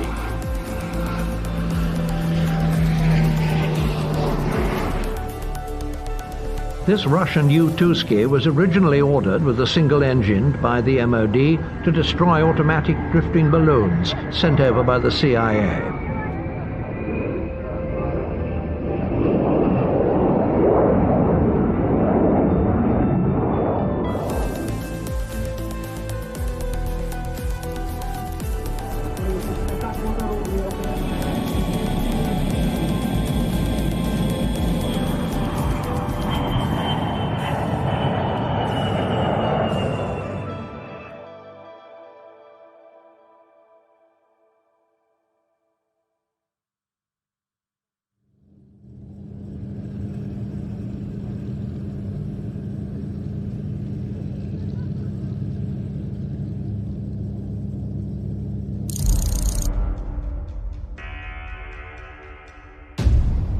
Dr. Lee, a brilliant scientist, working alongside Soviet researchers on the world's most dangerous chemical weapon. Today, Dr. Lee must transport the final critical components to a secret facility. Once they arrive, the deadly project will be complete. But there are people willing to do whatever it takes to make sure that shipment never reaches its destination.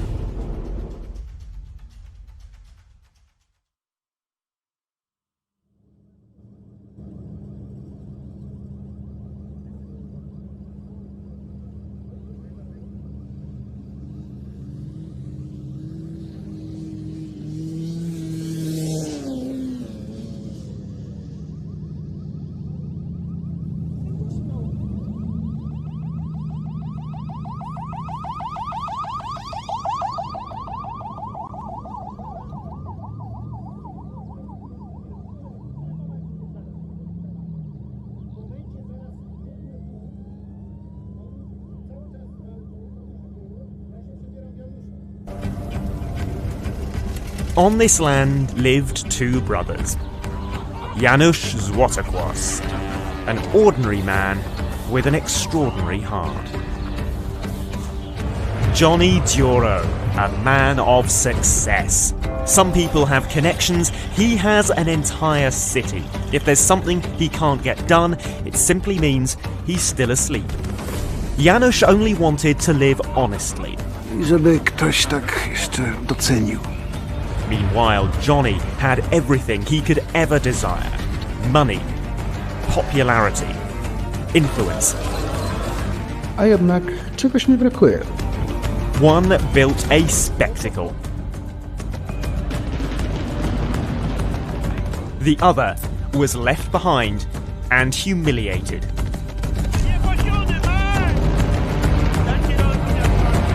Sometimes, even between brothers, a storm can arise.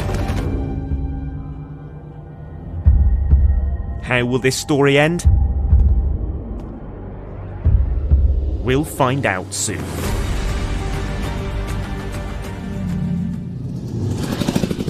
So, what you've just seen there is very much relevant to the cars racing around at the moment. A bit of practicing for the scenario involving Janusz Złotokłos, one of the recurring characters of Antidotum Airshow Leszno, and his brother Johnny, who we are meeting for the first time at the show. That will be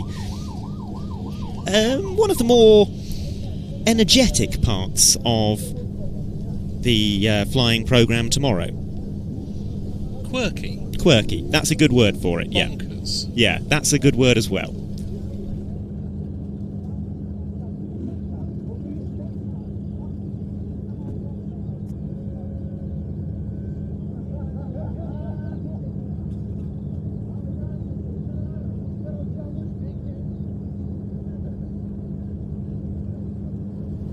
Well, we've just heard that the next aircraft are inbound. They have been cleared to start their display practice. And this will be the Baltic Bees.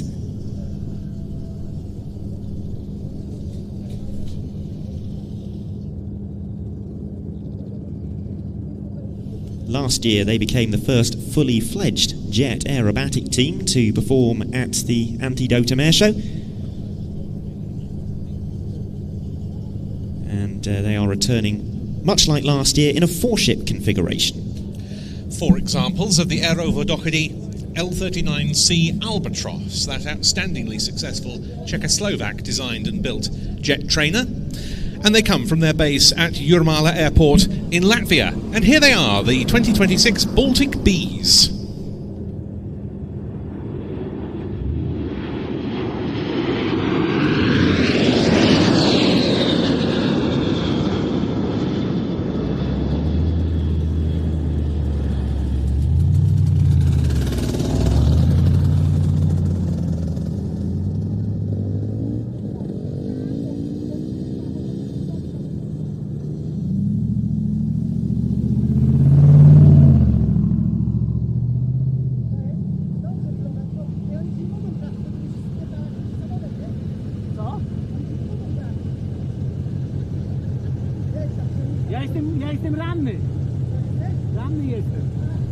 As we have said before today, this is not a display per se. This is a practice, and we would expect to see some sighting passes and some longer gaps between the passes.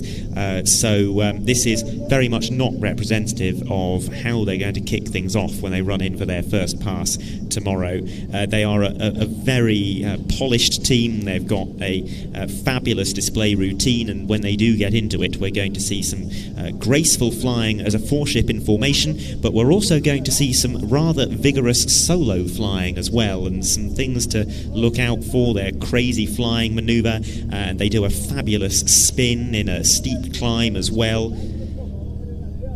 Some opposition passes, and at the end of their display, combination manoeuvre, 3 aircraft coming in for a bomb burst, and then a 4th comes in behind them, pulls up into the vertical for a manoeuvre called the Bell, which is very similar to a tail slide. The only difference is carrying a very slight bit of forward momentum to make sure it doesn't fall back completely through its own hot jet efflux and have it flowing through the engine in the wrong direction.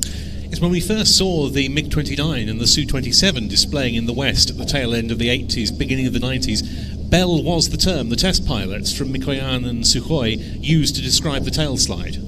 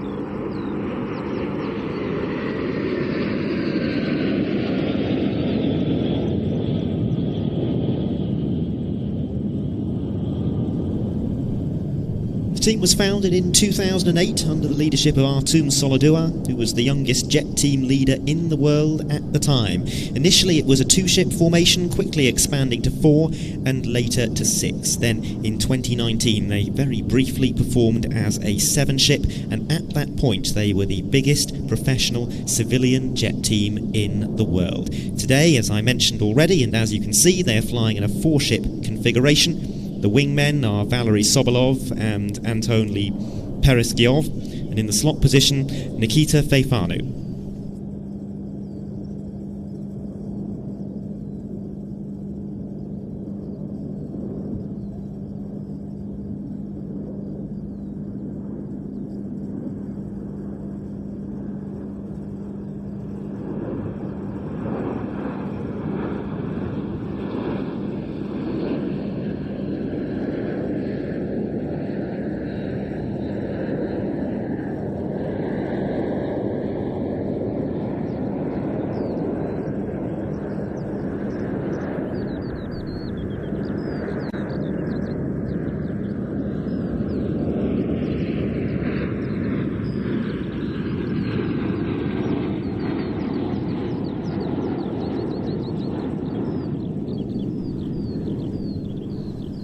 They've flown right around the world. They've been across Europe, everywhere from Jersey to Moscow and many places in between.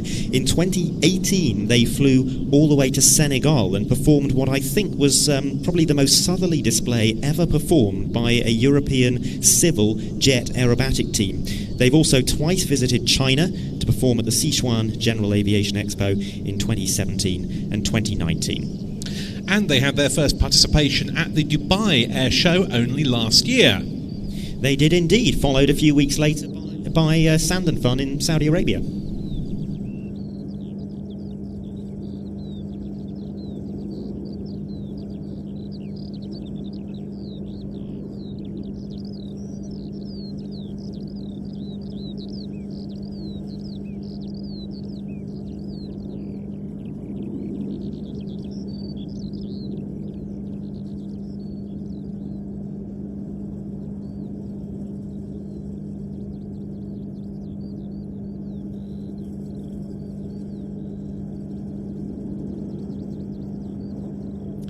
There's a very substantial operation underpinning the Baltic Bees at their base at Jurmala.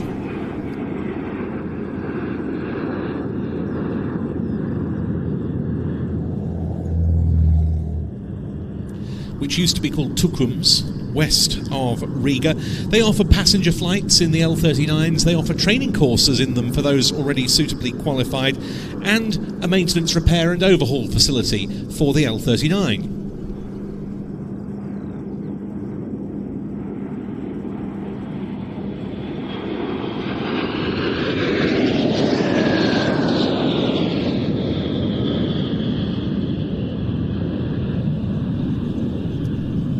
Yes, all of these activities are under the umbrella of the Wings for Sky group, and they do have a great range of services that they offer, and that has even included leasing some of their aircraft to military operators in the past. And Ben, you will recall the Royal International Air Tattoo 2014. I do. When we saw one of the Baltic Bees L-39s appearing on static display in the hands of the Estonian Air Force. I seem to remember it took part in the flying programme because it...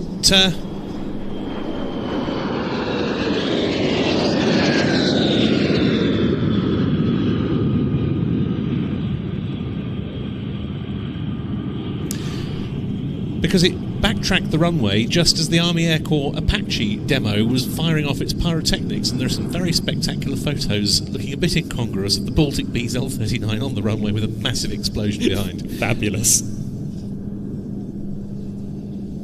Of course, not unusual in the slightest to see L-39s in the airshow context. They've been commonly flown as a privately operated jet warbird, particularly in North America, and they've also equipped so many famous aerobatic teams, military and civilian. The defunct Slovak team, Biela Albatrossi, the Kazakhstan Air Force Sunkar team, and 6 of the most famous civilian jet teams ever to have existed. The Breitling Jet Team, the Black Diamonds, the Patriots, Fly and Fun, Rus, and of course the Baltic Bees. And pioneered the jet class at the Reno National Championship Air Races. Quite so.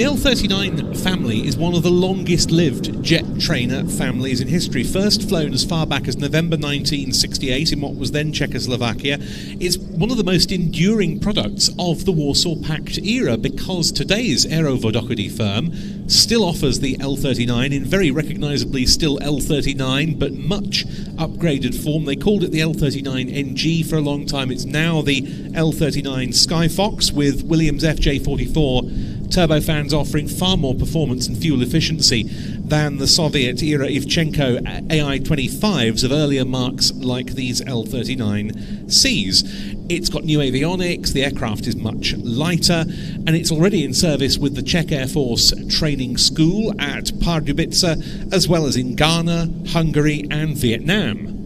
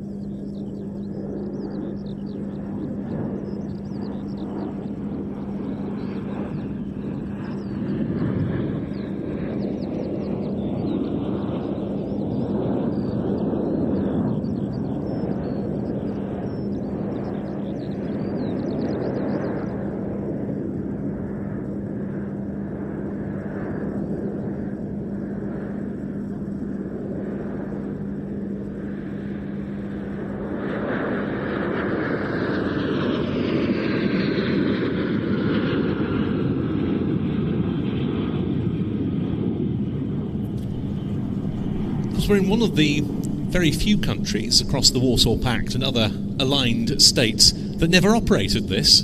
Courtesy of the TS-11s that we saw earlier, yes. Yeah. Whole range of variants for the training and other roles. There was the L-39V, which was a target tug, the L-39ZO with 4 underwing hardpoints, the L-39ZA for ground attack and reconnaissance with a gun pod, as well as the weapons hardpoints and strengthened wings and undercarriage.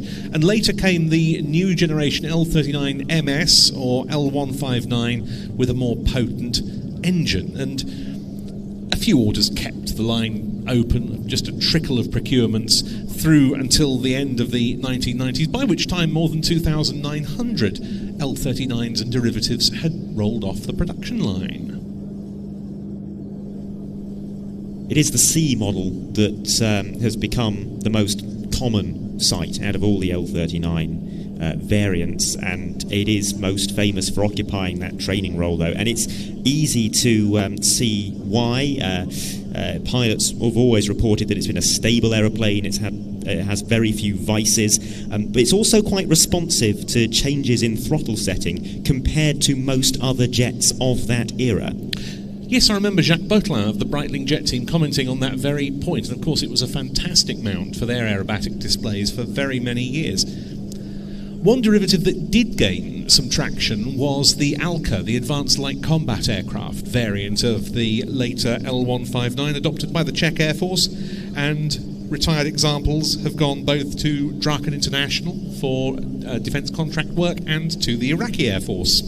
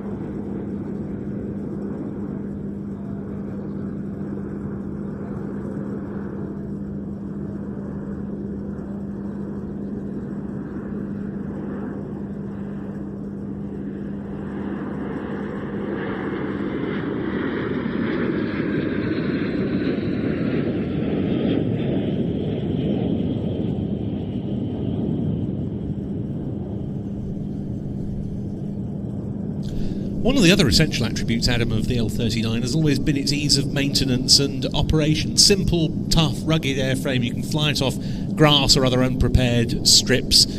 Of course, very much in the mould of the era in which it was designed and for the sort of operators it was designed for.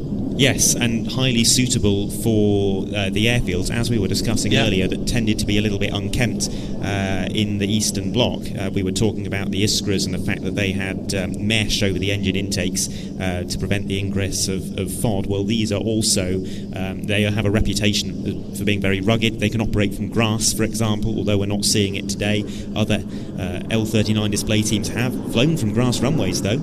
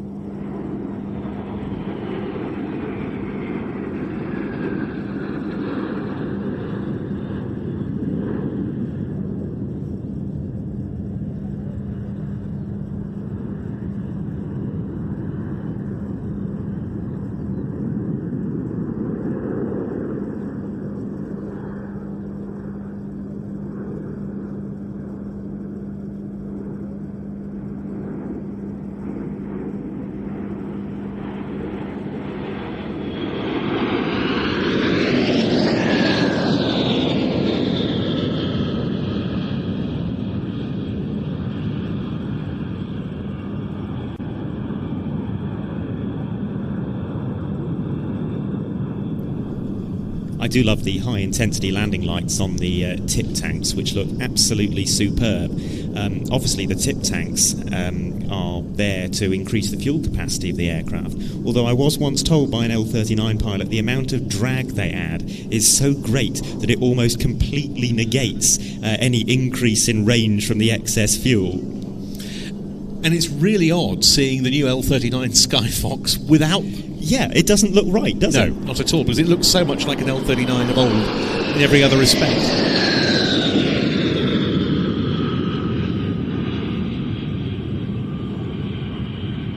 My apologies, viewers and listeners, I was just surprised by a drone. Yes, we have, for the first time today, we've managed to get the drones up, and they are providing... them up. And they are providing some absolutely fabulous aerial material. So if you're here on the airfield, I do really implore you to be somewhere where you can see the big screens, because it is utterly otherworldly, the material they are producing.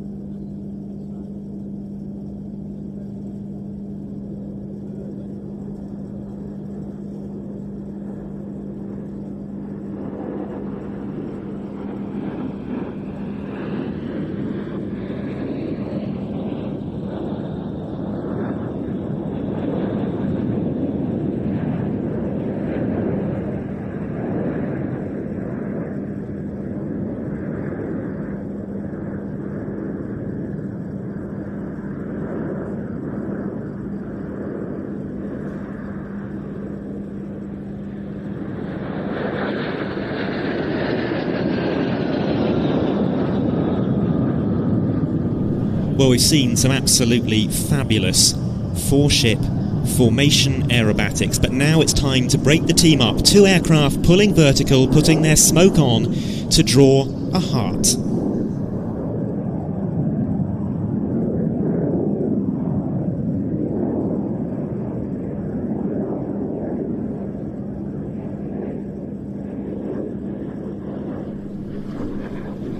Over the next few minutes, the Baltic Bees will show us the more advanced handling characteristics of the L-39. Look left and right, and you'll see one aircraft coming in from either direction for an opposition pass.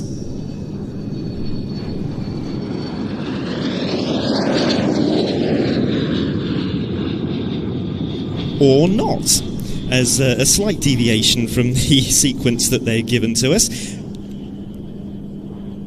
I should know better on a training day than to pre-announce manoeuvres, shouldn't I?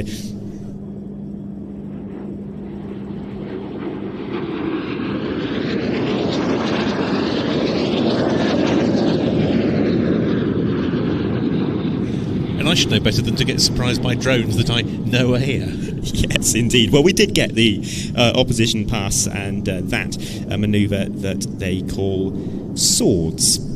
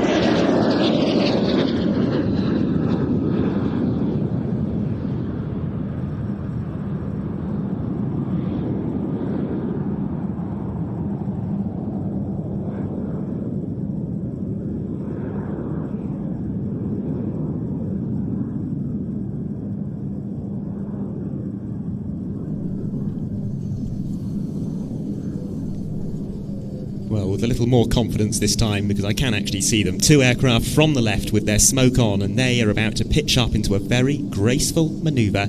2 consecutive rolls in line astern.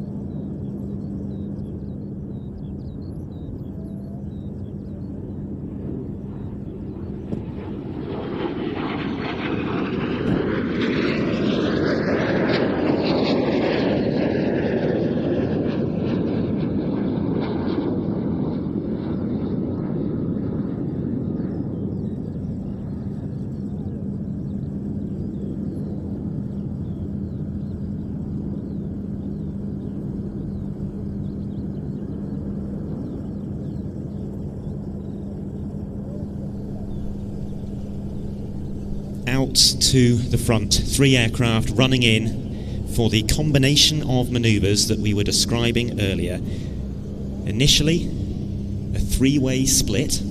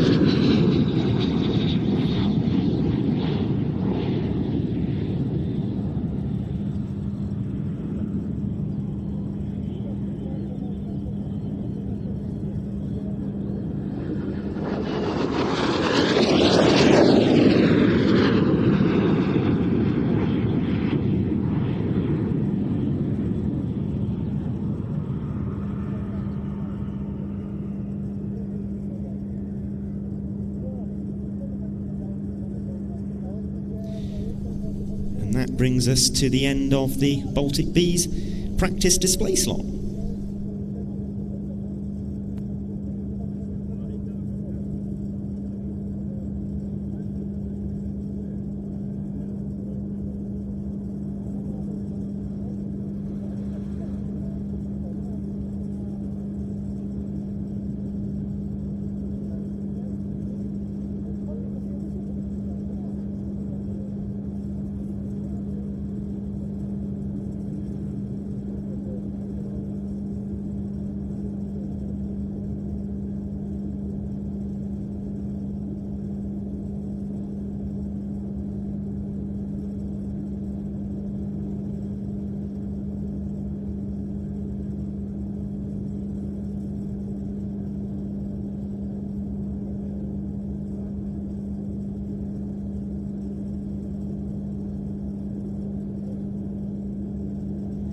So as you can see on the big screens, over on the far side of the airfield, Team Raven are running their engines, and they are indeed the next scheduled movement.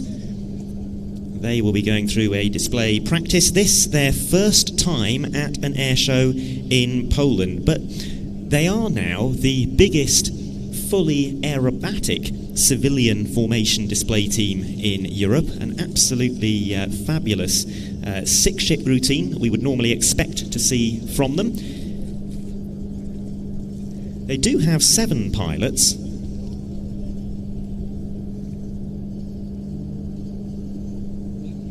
Although one of those 7 not able to fly with the team this weekend. We are nonetheless still expecting, I believe, to see their normal 6-ship display routine, courtesy of a new pilot who's been their reserve for the last few weeks. Luke Geppiella there touching down in his Edge 540 as Team Raven on the far side of the runway start their taxi.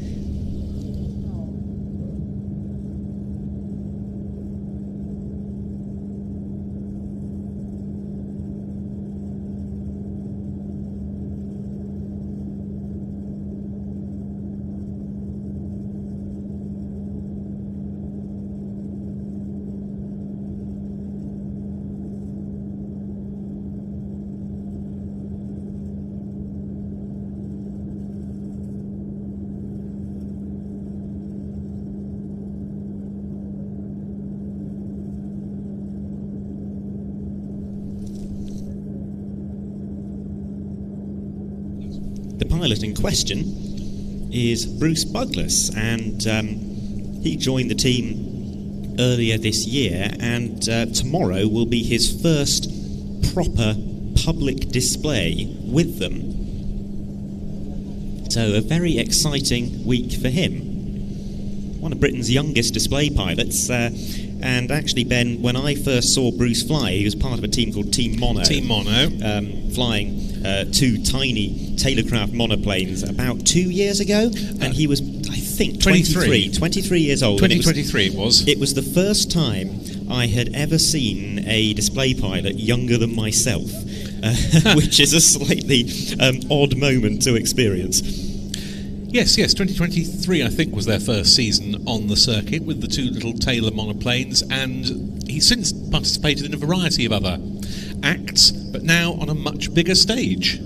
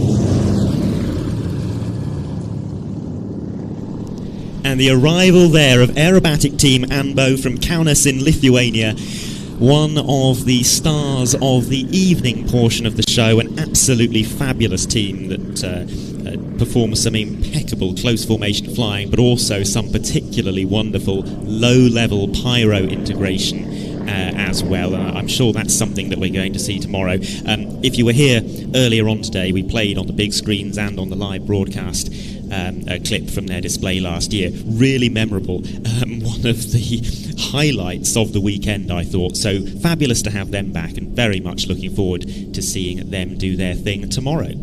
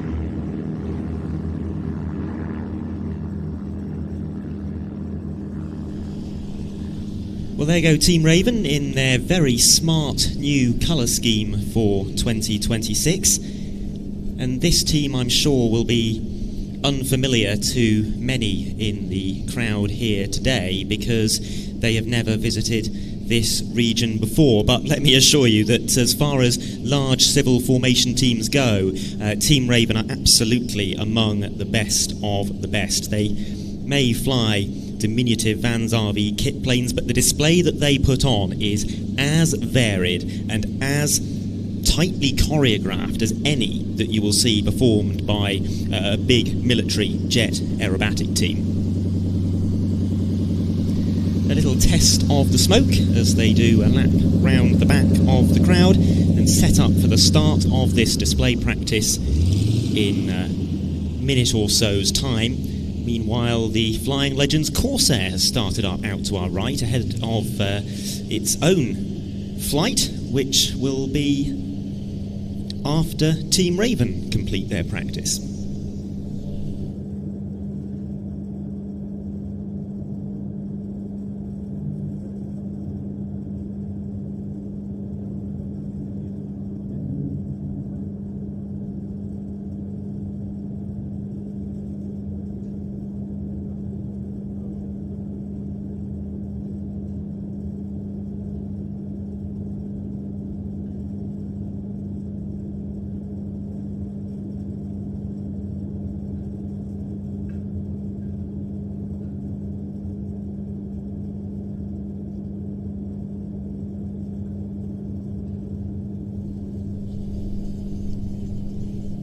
They've just done a practice loop out behind us to get warmed up for the start of the display. They'll be starting over our right shoulder very shortly in a very precisely flown 6-ship delta formation.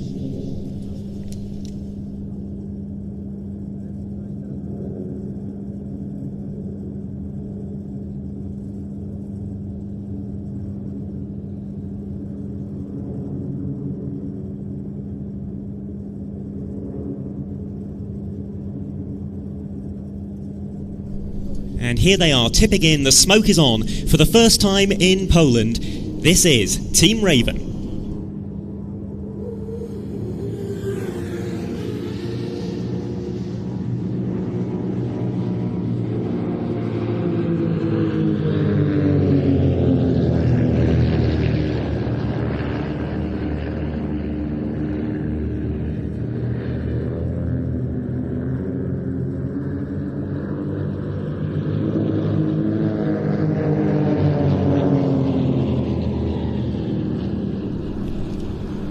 Flying at the front of that formation is Raven 1, Sid Shirley. He's a former RAF Tornado pilot, and in fact he could fly fast jets before he could drive. This is his 12th year leading the team.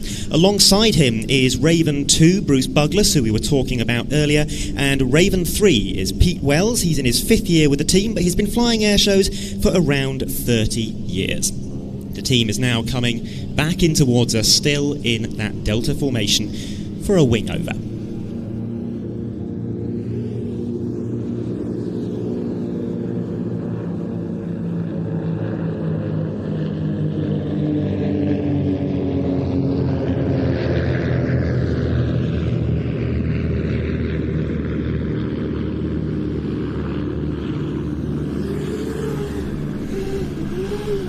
Now Ravens 4 and 5, the synchro pair, pull out of the formation and they turn back around towards us for some synchronised aerobatics. Lead synchro is Raven 4, Gerald Williams. He's a former professional rugby player and also one of the most experienced classic jet pilots in the UK, and he was a founding member of Team Raven back in 2014.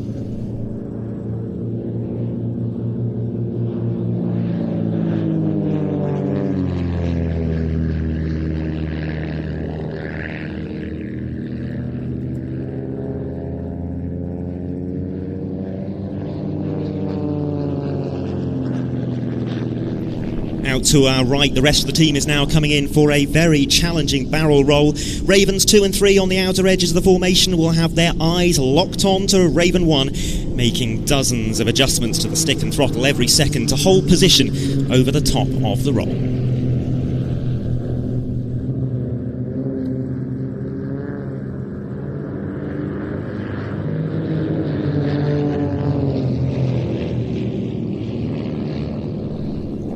To our front, the synchro pair have their smoke on for another sequence of formation aerobatics. Raven 5, synchro number 2, is Russ Eatwell. He started learning to fly at the age of 11. He now has 15,000 hours on 70 aircraft types. He's been a Sea Harrier display pilot with the Royal Navy and has flown Warbirds for the Royal Navy Historic Flight. This is his 5th season with Team Raven.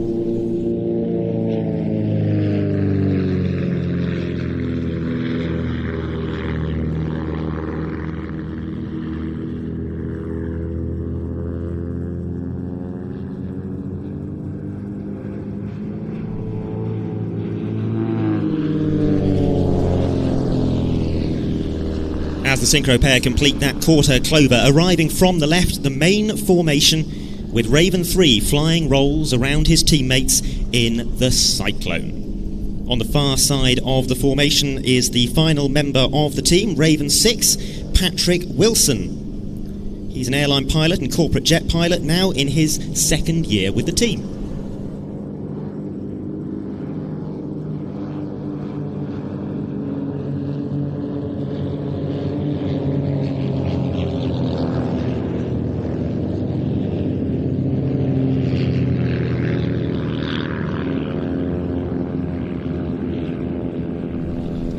Team Raven fly the Vans RV-8, part of the most popular series of kit-built aircraft in the world. It is an excellent touring aircraft with a cruise speed of 180 knots and a range of almost 1,000 miles, but it is also a superb aerobatic mount, as you can see. Typically comes fitted with a fuel-injected Lycoming IO360 engine.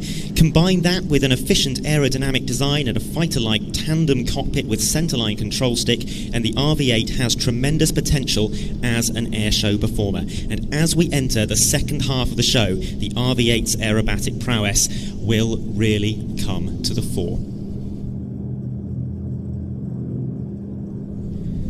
The team has now got their smoke back on after rejoining into that 6-ship Delta formation out in front of us.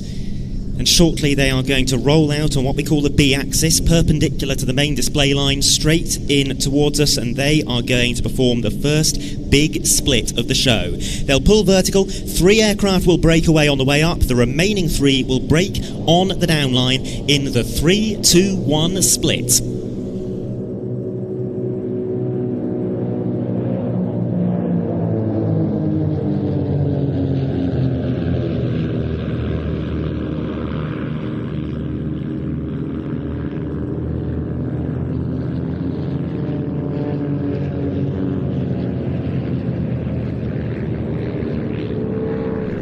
Well, that was a fabulous way to start the second half of the show, and the tempo only gets higher. Out to the left and right, Gerald and Russ, the synchro pair, are turning back around to fly towards each other with a closing speed of over 400 miles per hour.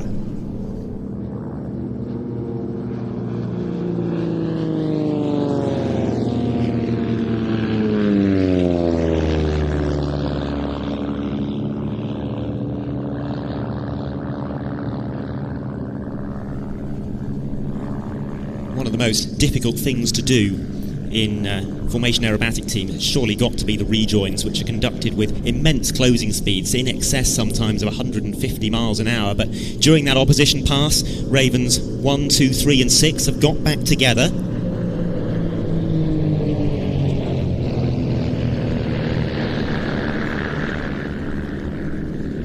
And they're now in a 4-ship box formation, performing a twisted loop.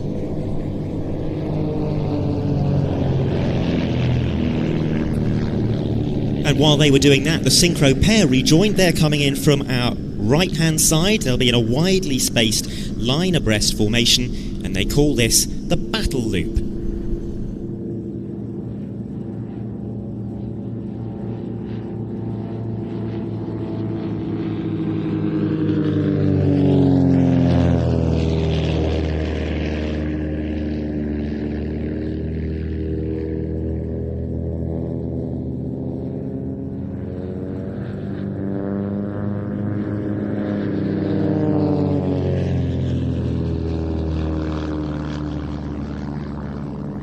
Well, I can see we've got lots of photographers with us, and coming up now, I think the most impressive photo opportunity of the display from the front, the crossing break.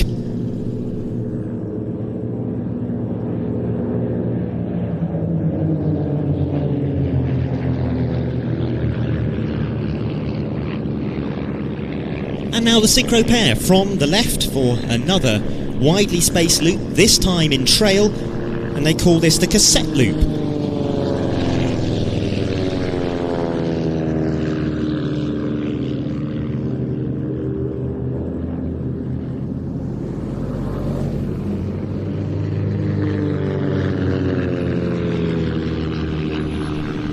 The smoke is standing out well. You can really see why it's called the cassette loop, with those two circles of smoke in the sky. But now look to the left 45 as the rest of the team is rejoining.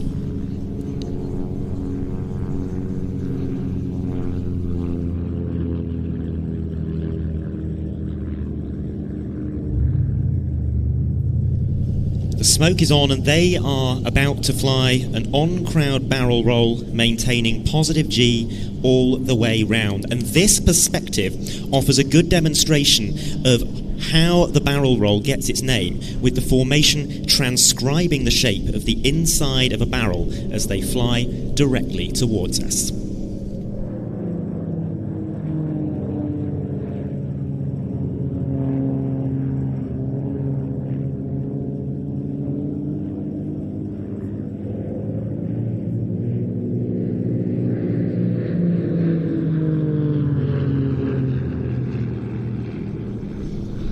We've already seen one heart today, courtesy of the Baltic Bees. Well, now it's time for another, the synchro pair in from the front.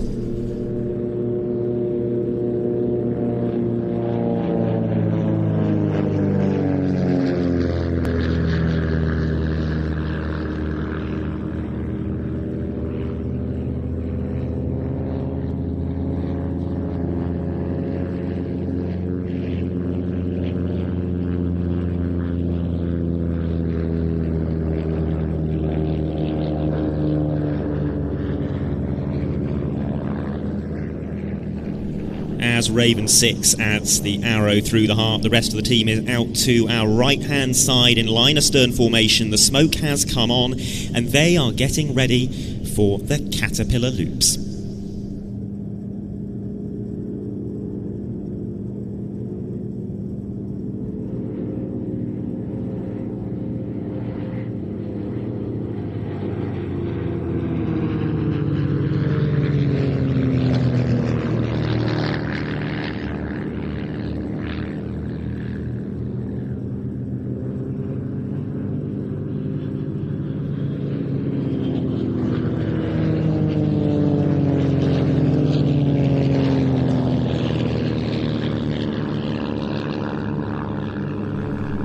The display that we are watching requires incredible trust between all six pilots. Those on the outer edges of the formations are having to react to changes in speed and direction before they've actually happened, responding to voice commands from the leader and trusting that every single one of their teammates will execute their own roles inch perfectly. Flying aerobatics is difficult enough, flying formation is difficult. Formation aerobatics is a whole different level, and then to have multiple groups of aircraft all doing formation aerobatics independently in the same piece of sky, and yet maintaining the timing required to interact with each other and make those rejoins in time when they have to. It is ever so impressive.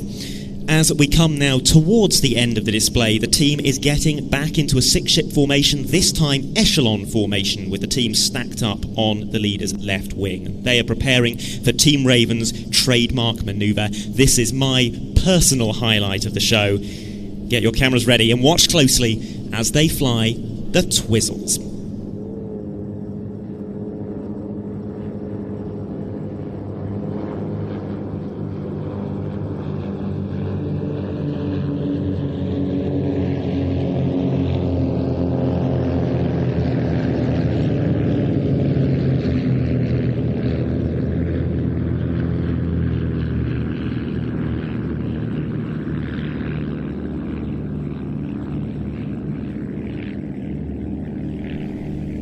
I did say, did I not, that this would be 15 minutes of tightly choreographed, action-packed airshow flying, and we've seen a fantastic demonstration of what can be done in a relatively commonplace kit-built aircraft when in the hands of 6 highly skilled pilots. The team is now doing another of those rejoins, getting back into delta formation, and they are preparing for the final manoeuvre of the show, and this a really tricky one to fly. I can't think of any other team that does this in such a modest aircraft, so to speak.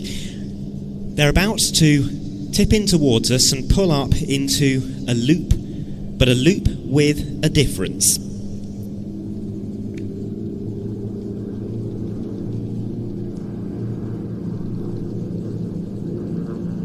Watch as they pull up, twist the loop through 90 degrees in what's known as a quarter clover, and as they come over the top, they will perform the downward bomb burst. A fantastic practice display there from Team Raven.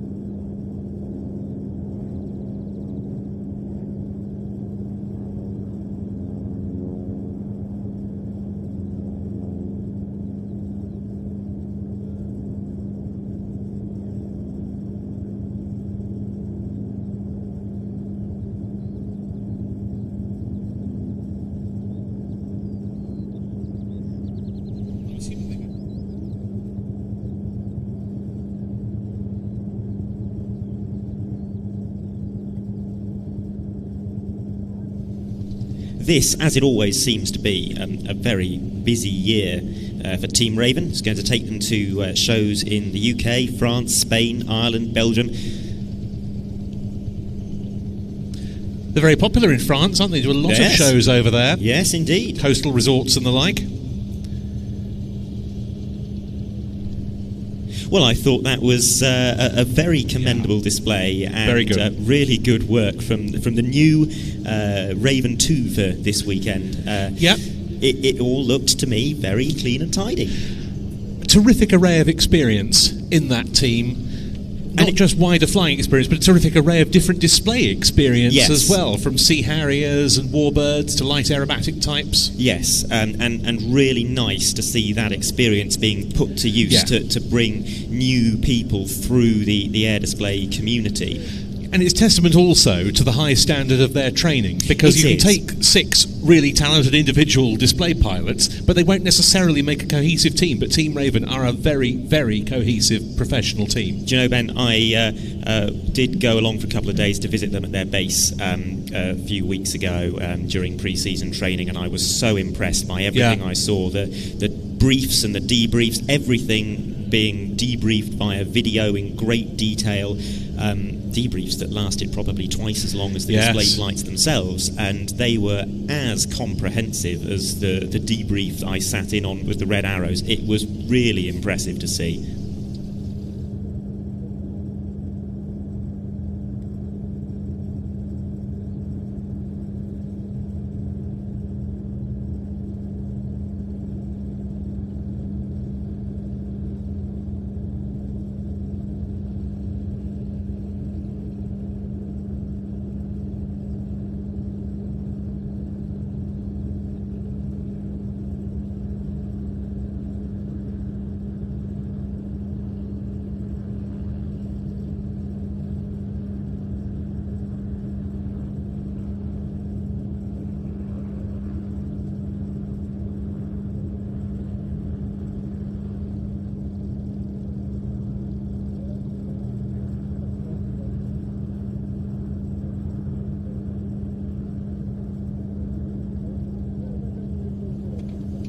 Well, now having taken to the runway, we have the Corsair from Flying Legends, that same organisation that provided Spitfire MH415 that we saw a little while ago.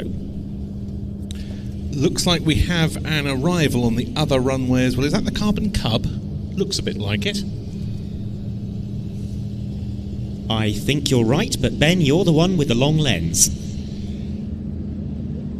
It is the Red Bull Carbon Cub.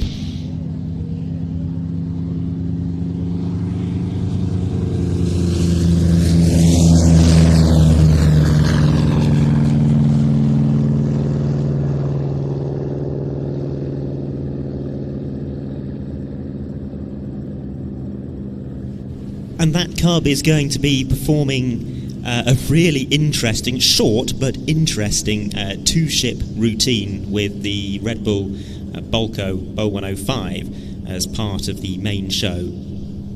Really, really fun aircraft, the Carbon Cub. It just looks so much fun to fly around when you see Luke fly his solo display, and it is so compact and so slow and so low, and I can't help but watch it and think I'd like to be able to do that. It's a very pure form of flight, I think. Yeah.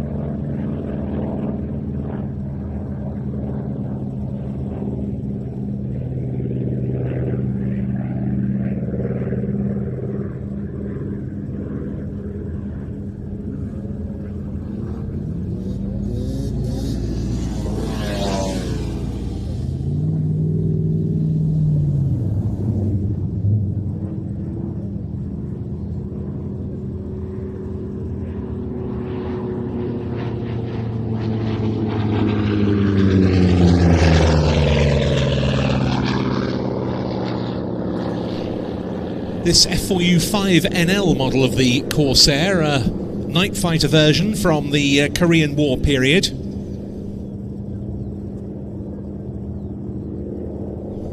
In fact, the last surviving airworthy Corsair to have flown combat missions in that conflict.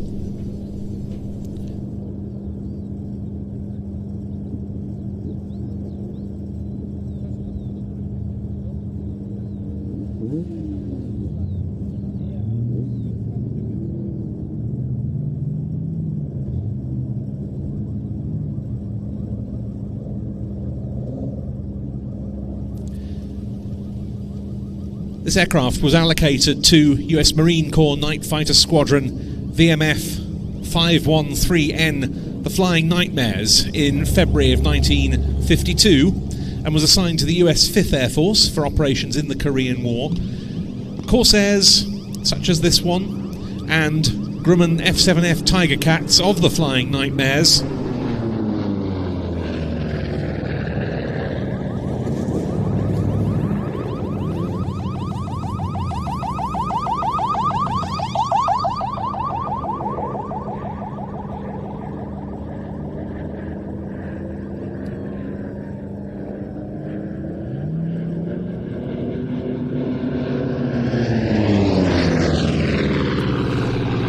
flew from Busan West Airfield in South Korea on night air defence and interdiction sorties, and in the course of those, this very aeroplane amassed in excess of 120 combat hours in the Korean theatre. Later served with the Argentinian Navy and was preserved there, mounted on a pole outside the Naval Aviation Museum in Tigre, near Buenos Aires. And that was until a French consortium headed by a gentleman by the name of Claude Simonadis, an ex-Corsair maintainer, bought it.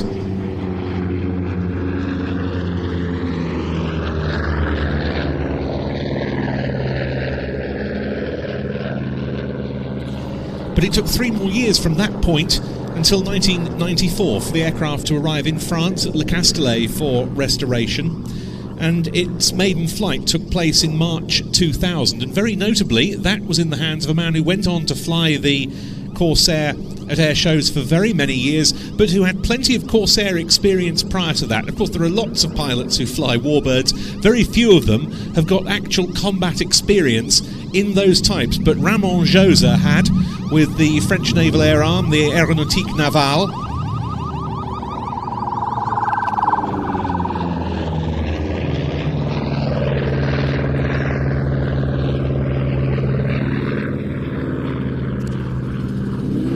In fact, Ramon also has frontline experience on another later Vought naval fighter type, the F-8 Crusader, during his French Navy service. A fantastic gentleman, and he displayed it for very many years. It was then bought by Max Alpha Aviation in Germany and operated by them from Bremgarten, and it was during that time that it was repainted in the markings of a Korean War Flying Nightmares Corsair.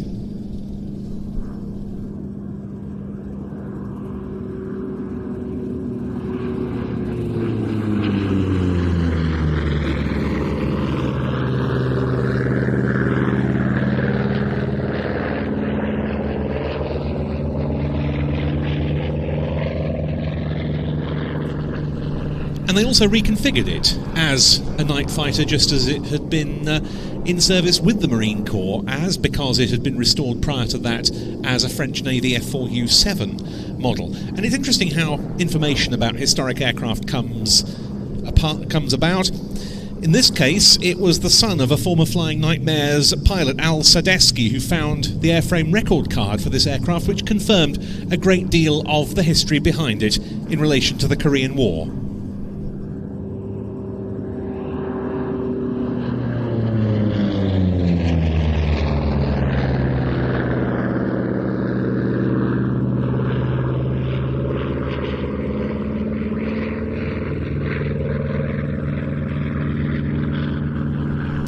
And it was with the Max Alpha collection, founded by Maxi Geinzer, until late 2023, when Georg Raab, who we saw earlier in Spitfire MH415, bought it for his Flying Legends collection at Siegerland. It joined his P-51D Mustang Francis Dell, as well as a Harvard and a Stearman Cadet. They've since been added to by the Spitfire we saw, and he's got a Hispano Bouchon under restoration with Fast Aero at Brascat in Belgium as well.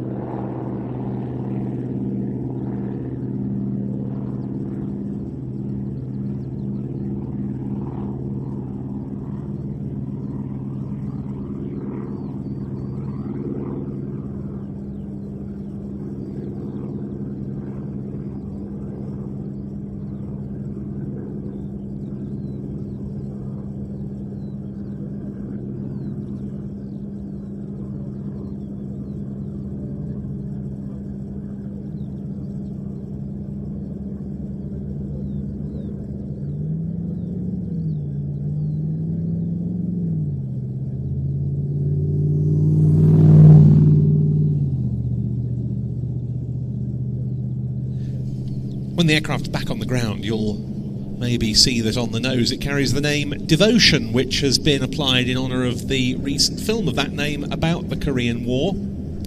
Often something of a forgotten conflict, but of course one of those during which piston-engined aircraft tangled with jets, and in the sequence we're going to see on both show days, we're expecting to see this aircraft paired up with the Lim 2, the Polish-built MiG-15 of Fubar Aviation, and there's a very interesting story to tell behind that.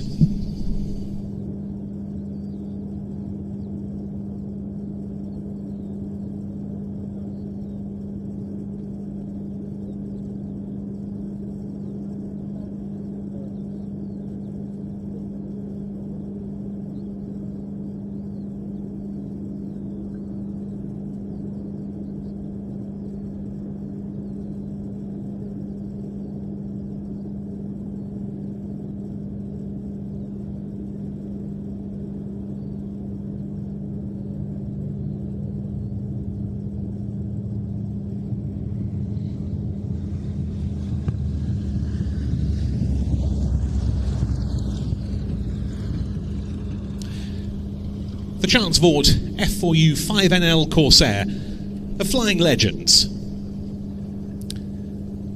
They're growing fleet operators, as I say, from Siegerland Airport in Germany, from a hangar now named the Walter Eichhorn hangar, after the late legend of the German warbird scene, who contributed so much to the airworthy operation of historic fighters in Germany and to the air display world more generally.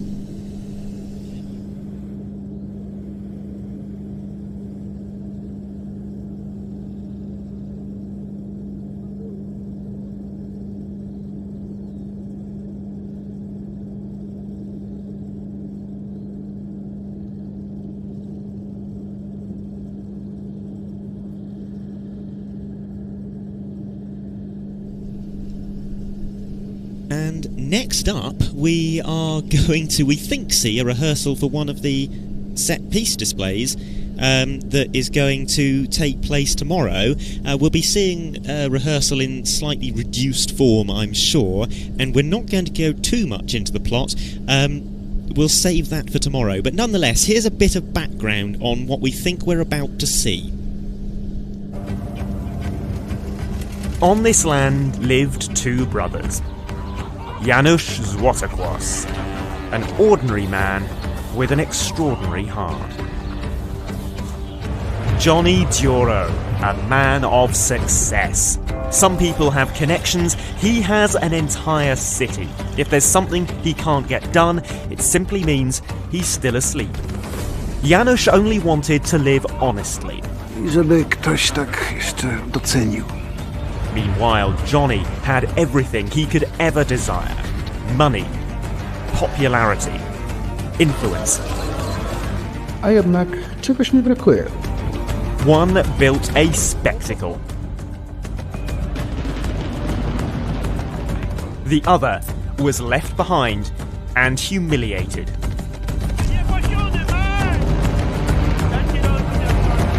Sometimes, even between brothers, a storm can arise. How will this story end? We'll find out soon.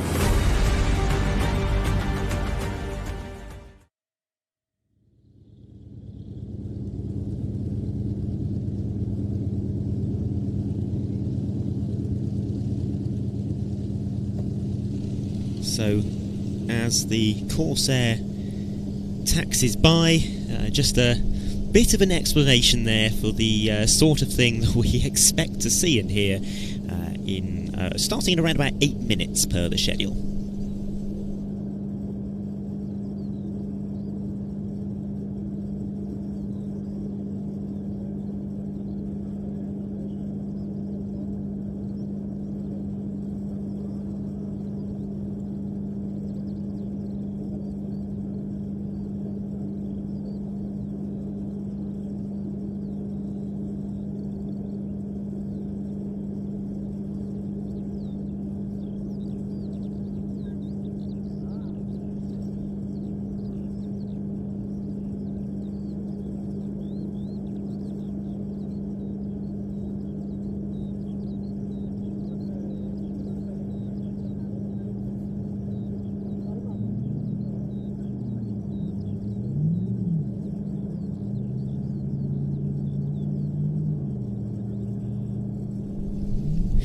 one of the aircraft that we are going to see in the flying display here, albeit not quite in the same form that we're about to show you, is an SK-60 of the Swedish Air Force historic flight. And that is very significant because the last ever display by an SK-60 in Swedish military service took place here in Leszno in 2024. So we are very pleased to welcome back an example in civilian ownership to take part in the flying display. Now, we had hoped to be able to present the same extraordinary display using one of the very same ex-Swedish Air Force SK-60Ws that was seen here 2 years ago. But unfortunately, due to a paperwork issue, that aircraft isn't quite ready to fly yet, so it is the Swedish Air Force Historic Flight's original SK-60 that is going to be taking part, so the display is going to be a little bit different to the one that we're about to show you. Nonetheless, let's take a look back to 2024 and that spellbinding, magical sunset display by the Swedish Air Force SK-60. Let's bring in the orchestra of the Polish Air Force.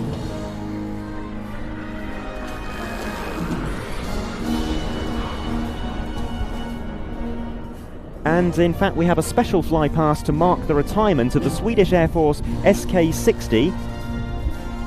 This being staged because the two pilots of the Red Bull Alpha Jets are former SK-60 pilots, albeit with the Austrian Air Force, and they felt the need to honour the retirement of the SK-60 with this special formation sequence.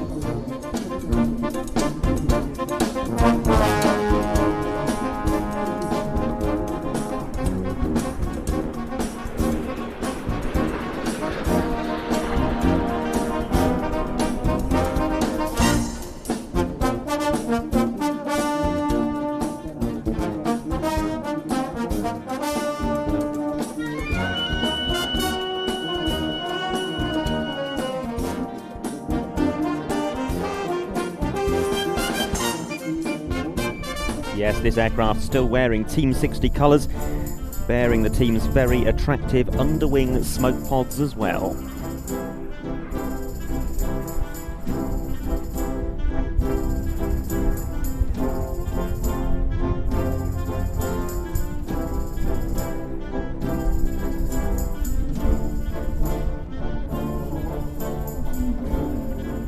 This display expertly flown by Nils Shinström of the Swedish Air Force, and he is about to perform a remarkable manoeuvre, one that I see so rarely from jet-powered aircraft. We've seen it from the likes of the Extra 330 from the Equipe de Voltige earlier today, but this is going to be a partial rolling circle, the aircraft turning through about 60 degrees in terms of its ground track, but performing aileron rolls for the duration.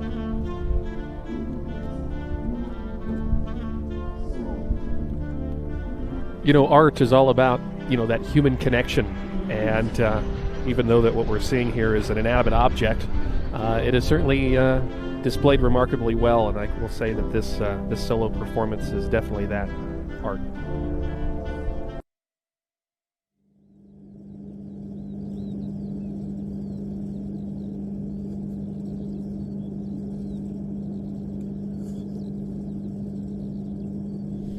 One of the other fabulous elements of Antidotum Airshow Leszno, which we're not able to impart today, but it will be very much a part of our show tomorrow, is the deep connection that this place has to the gliding world. Airshows in Leszno started out as a glider meet, and as such, gliders have always remained a major part of the flying displays here. So now we're going to take a look back to 2025, this time to the two glider teams that took part in that year's show.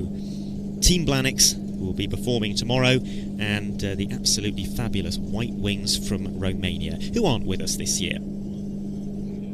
We have the White Wings glider aerobatic display team. Their smoke has just come on, and this will be a marvellous photo opportunity with the wingtip smoke trailing behind them. They'll briefly push negative G in an on-crowd bunt and then pull up into a majestic series of loops.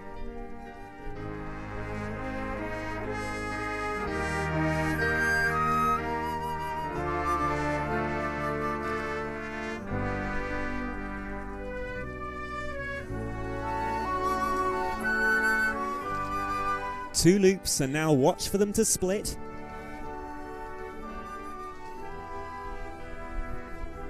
Of course, very appropriate to be seeing so much participation from gliding display teams here at the Antidotum Airshow, because Leszno's aviation history is tied to the glider. We always celebrate that lineage here at the Antidotum Airshow, when we do so next with Red Bull Team Planix.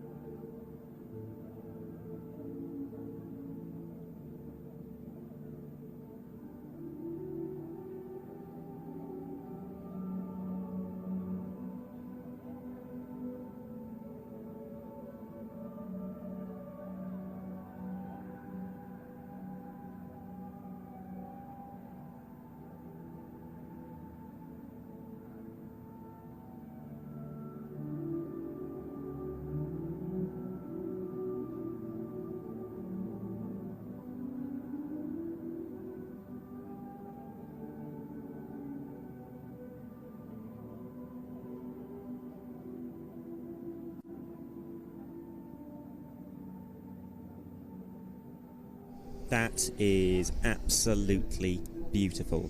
The whole crowd in a hushed silence. Team Planix do it again.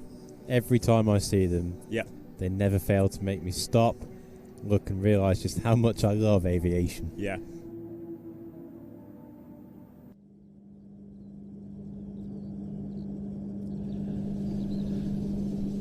Yes, as Adam said, some absolutely stunning glider footage there for those watching today's stream and on the big screens. And we look forward to the involvement of Team Planix, whose 2 Let L13s are already here in our shows tomorrow and on Saturday.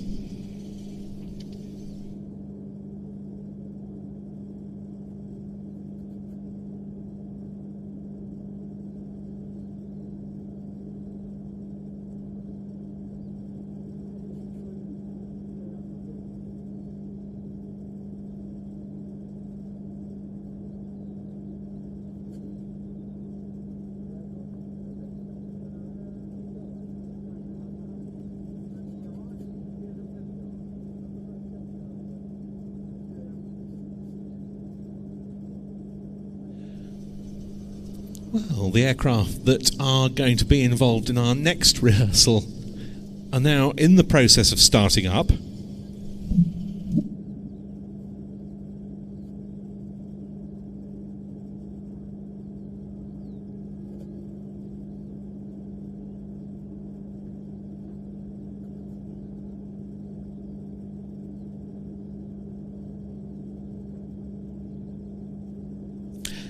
And there's a shot of one of them, a very unusual participant in its own right, let alone given what it's about to be part of, a de Havilland Canada DHC-2 Beaver float plane.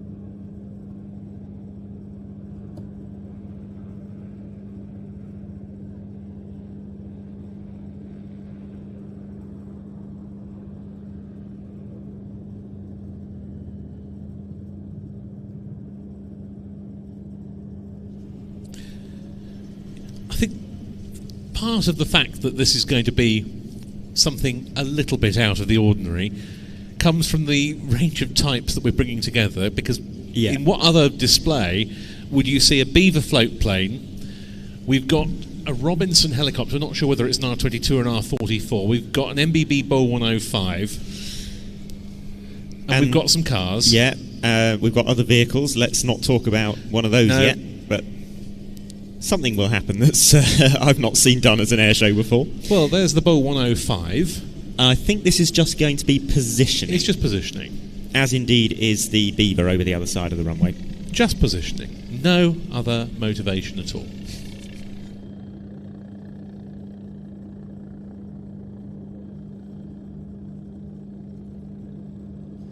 And the R-44 lifting off as well.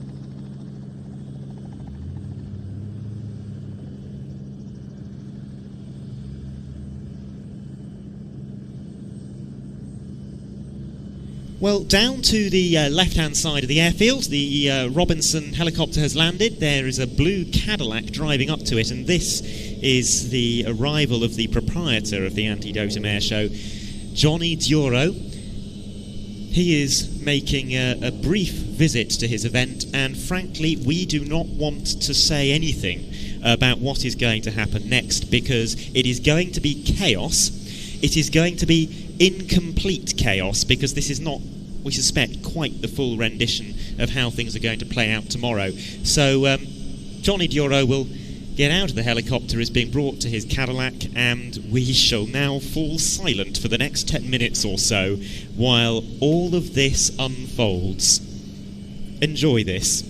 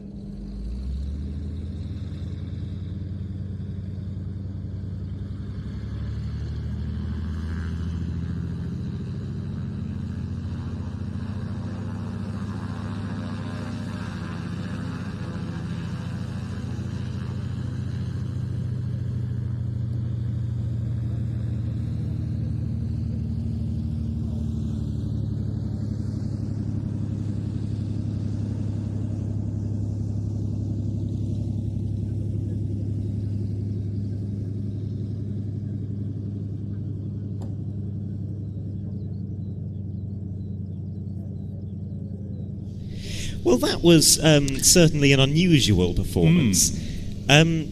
As I was saying earlier, very much incomplete today, lacking the pyro, lacking the radio communications that will be part of that show, so not making an awful lot of sense. It will make more sense tomorrow. We hope it'll make more sense tomorrow.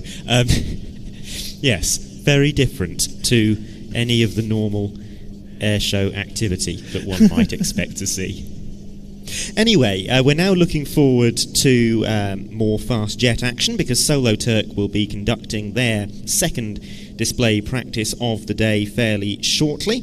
And then after that, we've got the German Air Force Eurofighter Typhoon. So plenty more to look forward to over the next half hour or so.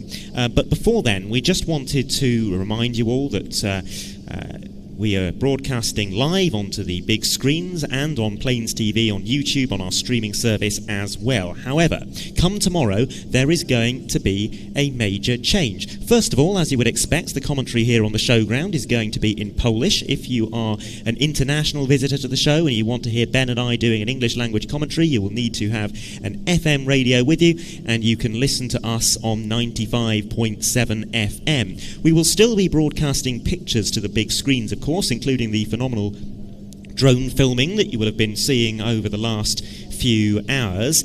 But as for the online broadcast, we will no longer be broadcasting on YouTube. We will instead be broadcasting exclusively on our streaming service, watch.plainstv.com. So now is a fabulous time to sign up. You will not only get access to the live broadcasts to watch live or on demand, but also to any further broadcasts that we do from other air shows later in the year, and you will get access to our back catalogue of programmes. We have titles on there covering air shows all over the world, dating all the way back to 1989. Hundreds and hundreds of hours of entertainment to enjoy. And here is a look at some of the programmes that you will find on the Plains TV streaming service.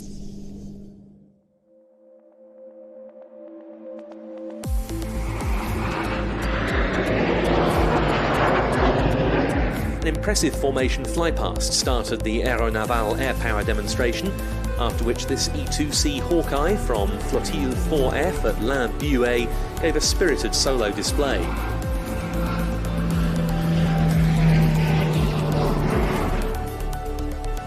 This Russian U-2 was originally ordered with a single engine by the MOD to destroy automatic drifting balloons sent over by the CIA.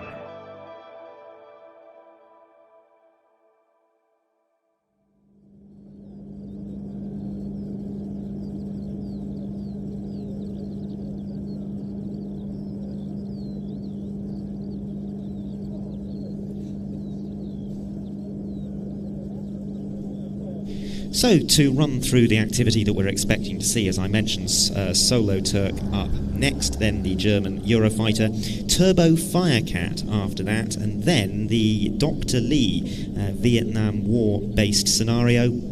Following that, we have the Saab 37 Viggen from the Swedish Air Force historic flight. Then the Agro Legends formation of PZL 106, M18 Dramada and Antonov An-2, Hungarian Gripen after that, and at some point we're expecting to see the arrival of the Flying Bulls, currently scheduled after the practice display by the Gripen at around about 9:10. Then we have an extra 3:30 display practice from Norbert Kasparak, and finally the flying activity will end at 9:30 with a run-through of the grand finale. That will be the last flying of the day as it stands.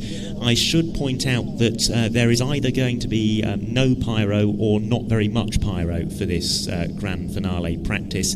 At least that's our expectation at the moment. It is very much a technical rehearsal for the very many teams in a quite disparate and unusual selection of aircraft to make sure that they can hone all of their timings and get everything down to a T before the proper show day. So I'm not expecting that particular practice will be much of a visual spectacle, but it's a very, very important one to do.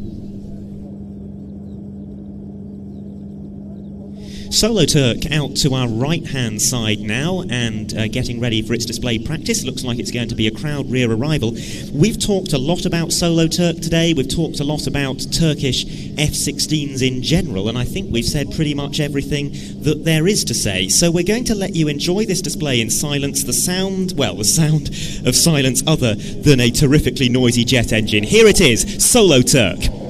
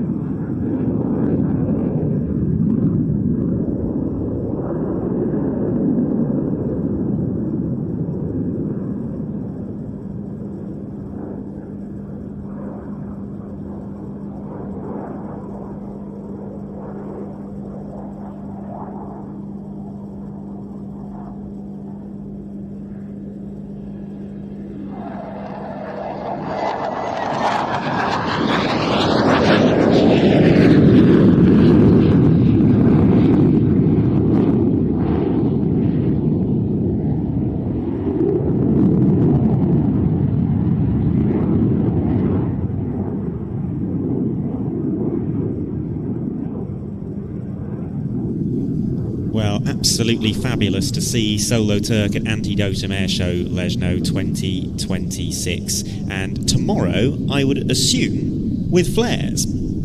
I think so too.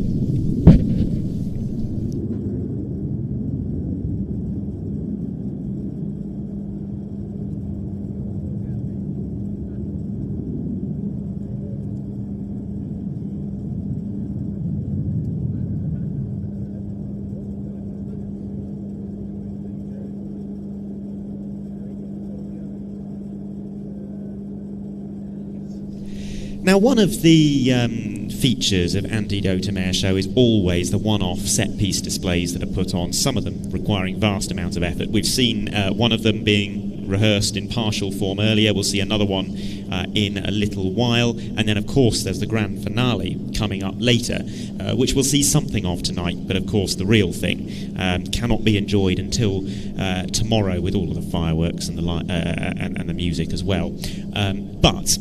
What we would like to do now, seeing as we have roughly 15-minute gap until we expect the German Eurofighter EF2000 to begin its display practice, is to take a look back to perhaps the most famous Antidotum Airshow one-off combination of all. Back in 2024, the heli-tow involving the Volko Bo 105 and Guy Westgate in an SZD-59 Acro. So if you're anywhere near the big screens, or indeed if you're watching online, this should keep you entertained for the next few minutes, because there is some utterly remarkable flying and some even more remarkable filming. There has had to be a lot of science to establish how long the rope should be, what could happen when the glider is released from the rope. Will it rebound upwards? Will it enter the rotor blades? What sort of rope should be used? How much flex should be in it? Should the weak link be at the top or at the bottom? Should the chain section be at the top or the bottom? How long should it be? And so on, and so on, and so on. And after the theory had been dispensed with, then there have been multiple training camps. The first time this was attempted, though, no one really knew what was going to happen. The area of uncertainty is the transition from forward flight into the hover that we'll see later, and that threw up some unexpected challenges.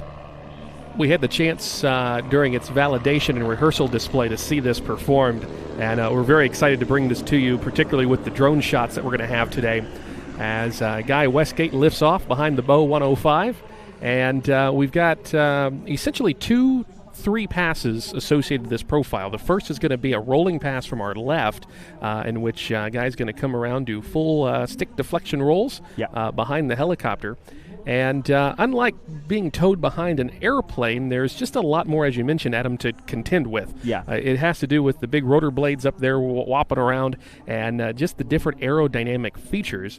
And the fact that this is an awful lot heavier than a typical tow plane, so it's creating a huge amount more turbulence than would be found behind, for example, the Pawnee, which is one of Guy's normal mounts for this roll-on tow stunt. Now, this is the first time that a roll-on tow has been performed in public behind a helicopter. It's a favourite of Guy's behind fixed-wing aircraft. He actually holds the world record for the most number of consecutive rolls while on aero tow, but this looks quite different and rather more spectacular.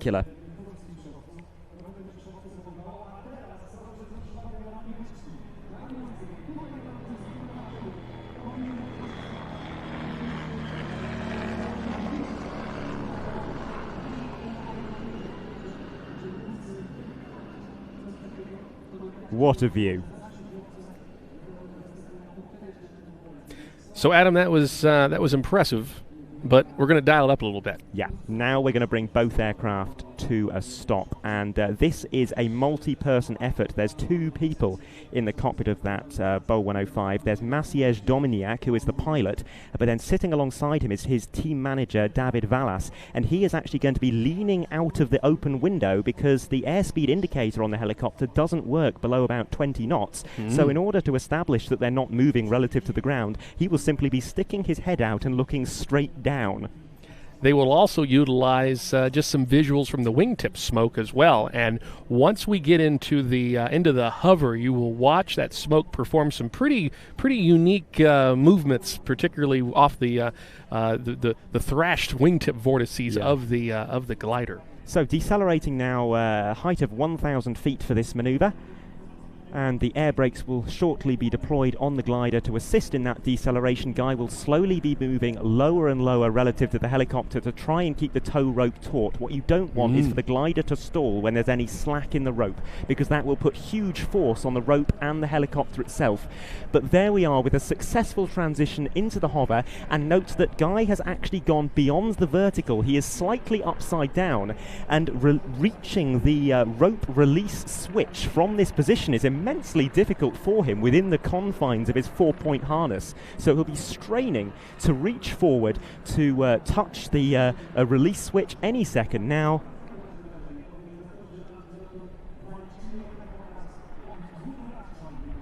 Oh, this is the longest hover that... I was about to mention that we've seen thus far.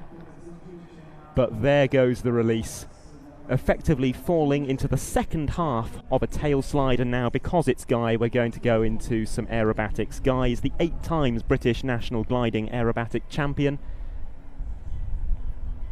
so there really is no better man to attempt what we have just witnessed today. And it's my understanding too, Adam, that this is one... I'm not sure if Guy has much more than an hour in this particular sailplane.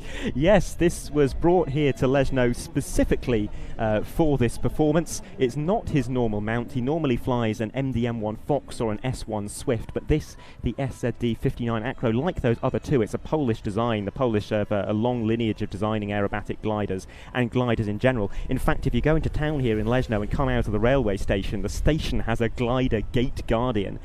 So the amount of work, both in dollars and man hours, that has gone into that roughly 2-minute performance is unbelievable. A lot of ingenuity and creativity in all of the flying display programs here, but particularly this, the heli-tow. And of course, too, Adam, let's talk a little bit about the tow rope that they're utilizing this weekend, because it's got some special lineage to it. Yes, and as Guy does his typically precise landing and comes to a stop, yes, let's mention the tow rope. It's not the first time it's been used for something high profile, because it was actually used on the James Bond film Spectre back in 2015 to assist in a helicopter stunt there. After the film was completed, the film company had no need of it, so it ended up going back into the gliding world and has been used for this performance.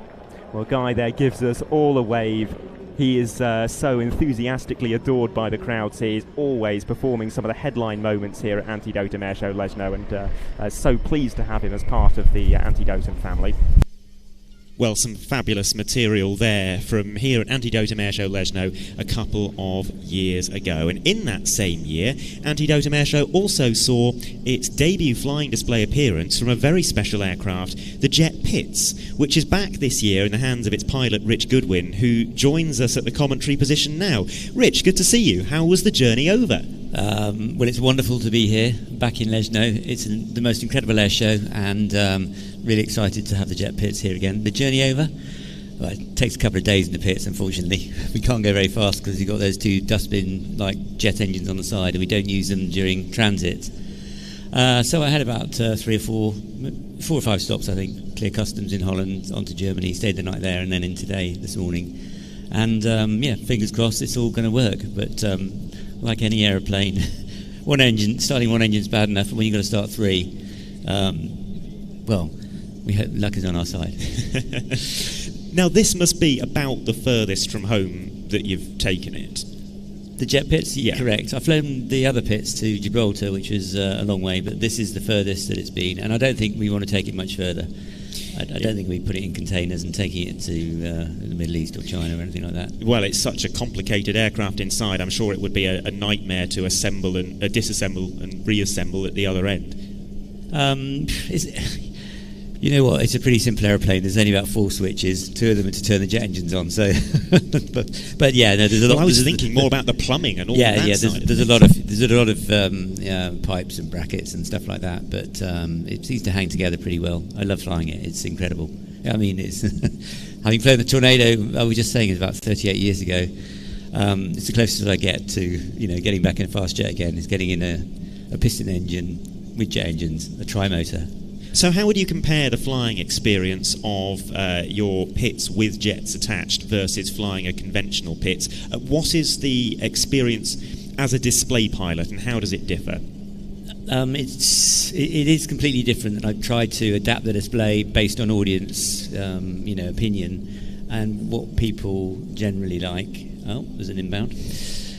What people generally like is to see the benefit of the jet engines, which is basically, the aeroplane has more thrust than weight, so you can sort of kind of hover it, a bit like a Harrier. Obviously, it was built in my shed, but not at British Aerospace. But it hasn't quite got enough power. You can hover it. Because we don't have a tail rotor like we have in a helicopter, it starts to spin on the propeller, sort of torque roll. So we have to sort of be a bit aware of where the wind's blowing, because we generally drift like a balloon when we are hovering it like that. Unfortunately, we don't quite have enough power to pull away vertically.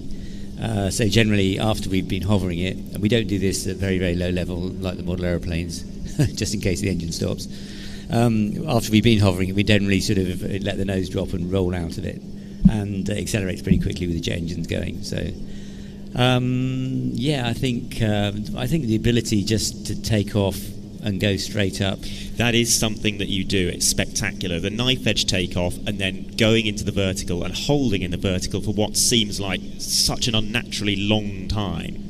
It's a great feeling when I'm looking outside at the horizon, doing the aileron rolls. I do love flying it. It does have its complications though, but we're learning. We've been flying it like 4 years now, and I think I'm getting a better as every display is a practice. So I think I'm improving a little bit. So hopefully it'll be slightly different this year than it was the first time we displayed it at Leszno.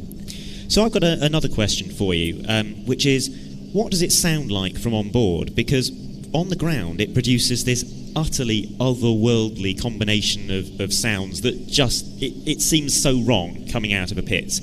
But what do you hear? Luckily I don't hear a lot, because I do have a noise cancelling headset. It's quite loud with your ears. We've got 2 jet engines ringing in it, but most of the sound goes behind you, which is quite good. And it's great. I mean, a lot of people have said, why don't you just stick a loudspeaker in the plane? But we just wouldn't do quite the same. You wouldn't get the flames, you wouldn't get the thrust. The noise is great. And it does, when you see a biplane flying around and you hear jet noise coming out of it, it does take a while for your brain to adjust. But hopefully those that have been here before it'll be adjusted and they'll be ready for it tomorrow. I've been seeing it for 4 years and mine still hasn't adjusted. Okay, right. It is objectively weird, but in a very good way. I enjoy watching it every time, and it has been really interesting to see the adaptations that you've made over the years as you've been learning how to extract the best performance out of that platform. Yeah, there's no real book you can read to work out what you should do with it to make it look good. You've just got to have all these sort of the mitigation factors sewed away and stored away, so when things, engine sort of one of the jets fails or they both fail or whatever, we've got big safety cases that we write to justify what we do with the aeroplane and make sure that we can get out of all eventualities if things one of the engines fails or something like that. That's a good point, because doing anything like this, particularly in this day and age, particularly in Britain, is as much a paperwork exercise as it is an engineering one. Yeah, we have to get the paperwork correct, but also that has to be backed up with authorizations and people seeing what you're doing and actually demonstrating it. So when we did first get it on the airshow circuit, they wanted to see us actually hover it and then fail an engine and make sure the aeroplane would recover, or the pilot could recover the aeroplane. Fail both engines, fail the piston engine. We never cater for all 3 engines failing, because I think it would just not be your day really. And also they've got separate electrical systems and fuel systems, so I think the probability of that happening is fairly remote. Well, I really enjoyed watching your displays last year. The second half of last season in particular, it felt like you were so much in the groove, and I'm looking forward to seeing what you come up with over the next couple of days. It's going to be a lot of fun, I think. Yeah, it's once again, it's great to be back in Leszno in Poland, and looking forward to the flying over the weekend.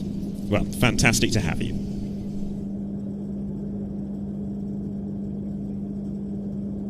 Well, our next display practice is about to begin, having just been cleared to commence, and that, as I was saying earlier, is the German Air Force Eurofighter EF2000, which we have spotted in the distance. It's not inbound quite yet, but we will, of course, keep you abreast of that when it does head in to start its practice, probably within the next minute or two.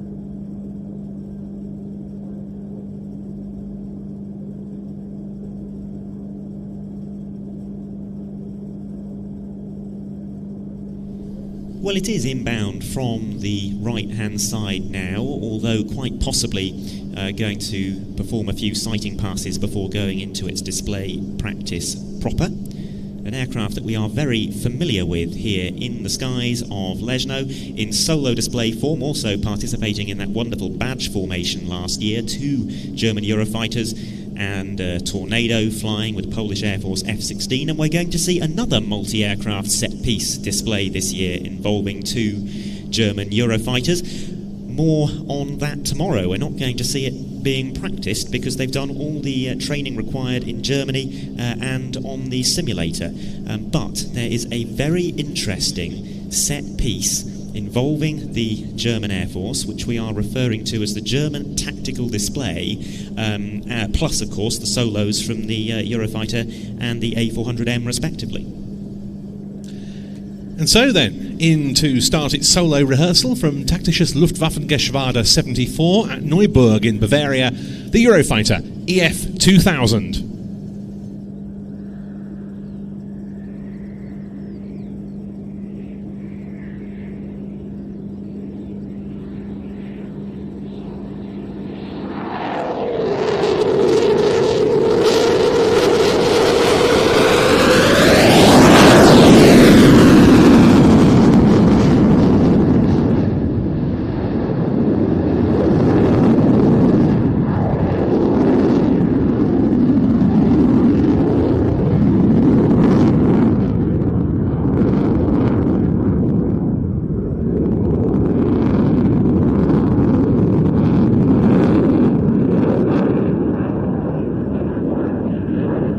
Rapid acceleration and a quite potent climb there to start, really demonstrating the 40,000 pounds of thrust that come from its 2 Eurojet EJ200s.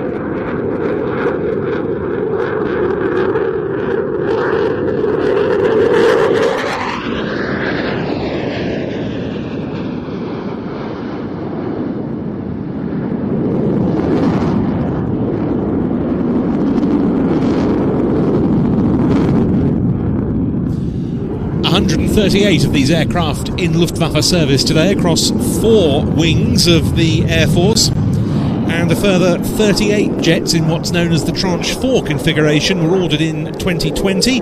They're currently being built.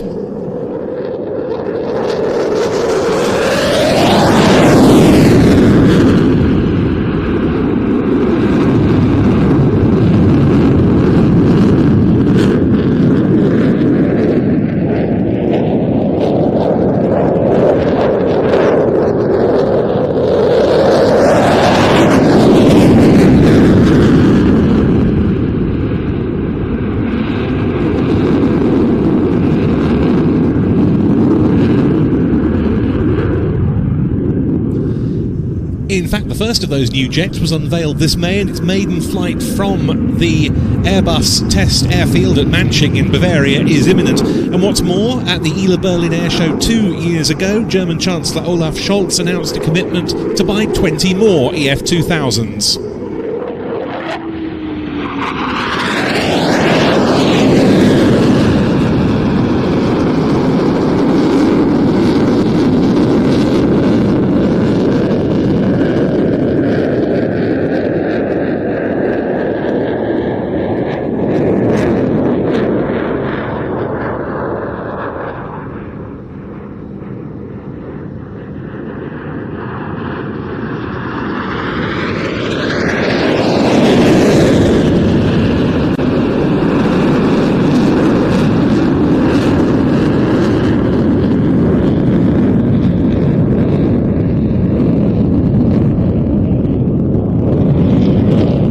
Yes, and those forthcoming deliveries you were mentioning, are going to be quite a capability leap. The Tranche 4s with active electronically scanned array radar, and in due course, Tranche 5s, which should have the ability to operate with carrier UAVs. It will, in essence, be a fighter jet that carries drones, that carries air-to-air missiles. And 15 of the existing Luftwaffe Eurofighters are going to be modified to become electronic combat versions, which will replace the Tornado ECR version, the electronic combat reconnaissance version, in the suppression of enemy air defences, or SEAD, role.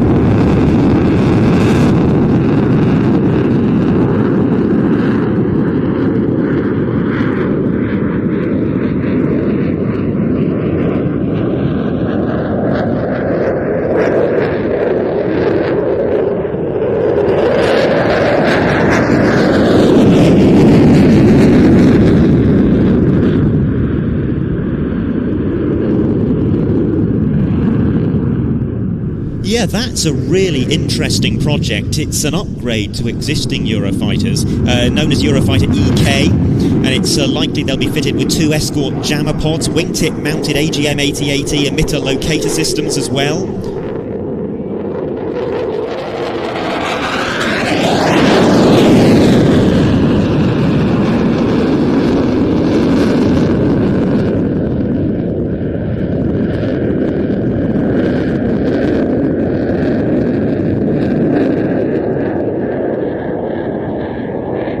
They should also have a fully integrated Arexis electronic warfare suite, as opposed to one mounted on pods and carried externally.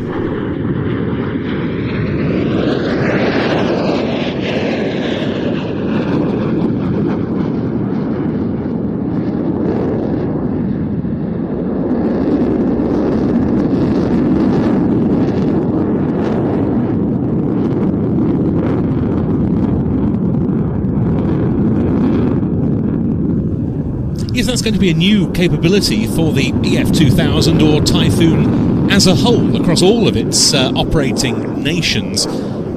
Germany was a little behind, say, the RAF in introducing a true multi-role capability.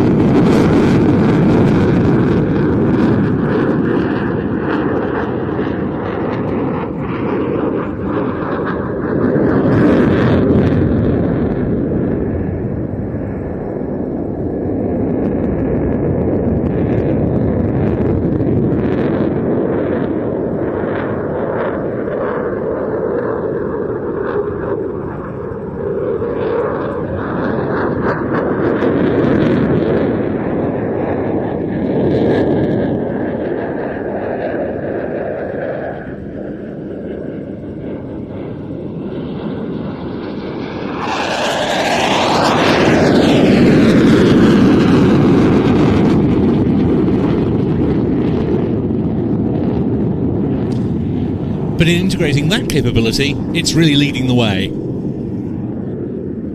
Now, Ben, we've seen some fabulous slow rolls today. We saw one from the Slovenian Air Force PC-9M earlier, absolutely superb. We've seen some slow rolls from SoloTurk. I think we're about to get the Eurofighter version.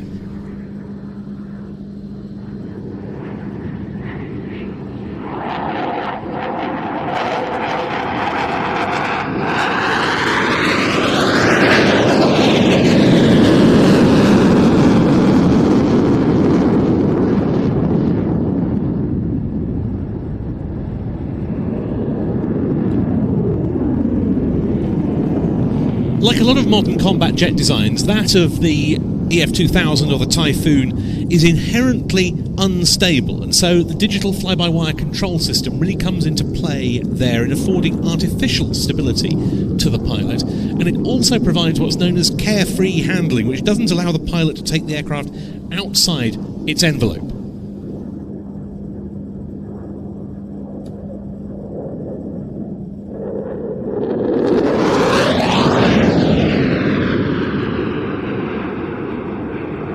Yes, and I was speaking to a Eurofighter test pilot a few years ago who was telling me about what it is like to fly, and he says it is so wonderfully carefree. Yes, it's not quite the most powerful jet in the sky, it's maybe not the tightest turning, but as far as a combination of power and agility goes, he says the Eurofighter is completely unmatched. There is nothing else that offers that blend of performance. And you really, I think, in this display see the surging nature of its performance on show at various points, don't you? Yeah, and very impressive vertical penetration from some quite slow manoeuvres.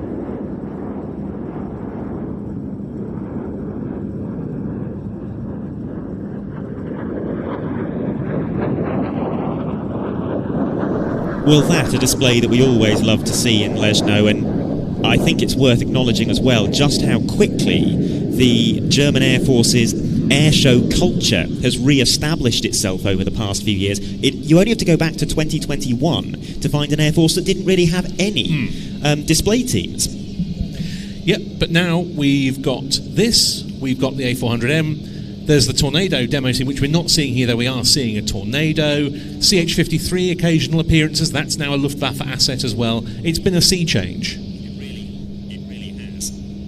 It really has. And actually, there's technically two separate Eurofighter display teams. Yep. It's same true for the Tornado now as well. And this is all burst onto the circuit just within the past 5 years. Their engagement with the whole scene has really transformed as well. That was the EF2000 from Tactical Air Force Wing 74. Now, on the runway, an utterly fabulous historic aeroplane from the Musée Européen de l'Aviation de Chasse at Montélimar, long-time supporters of this show, but never before with this aeroplane about to roll, the Conair Turbo Firecat.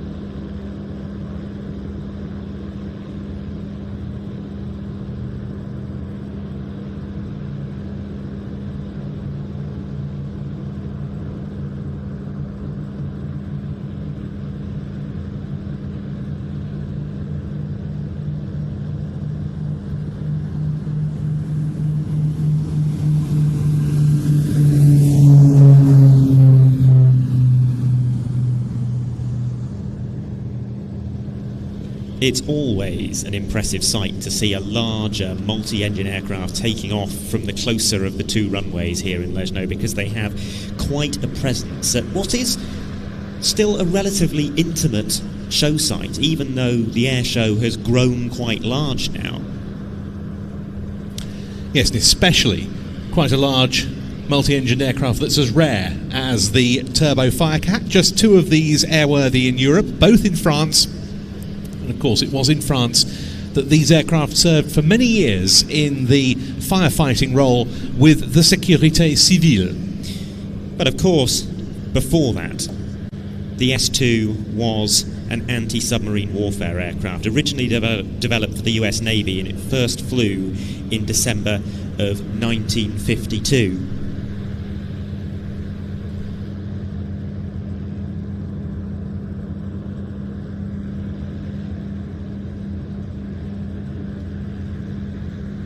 And it was a very versatile aircraft when in military service. It was able to operate from aircraft carriers, but it was also used as a land-based aircraft by nations that lack aircraft carriers, like the Republic of Korea and the Netherlands, for example.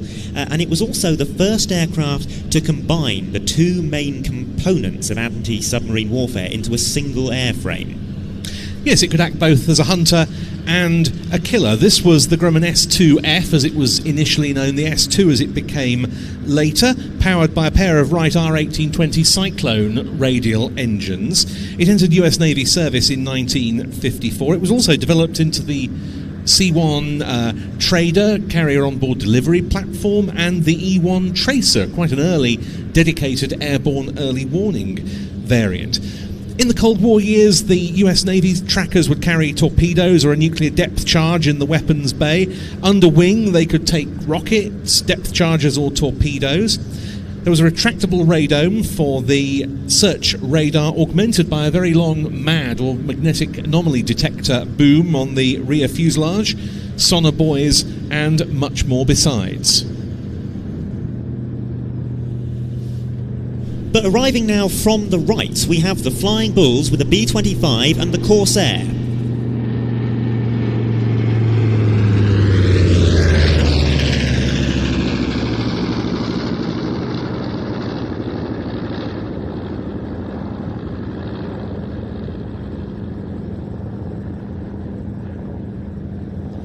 Now, the Flying Bulls must have supported pretty much every Antidotum air show in one way or another. Going back to 2021, the very first one in 2020 was... oh no, they were there as well. They bought the T-28. Of course they did. They did a fabulous wall of fire. Yes, that was tremendous. I think you might be right. I think they have been here every time.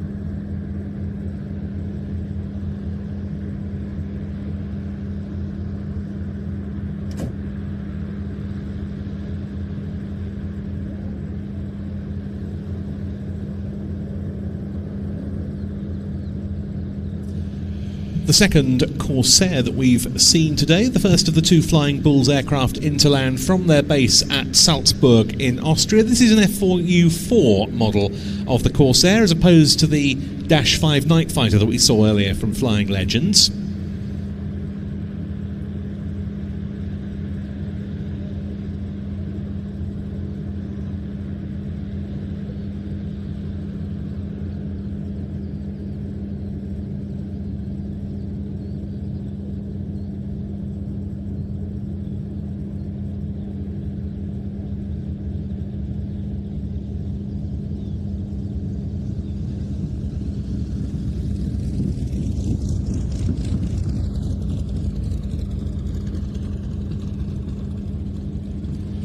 It was that Corsair that helped attract the late Red Bull magnate Dietrich Mateschitz to historic aviation with its very distinctive inverted gull-wing configuration. He noted that especially and decided to give the collection of aircraft being established by the late Ziggy Angerer, the founder of the Flying Bulls, his support, and look where they are now. Yeah, an absolutely enormous fleet, and we do normally have more of them at Antidotum Airshow Leszno. It's a very busy weekend for them, and they have aircraft committed to other events. So we were very pleasantly surprised when they initially committed 4 aircraft. These two, the Bearcat and the Bolko Bo 105. Unfortunately, the Bearcat, which has just undergone a period of renovation, has not quite been able to join us. It's missed out probably by a matter of just a few days, but such is vintage aviation. These things do happen. Landing on now, the B-25 Mitchell.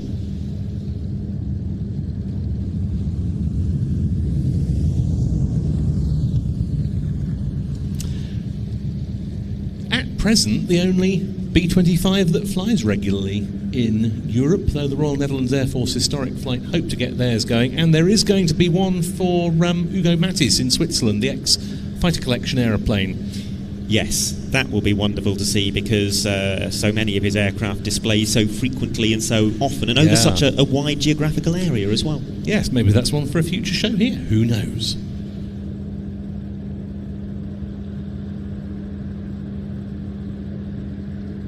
And now, curving in over our right shoulder to start its display practice, the Turbo Firecat from the Musée Européen de l'Aviation de Chasse.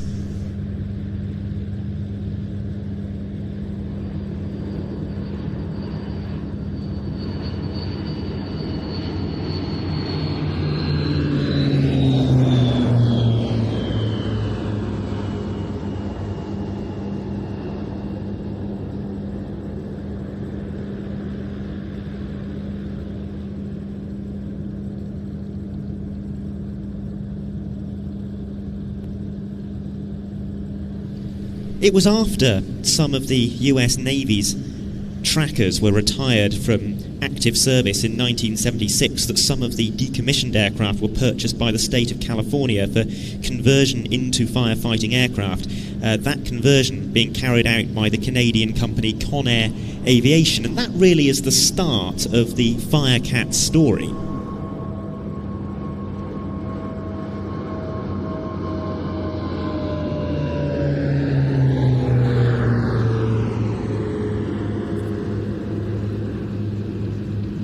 Yes, Conair bought a first pair of ex-Royal Canadian Navy trackers, in fact, as early as 1975. They studied other tracker conversions to determine the best configuration, especially to avoid issues, of course, with the aircraft's centre of gravity, a major factor when you're dropping a load of water or retardant from the tanks.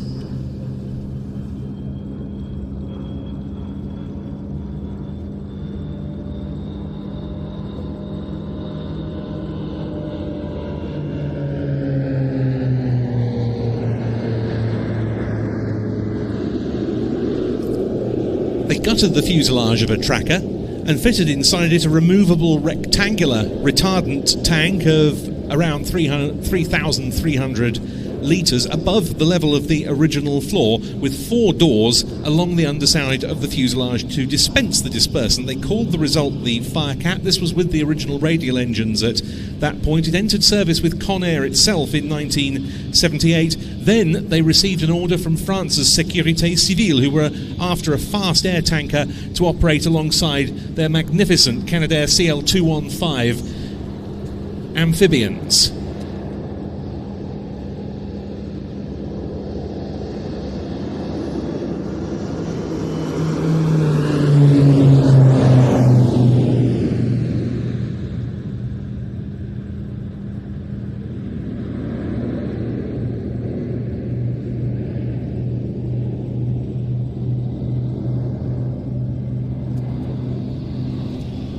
The idea was that the Firecats would complement the Canadairs by flying patrols fully loaded to combat wildfires in the south of France.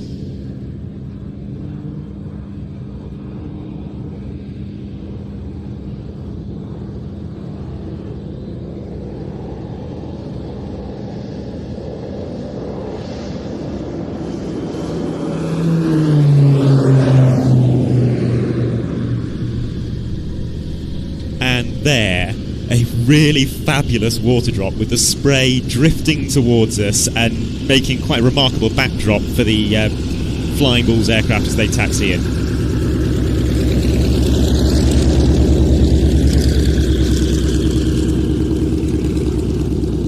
I'd say that's our first bit of proper Leszno magic of the show so far. 14 of the piston engine trackers that were converted by Conair went to France. They were very successful, deployed to different locations to fight fires, and at one stage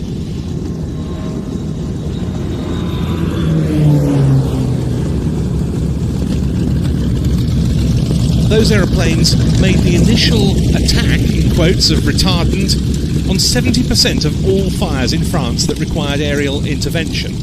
And we're talking here very challenging, often quite risky, and certainly low-level flying, which was largely performed in these aircraft by ex-military pilots. These aircraft were absolutely the first responders to fires in France. The Canadaires would follow up if they were needed. And you can see in this display something of the aircraft's superb manoeuvrability at low level.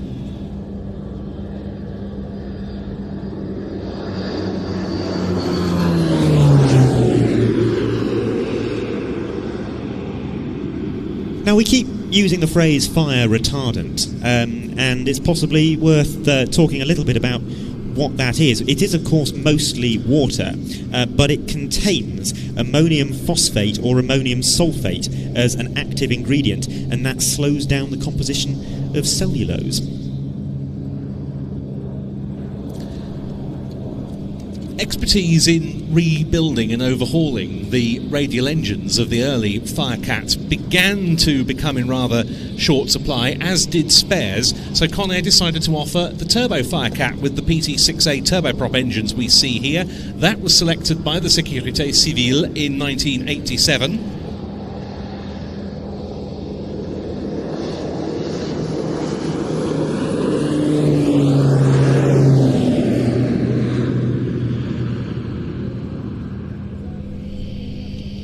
1,424 shaft horsepower apiece, and as we were saying earlier, visually a very sympathetic modification. Yeah, but of course that wasn't the rationale behind the conversion. No. The main rationale was, apart from what I was just saying about the engines, that this was far quicker than the radial engined Firecats they'd had before, and so response to fires could be that much faster.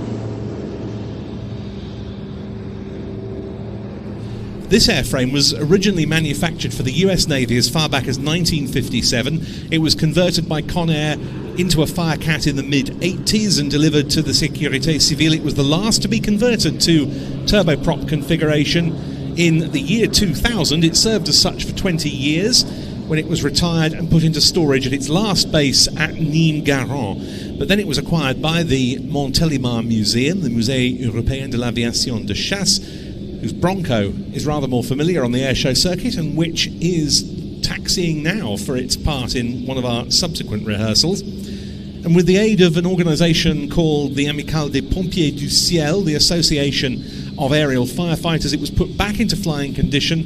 That's made up of ex-Sécurité Civile personnel, quite a lot of whom are still involved with operating this aircraft on the airshow circuit. Still, you can see a really manoeuvrable, really capable platform, now retired in favour of a version of the Bombardier Q400 called the Milan.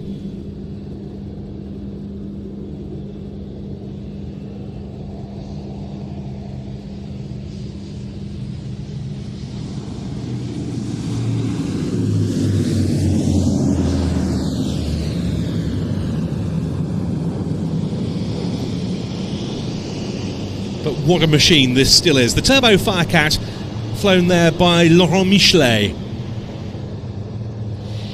An absolutely superb display. Magnificent. Really, that was just phenomenal. And now we're going to see the museum's other aircraft, as you just mentioned, the Bronco, taking part in our Vietnam War scenario.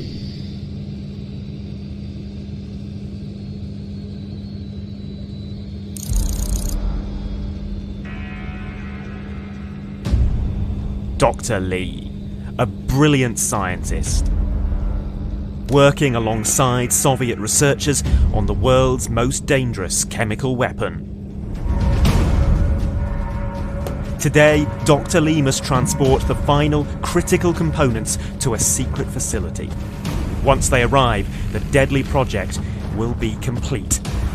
But there are people willing to do whatever it takes to make sure that shipment never reaches its destination.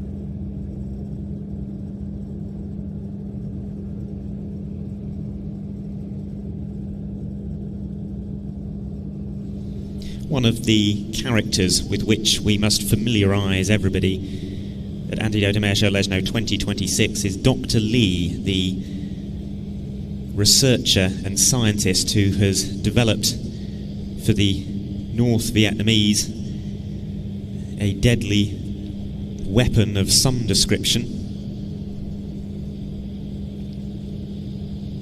and who is aboard this Antonov An-2, which is now rolling for takeoff.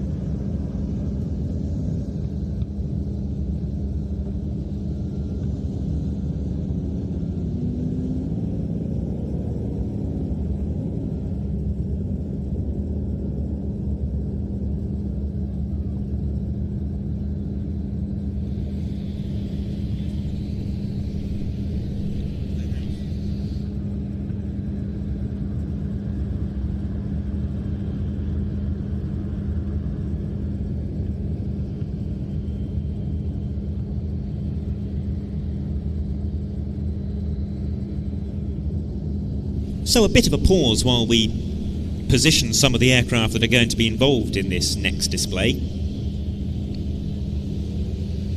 And once again, a little bit like the scenario earlier, I find myself saying this is going to be, to an extent, incomplete chaos, because I don't think we have all of the aircraft that are supposed to be involved in this scenario arrived at Leszno yet, and also I don't expect that we're going to see any pyrotechnics being used, which will feature in this display tomorrow.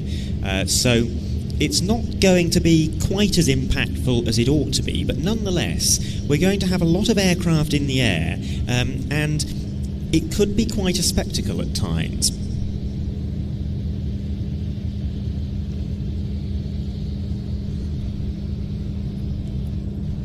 The rotary element of this display being particularly large, and there are no fewer than 3 UH-1s. And there are no fewer than 3 UH-1s with engines running, distributed around the airfield.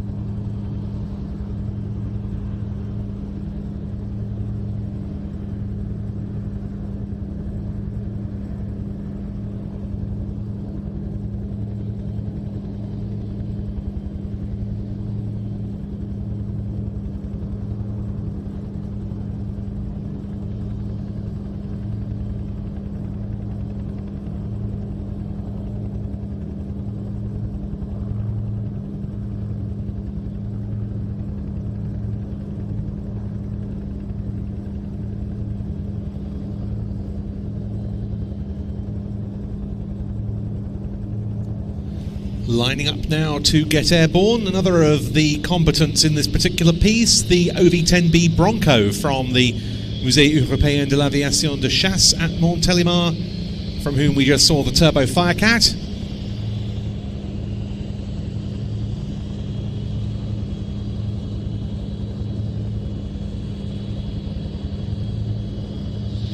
And they're the first of the 3 Bell UH-1H Iroquois helicopters. The famous Hueys is airborne.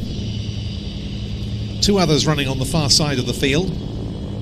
These provided by a combination of operators, I believe by Heli Solution, a Polish operator, and by CHS Commercial Helicopter Services in Germany.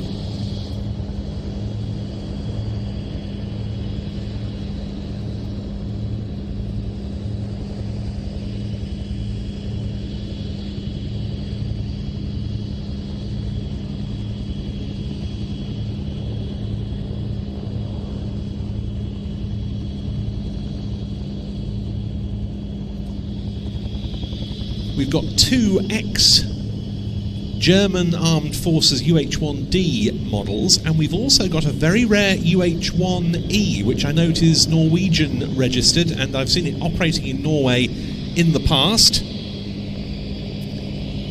And you'll see the 3 Hueys positioning behind the Bronco before the Bronco starts its takeoff roll. The UH-1E, the 3rd of the 3 Hueys, and it's the one in the US Marine Corps colour scheme. the second of the two, the other one that lifted off from the far side of the airfield in a really beautiful early German military scheme for the Huey, as opposed to the rather drab one that took over with national markings very unprominent.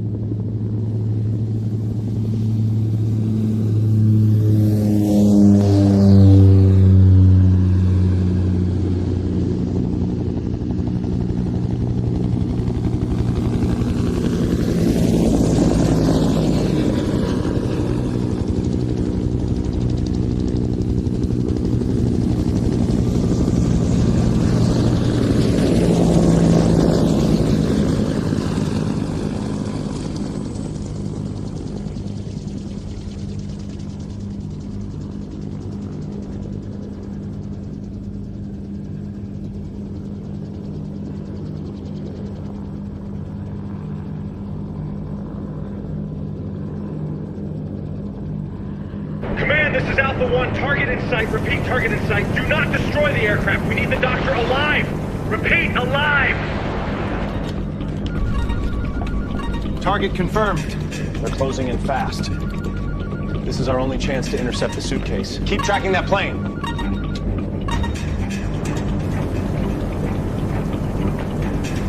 У нас появился хвост. Кто-то нас преследует. Это не наши. Это ловушка! Они не должны достать этот...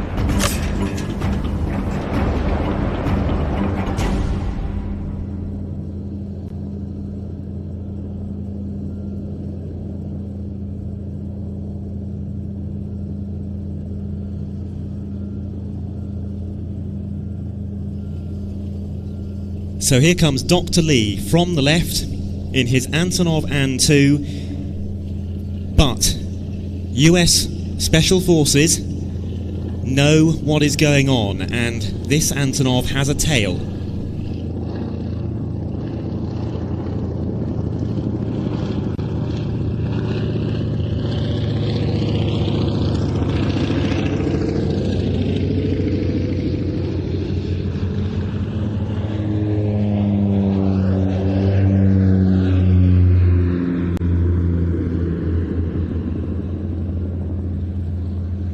And the two aircraft now engage in a remarkably odd tail chase. The Bronco being somewhat suited to this because the Antonov An-2 can fly very slowly, as little as 30 knots, and while the Bronco can't go that slow, it has much better low-speed handling than most other armed fixed-wing aircraft in the American inventory.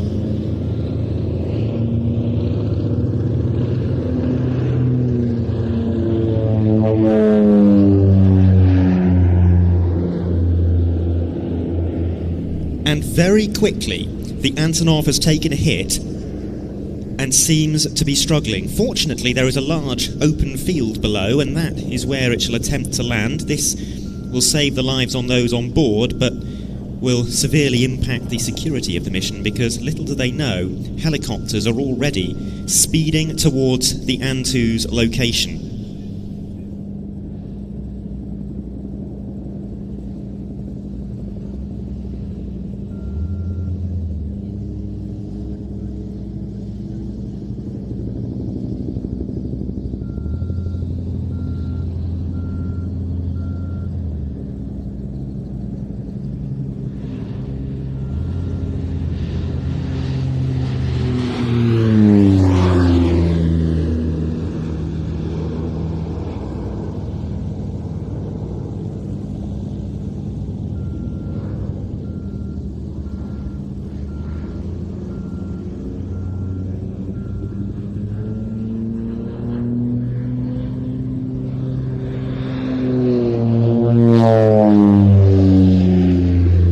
Well, with the An-2 having made a forced landing, the Bronco is now launching a small-scale attack.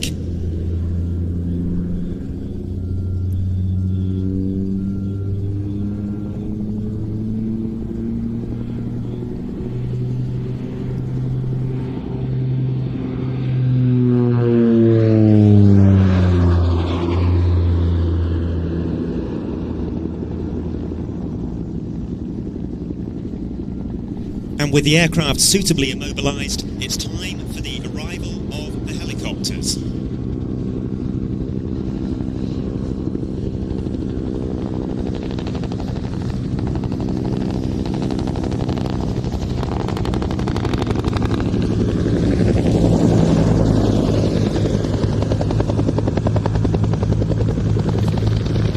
The armed UH-1E flying through there, simulating the use of its weapons, while the two UH-1Ds land on near the downed Antonov in order to hopefully undertake the capture of Dr. Lee.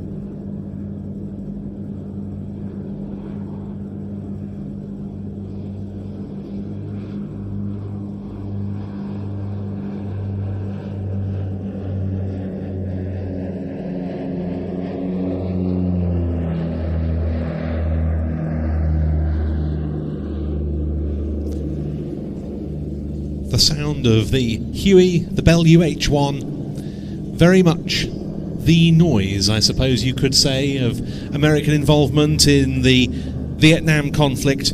It was still under evaluation when the first Hueys arrived in Vietnam in 1962, and in Southeast Asia they performed pretty much every role you could think of for a helicopter: air assault, medical evacuation, general purpose transport. They could act as gunships. Hueys alone, without the need for any other helicopter types to take part, could carry out almost a complete assault mission on their own. Some of them, which were nicknamed Slicks, transported the troops in. Others, known as Hogs, fitted with machine guns or rockets, provided protection, and still others evacuated the wounded afterwards.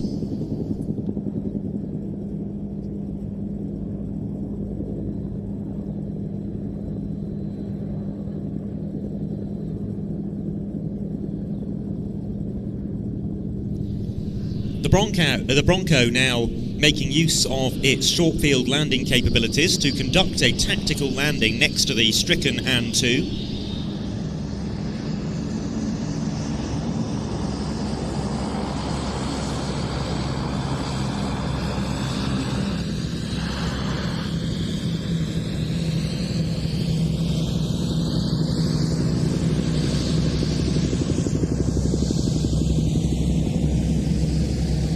Of course, tomorrow, all of this to be augmented by ground troops and pyrotechnics.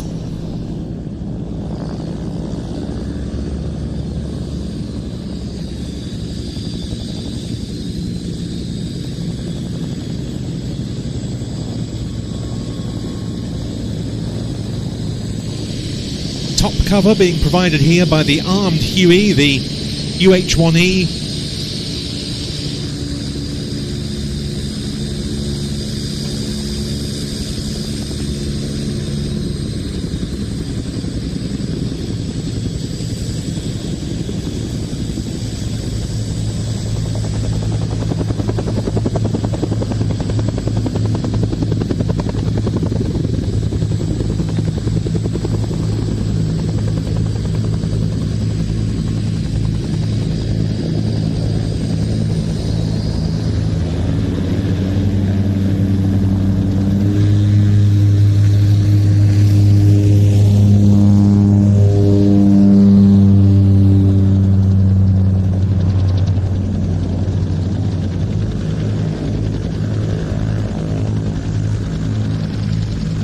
having conducted that short tactical landing, a short tactical takeoff for the Bronco.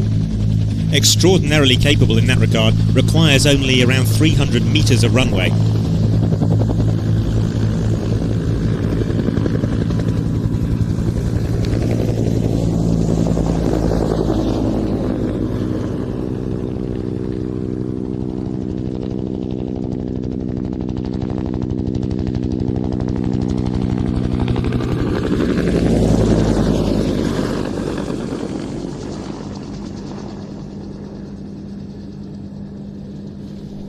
And that is Dr. Lee and the friendly forces extracted, and the story has thus been brought to a close. But, as we keep saying, there will be so much more to that spectacle tomorrow.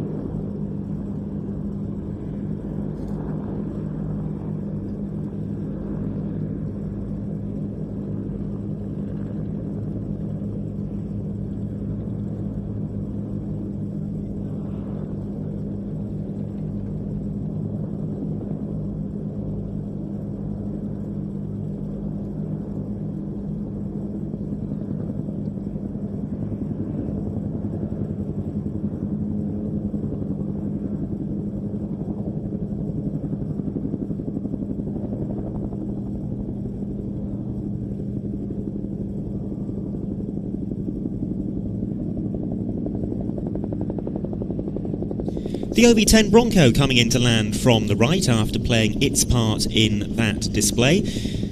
Not the only time that we'll see the Bronco flying at this show, because it is also taking part in the night show programme with pyrotechnics on board the aircraft.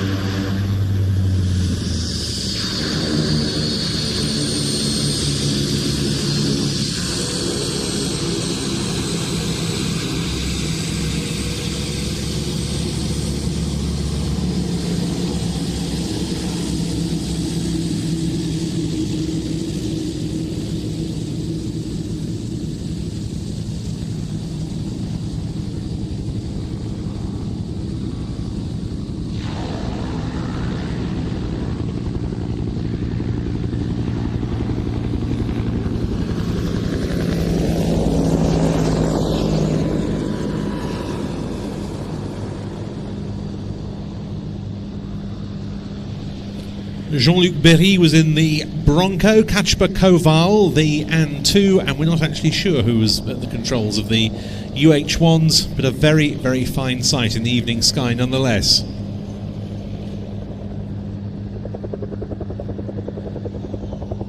I will endeavour to find out that information by the time we commence the real show tomorrow. Now the An-2 is starting up because I think it's got another display here to do. And at the very least, it'll need to clear the runway.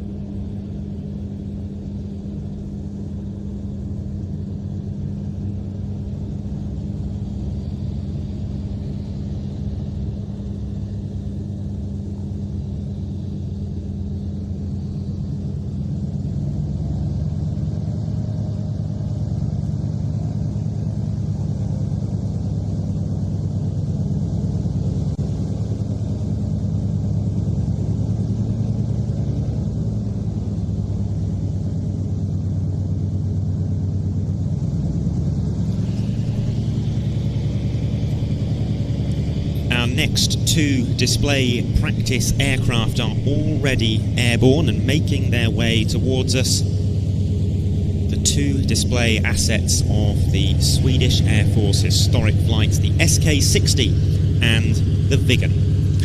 We've also got in the local area the Flying Bull's Bo 105 inbound to us.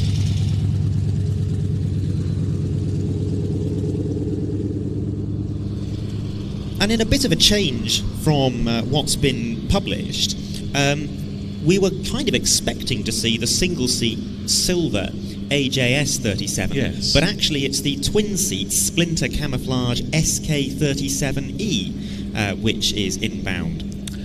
Yes, a very, very striking version in its own right.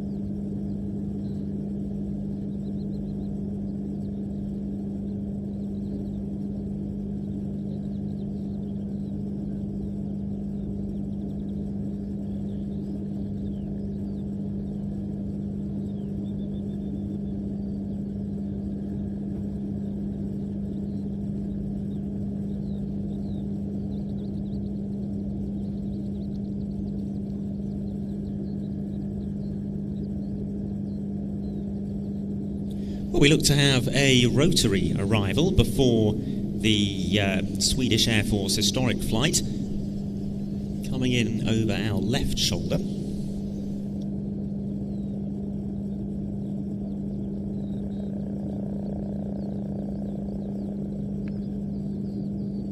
And a simultaneous arrival from the right.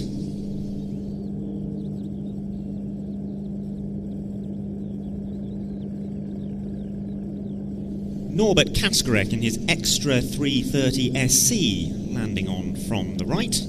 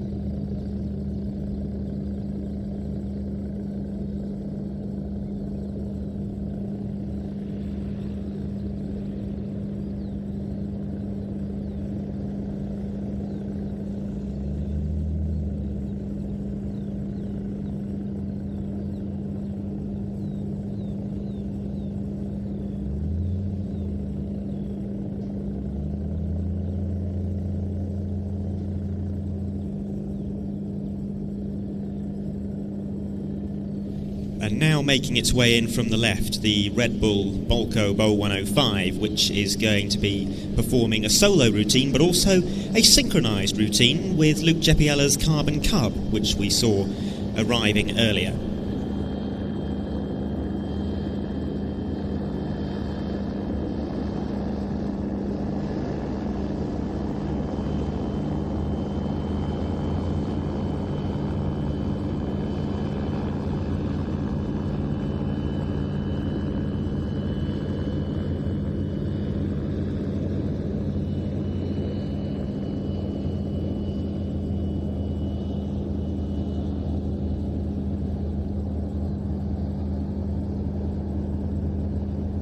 Also emerging out to the right-hand end of the spectator area are a couple of the aircraft involved in one of our later displays, the Agro Legends display, the M18 and the PZL 106.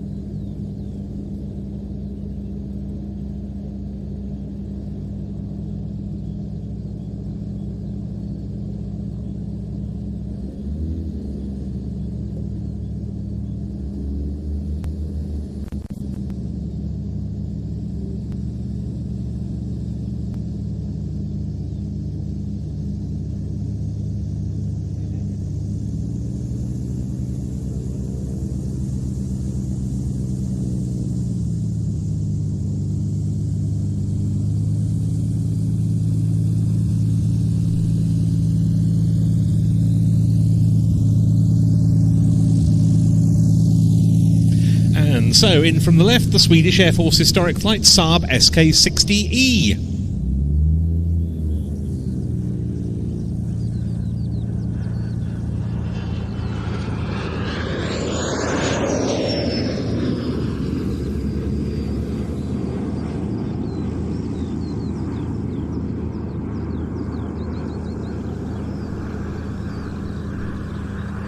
This, known by its manufacturer as the Saab 105, was designed in the 1960s as a military and civilian aircraft capable of roles such as training, ground attack, tactical reconnaissance, liaison and more.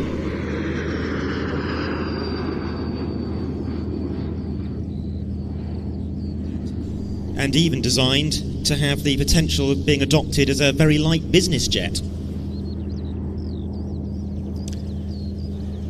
Yes, and the Swedish Air Force, which brought it into service in 1967, put it to many different roles, not just training, but also it was a light attack platform. They used it for photo reconnaissance with a camera nose, and they used it as a VIP transport with 4 seats, with the removal of the ejection seats and the installation of 4 conventional ones.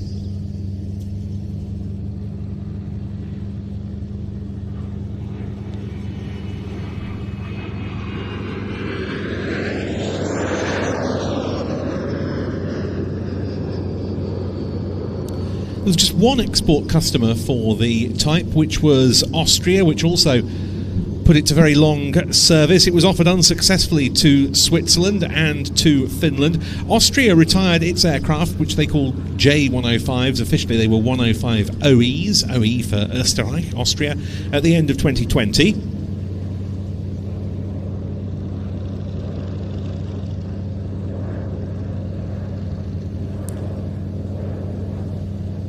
The Swedish aircraft went through quite a major upgrade programme. The fleet was considerably slimmed down, and just 35 aircraft underwent the final upgrade programme. Before that, they'd been upgraded with, in terms of engines, with the Williams International FJ44, replacing the former Volvo RM9 engine, which was a licence-built version of the French turbomaker Obisque.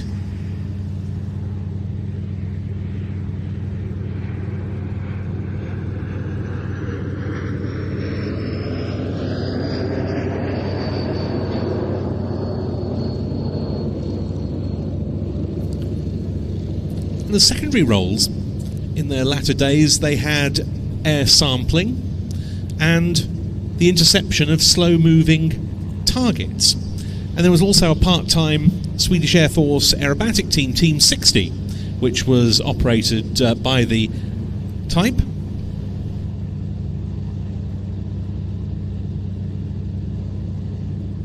or even equipped with the type. And that final upgrade that you mentioned, that came in 2009 and included adding likes of a GPS system, replacing the metric cockpit instruments with modernised imperial gauges to give the SK60 a bit more commonality with the Gripen. They wanted to go quite a bit further though, hadn't they? They wanted to install head-up display, multifunction displays, night vision goggles, but there wasn't the budget for that, as things turned out.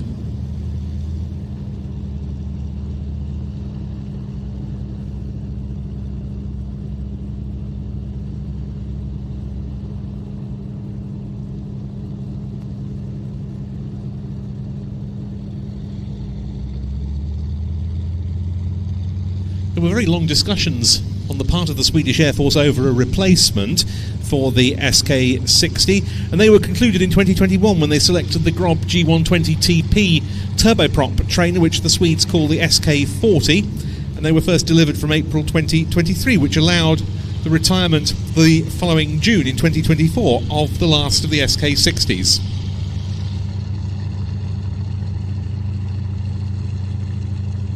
We were very lucky at the Antidotum Airshow to see the very last display in military service of an SK60. Absolutely beautiful performance at sunset with the smoke pods, some stunningly complex manoeuvres as well, like there was a partial rolling circle in there. It was absolutely sublime.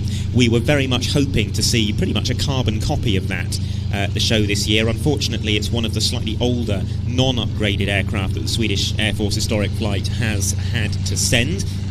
But nonetheless, it feels appropriate to see an SK60 back at this show in the hands of the very same pilot who last flew.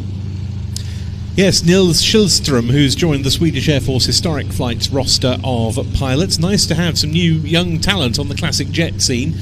And yes, the paperwork just not quite sorted out in time to enable the newer, as it were, SK60 to display for us in civilian hands. We look forward to that in due course. Yes, they do have several of them. Yep. At least one of them in Team 60 markings, yep. And still able to be equipped with the smoke pods as well. Yeah, his displays, I saw him at the Royal International Air Tattoo in the SK60 the year prior to the final displays here at Leszno. His displays just were absolute things of beauty, some of the nicest jet aerobatics I think I've ever seen.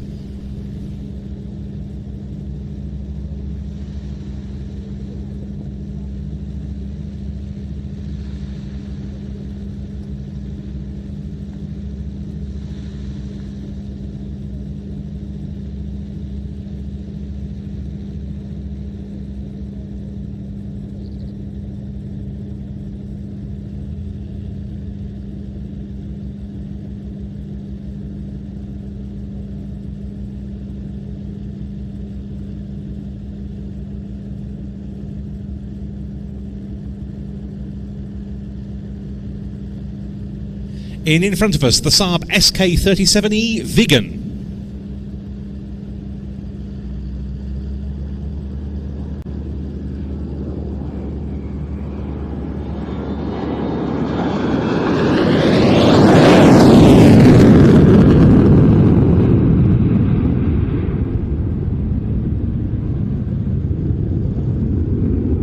What a sight, what a strange shape for an aircraft, this incredibly aerodynamically advanced aeroplane for its age.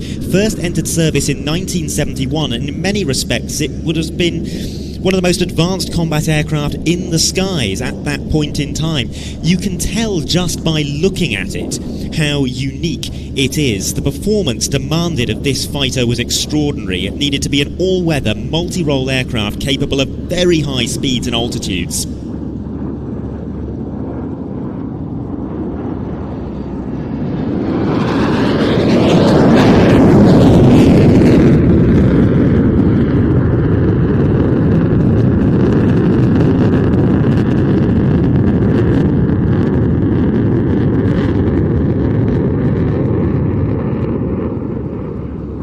It was also required to function as an attack aircraft, replacing the Lansen, as a fighter, replacing the Draken, and it had to be able to carry a huge variety of weaponry, including cumbersome anti-ship missiles.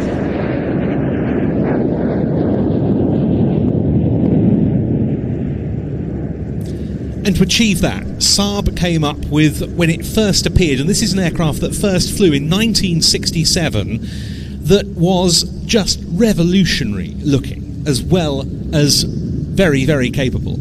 And it was still so when it was retired from the front line by the Swedish Air Force in 2005. The Viggen force across the board, no matter which role they were operating in, was absolutely at the tip of the Swedish Air Force's spear during the Cold War.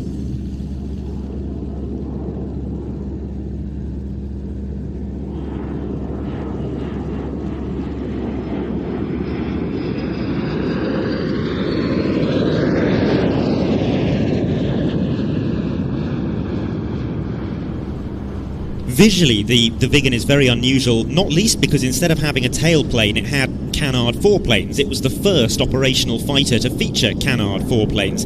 And the advantage compared to a more conventional configuration is that the canards function as vortex generators for the main wing, artificially increasing the amount of lift that the main wing can generate at low speeds and high angles of attack. And that was important because Sweden has long operated on a doctrine of dispersed operations, meaning the ability to operate fighters not from their primary airbase but from highway strips. Highway strips are typically shorter than conventional runways, and so excellent short takeoff and landing performance was required, and the canards helped to provide that. Interesting you should mention that, Adam. A good old family friend of mine, Mike Rondo, former RAF Jaguar pilot, now a renowned aviation artist, took part in a squadron exchange with a Swedish Viggen wing in the early 1980s. I think it was the first time the RAF had undertaken such a thing with a Viggen unit. He flew in a two-seater quite like this, and he remembered to me the pilot flew a 4-degree hands-off approach with his hands on his head into a remote airstrip, landed, reversed into a parking bay, did an engine-running refuel without any communication with the people on the ground except hand signals, taxied out and took off in the direction we landed in. They then did some approaches to those road strips you were talking about, flying at 15 or 20 feet to clear the cars from the roads, and then doing practice approaches. This was an aircraft the like of which no one had seen before, and he said it was the most impressive thing he had ever seen in his flying career. Fabulous, absolutely fabulous. And yes, to operate from those highway strips with skeleton crews, they needed to be very easy to operate. They could be shut down, refueled, rearmed and deployed again by a team of just 6 ground crew, and it would take them 10 minutes. Yeah, they regularly practiced this capability. The idea was that if even one of the forward road bases was bombed and put out of action, the aircraft would always be able to taxi to another. That was the level of thinking involved. And yet, this was still an aircraft that in its fighter form, the JA-37, which had a more powerful engine, or more powerful power plants, it was the only fighter that was able to ever get, as far as is known, a radar lock-on to US Air Force SR-71s, the Blackbirds operating around the Baltic. The Viggens were at the very edges of their envelope, passing through Mach 2, climbing to 20,000 feet. Just an incredible performer. Incredible in terms of its electronics as well. The first operational fighter to be fitted with a digital central computer which effectively replaced the navigator or co-pilot in the single-seat aircraft. It would be a full 10 years before any other combat aircraft, fast jet combat aircraft, entered service with a more capable system. Now, of course, absolutely standard. Yeah. Absolutely incredible airplane, and all this on a single engine, we shouldn't forget. An enormous single engine. Yeah. The fuselage, that bulky fuselage, Yes. designed around the size of the engine, a Pratt & Whitney, or an afterburning version of the Pratt & Whitney JT8D, which was more commonly used on commercial airliners, including the Boeing 737. And on which Volvo developed the afterburner. Yeah. That one, an SK-37E model, a 2-seat electronic countermeasures and electronic warfare trainer. One, as we said, of 2 Viggens in the Swedish Air Force historic flight fleet. Again, not performing a full rehearsal for us today, but nonetheless, a really nice look at it there in the hands of Ola Norén. I think it was, in many ways, ideal to just see a taste of the Viggen now, but yes, we're all going to have to come back tomorrow to see the Viggen really being put through its paces. I should say, because much thought is given to the needs of photographers here and enthusiasts in general, it's been a very intentional decision to schedule this practice flight in that golden hour sunsetty period, because it is going to be flying a little bit earlier in the day tomorrow and on Saturday, so let's sort of disperse its flights time-wise over the course of the week and make sure it gets to be seen in a variety of different lighting conditions.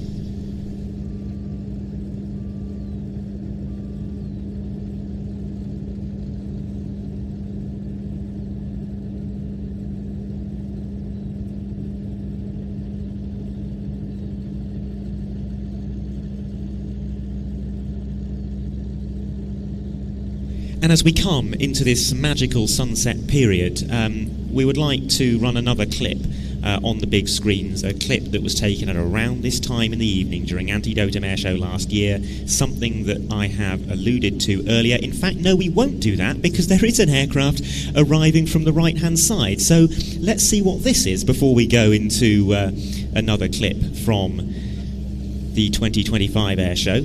It is a Pilatus PC-6 Turbo Porter. Aha!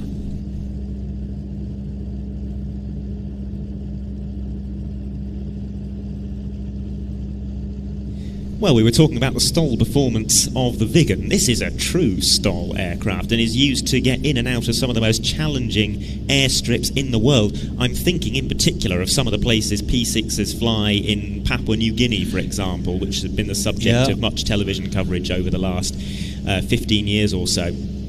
Brilliant utility aircraft, go anywhere, do anything, great fun to fly apparently.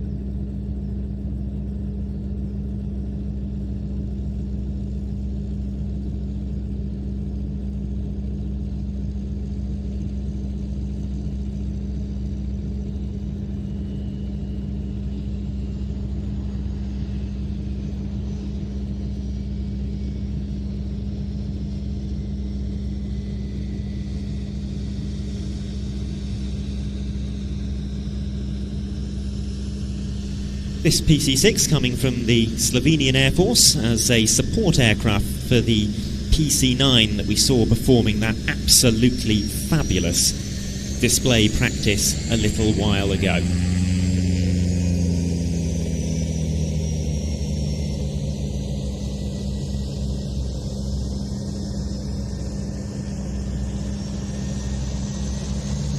So with the PC-6 now on the ground, we shall go over to that clip that I was introducing a few moments ago, recorded during the magical sunset period here in Leszno last year, and I'm referring to the very memorable badge formation that took place involving the F-16 two Eurofighters and Tornado. A very special flying display indeed. This formation will be led through the skies of Leszno by a Polish Air Force F-16, none other than the Tiger demo team F-16. From the right, this is batch formation.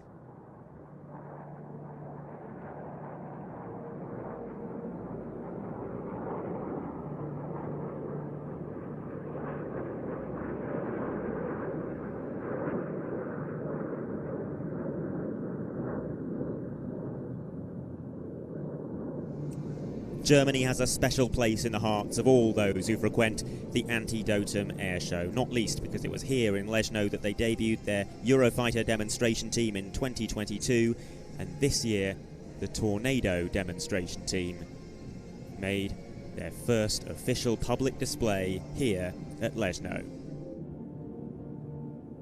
the formation is going to come back towards us for what could be the defining image of Antidotum Airshow Leszno 2025 as they perfectly intersect the sun and turn in towards us on the B-axis. And this will be for a bomb burst.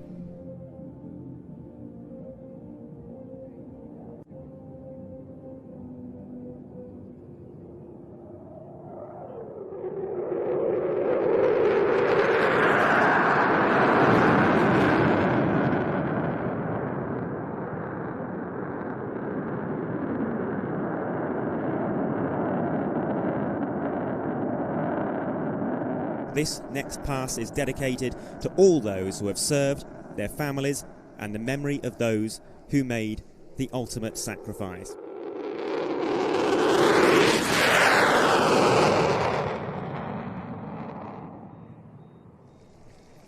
And what can you say other than wow? Clips there from our highlights programme of Antidotum Airshow 2025, which is of course available on the Plains TV streaming service along with a great many other programmes from airshows around the world. And it is on the Plains TV streaming service that you will need to watch tomorrow's live broadcast, and indeed Saturdays as well if you can't be with us on the airfield proper. If you are with us on the airfield proper, a reminder that it will be your Polish commentary as per usual during the show days, but Ben and I will be broadcasting English language commentary on FM radio. You will need to tune in to 95.7 FM.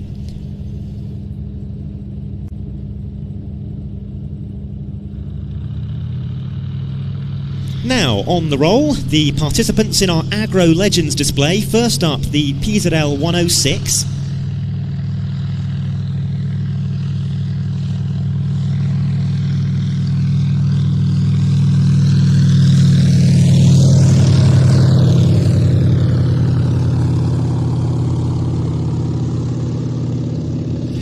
Then it's the second outing for the Antonov An-2.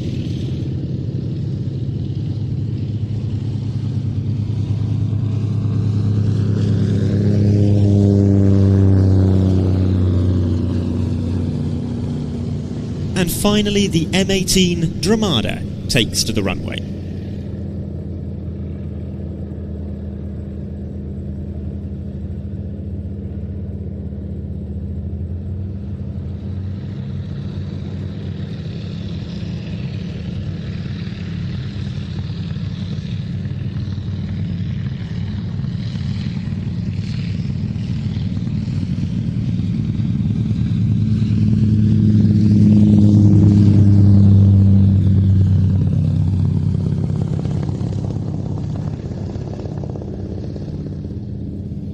And I believe, Ben, the plan is that tomorrow this display shall include assets on the ground as well as those in the air. Agricultural equipment, not just of the flying variety.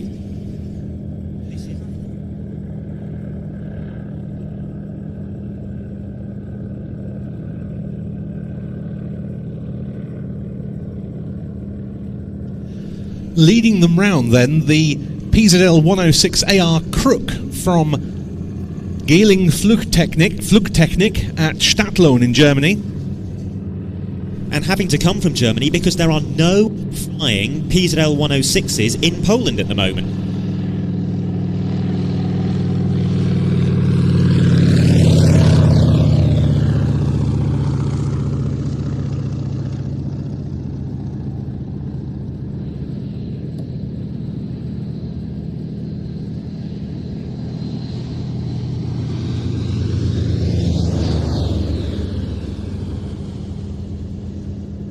No spray gear on this An-2, but it is representative of the fact that they were used across the Soviet sphere of influence for crop spraying with underwing spray bars. Yes, remarkably designed to replace the much, much smaller Polikarpov Po-2 in that role, a diminutive little biplane.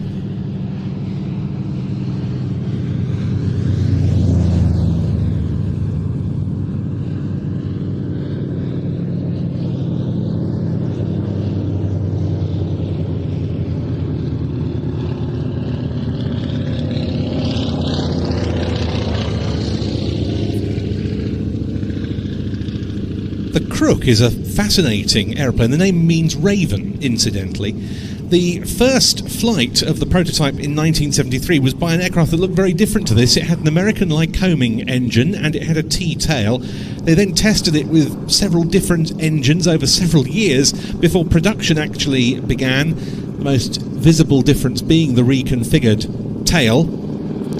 And there were lots of models still with lots of different engines.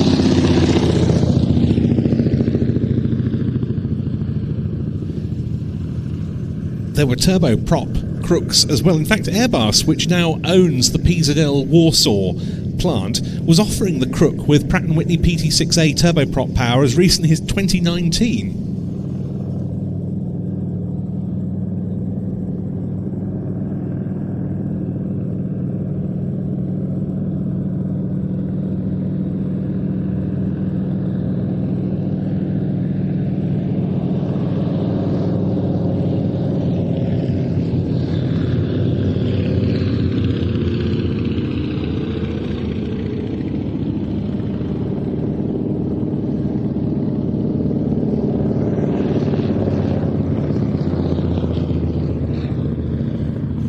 And then there's the M18, which has just broken off to our left.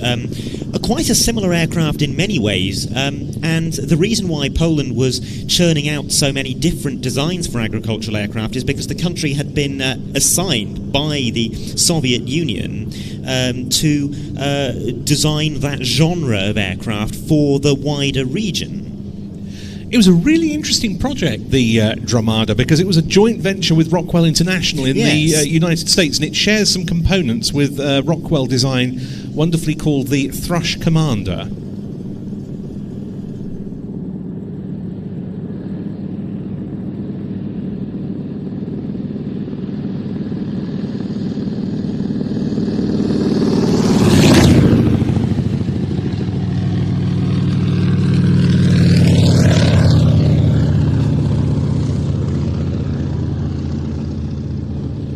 Yes, a very interesting coming together, and that was a recognition on the Polish side that Western support would be needed to develop an aircraft that was acceptable for the export market, and a recognition from the American side that Polish radial engines were in many ways superior to the ones being produced in America. Yes, certainly for this sort of role. So a PZL engine was made available for the Thrush Commander. I'm not quite sure how much it was used in production, but anyway, it was a very interesting joint venture. The Dromada did achieve PZL's aim of worldwide sales and thus bringing in Western currency, and a very prominent buyer was the Hellenic Air Force, which still uses it.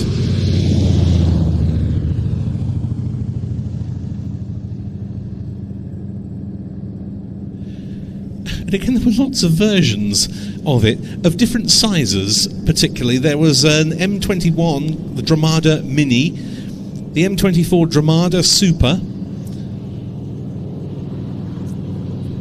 They were only ever built as prototypes.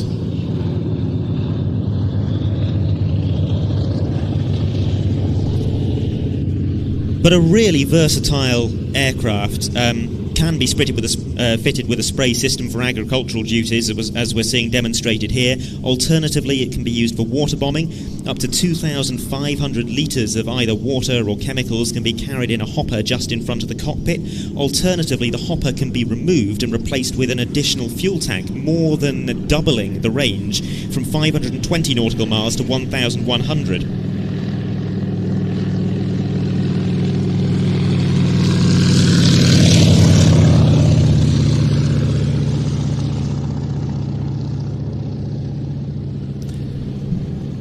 The Dromada in this display is from the Mielec Aviation Works, which is now part of the Airbus Group, and it specialises in firefighting and agricultural aviation. They've got a fleet of Dromadas and An-2s, and they operate 19 Dromadas, I believe, from 17 bases to fight forest fires and to conduct bug spraying. And in only the past few weeks, they've tackled extensive blazes in the Mazovia region of northeastern Poland with 144 drops, delivering 288,000 litres of water over 4 days and in very hot temperatures.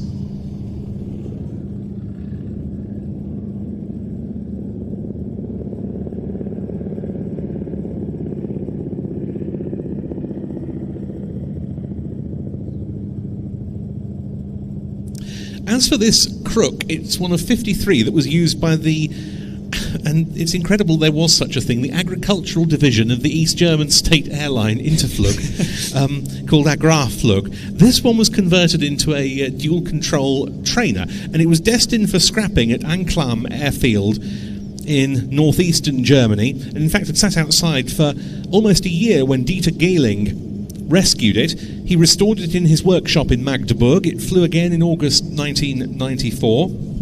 In fact, it's recently been rebuilt again after a mishap, this time as a standard single-seat Crook.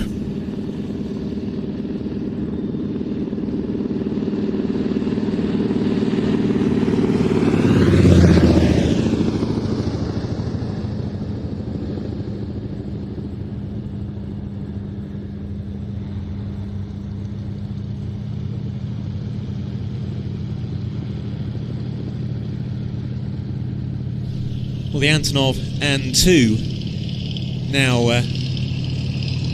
making its way down the runway.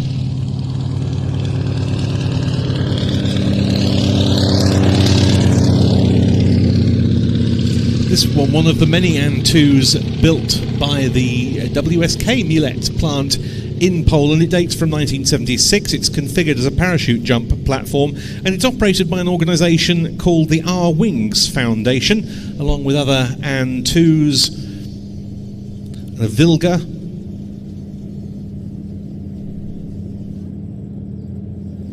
That plant, that WSK plant in Mielec, built An-2s as firefighters, as airliners and crop dusters. They even produced a float plane version. They did. They flew off skis as well, An-2s, just like the Polikarpov Po-2 that it was designed to replace. Astonishingly versatile. And I think it's worth acknowledging as well just how different it is in almost every way to the Po-2.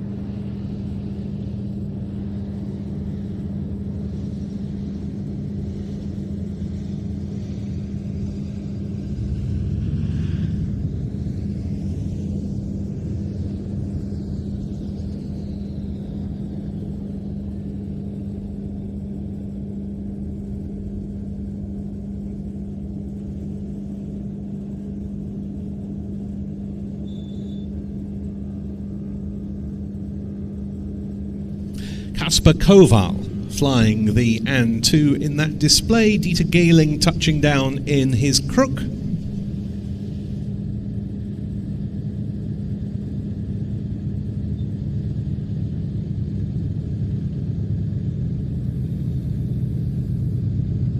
And Marcin Berlik coming round the corner in the Dramada, also about to touch down.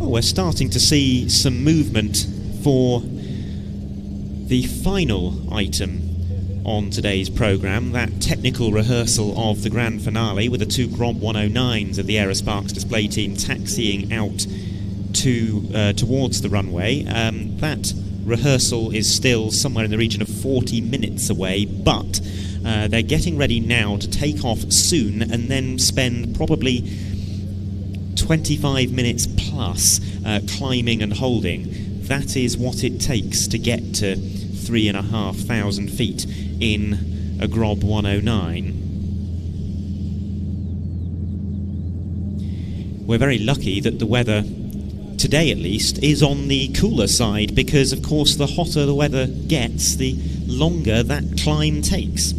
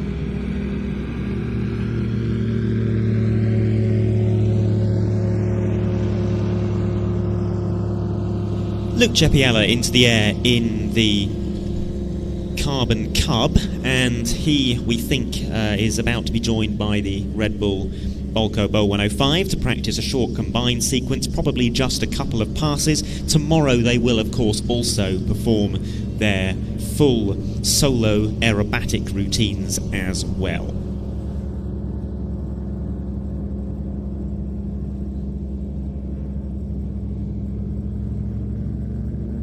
And indeed doing some aerobatics now.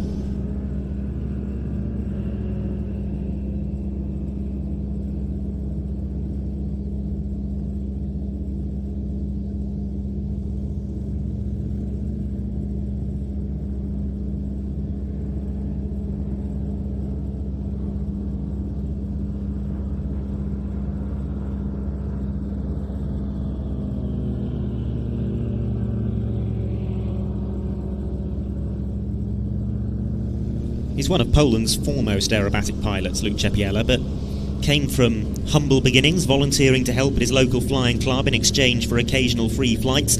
Later he assisted in demolishing an old airport building. He used the money that he earned to get his gliding licence.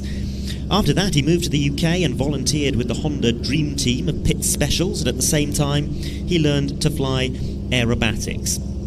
In 2010, he joined Grupa Acrobacyjna Żelazny, Poland's most famous aerobatic flight group, flying air shows and competing in competitions. And in 2014, he joined the Red Bull Air Race feeder series, known as the Challenger class, which he won in 2018.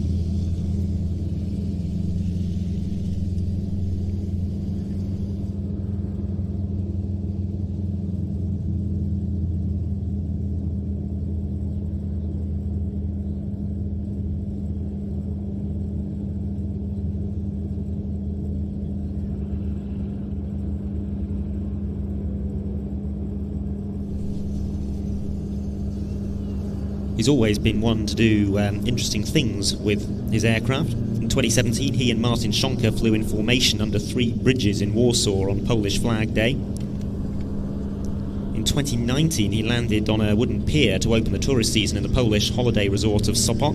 And in 2023, he shot to global prominence by landing on a specially constructed Carbon Cub on the helipad of the Burj Al Arab in Dubai.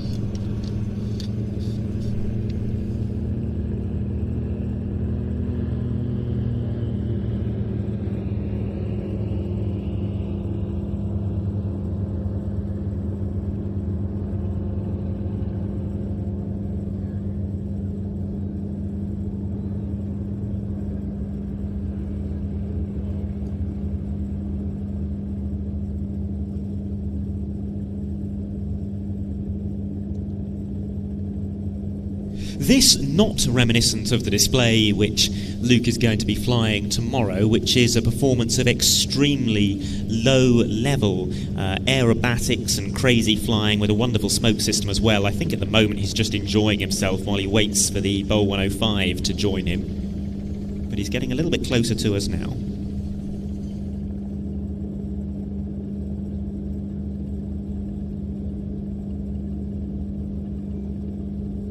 And there, the Carbon Cub version of those rudder kicks that we saw from SoloTurk earlier.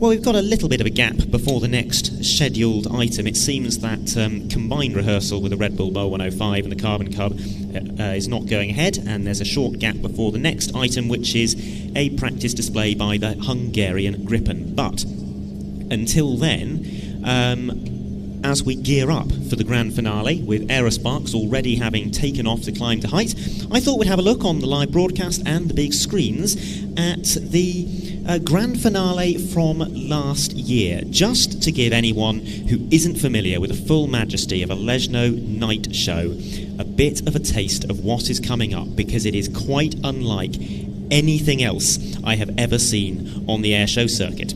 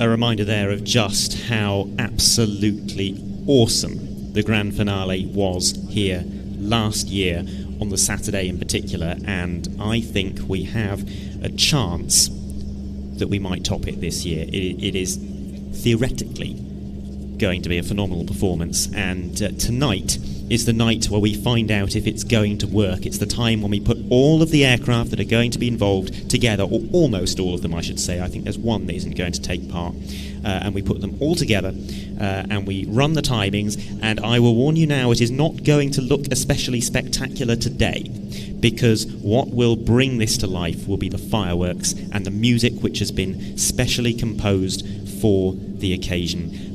But for all of us who are sort of involved in the production of this grand finale, this is going to be quite a moment and proof of concept, and also a very a valuable set of lessons likely to be learned that will help us to refine the performance and the timings and the radio calls to make sure that it all looks and sounds as good as it possibly could tomorrow. Speaking of tomorrow, seeing as we still have 5 minutes or so until the Hungarian Gripen, I think it is high time to remind everyone of the many and varied flying display items that we have coming up, starting at 2:40 tomorrow afternoon, a surprise opening. Then we have the Agro Legends, Ragnarok, that formation of 4 biplanes from Scandinavian air shows. The 3 Iskras of the Polish Sparks, the A26 Invader, the Lim 2 flying with the Corsair, Rich Goodwin in the jet pits, the Turbo Firecat, Slovenian Air Force PC-9M, the Red Bull combination of carbon-carbon Balco Bo 105, the German Air Force tactical display and the A400M solo display, Team Raven, one of our set pieces after that, then the Swedish Air Force historic flight with the SK-60 and the Viggen, Baltic Bees jet team, Vietnam War scenario, the Flying Bulls with their B-25 and Corsair, SoloTurk with the F-16, then the French section, Team Phoenix and their A400M tactical display, German Air Force Eurofighter EF2000 after that. Then we go into our so-called break in the flying programme with the hot air balloons and the paramotors of Fly to Live. Of course, some quite stringent weather requirements for that, but we are crossing our fingers and the forecast looks good. Then we go into the evening and nighttime portion of the show with Team Blanix, the German Army NH90, Galeb team, the Spitfire, the Lim 5, that's the MiG-17, the Hungarian Air Force Jas-39C Gripen that we are about to see, Aerobatic Team Ambo, Johan Gustafsson, Ragnarok again, but with Pyro at night, the OV-10B Bronco, Norbert Kasparek with the Extra 330, the wonderful Flying Dragons, Balco Bo 105, and then the grand finale. Wow, that is an extensive airshow lineup, well in excess of 40 individual distinct display items over the course of a very lengthy flying display that will run from 2:40 all the way through until around about 10:30 tomorrow. And I can tell you as well, the action is absolutely non-stop. We go from one display into the next, into the next, into the next, with no let-up whatsoever. It is a very fast-paced show, an extremely varied one, and it is quite unlike any other that you will see at any other venue in the world, frankly.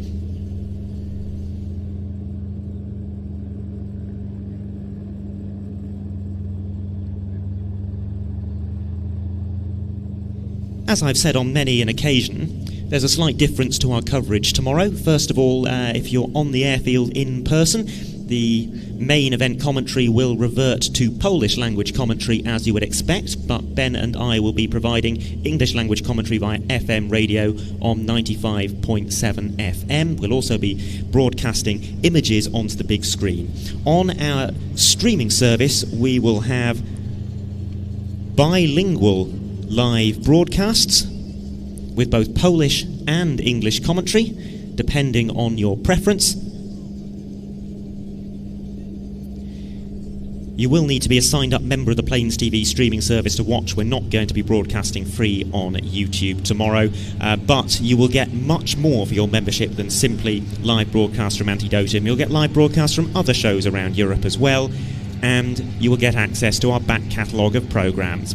But now we have our penultimate display practice of the day rolling out on the display line from the right, from the Hungarian Air Force. This is the Saab Jas-39C Gripen.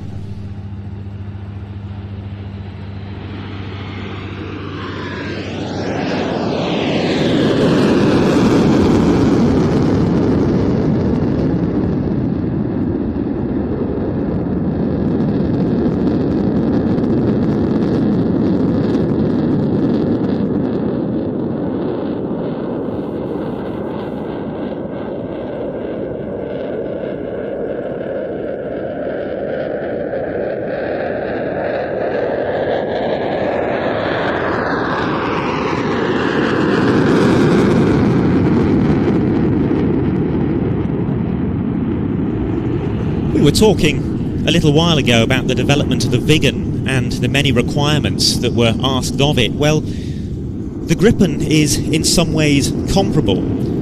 A multi-role aircraft with some very stringent and perhaps conflicting requirements. A multi-role fighter primarily intended for air-to-air and air-to-surface combat, as well as reconnaissance.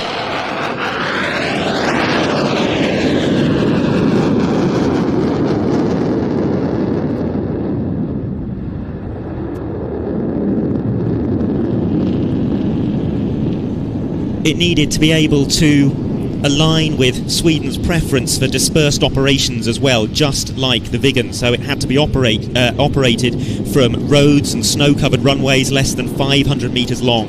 To facilitate that, like the Viggen, it has excellent stall performance, and it was designed to be rugged and dependable, needing minimal maintenance.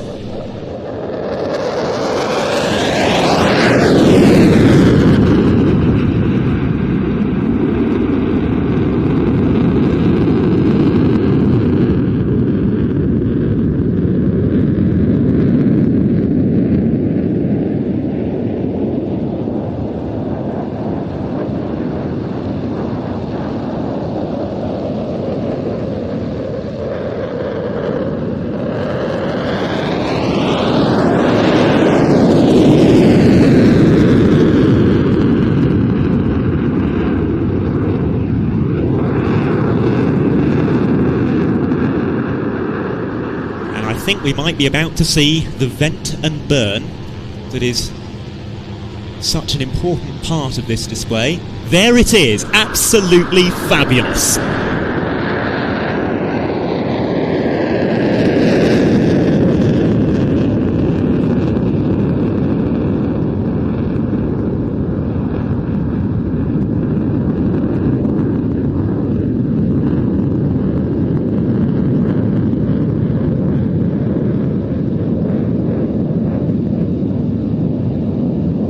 Hungary decided to lease the Gripen shortly after it joined NATO in 1999 to replace their Soviet-era MiGs and Sukhois with NATO-compatible systems. Deliveries of the 14 aircraft, 12 single-seaters and 2 twin-seaters, began in 2006.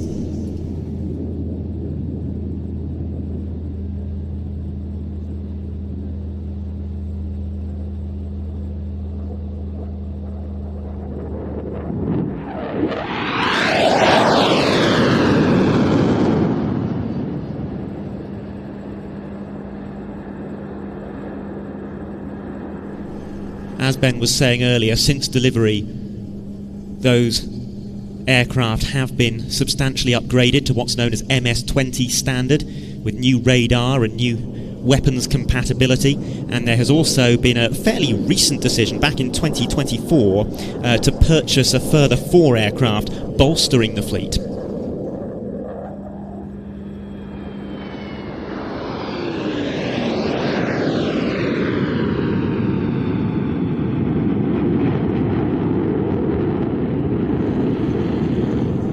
That was a beautiful slow roll and a little bit of fuel venting at the end of the manoeuvre as well, which is always an interesting thing to see. But now the aircraft decelerating for its slow pass at 110 knots at a high angle of attack. The Gripen C is powered by the Volvo RM12 turbofan, which is a license-built version of the General Electric F404. It produces 18,000 pounds of thrust, and as the aircraft comes by, the afterburner will be engaged and the aircraft will conduct a climbing right-hand turn while accelerating.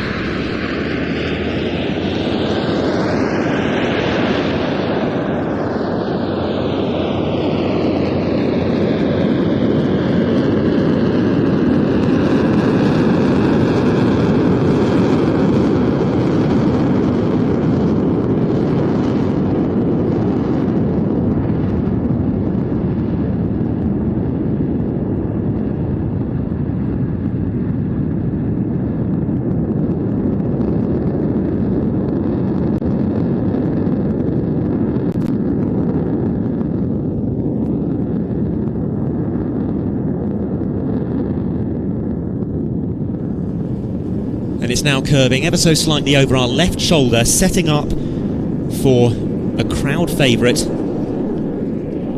a dedication pass.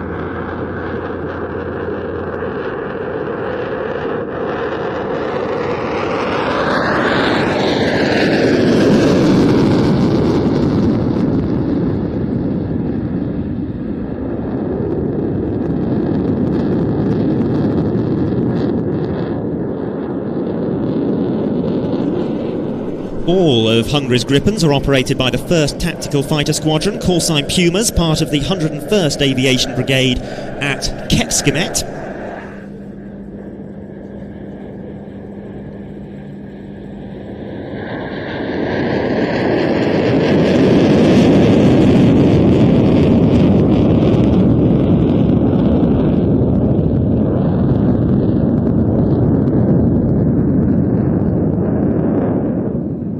Now we've got a very interesting manoeuvre coming up next. They call it the Wrath of the Griff, and this will be a sequence of 1.5 rolls directed slightly away from the crowd, but the stick will be all the way right and back, the rudder will be fully right as well, and the aircraft will appear to skid around the sky.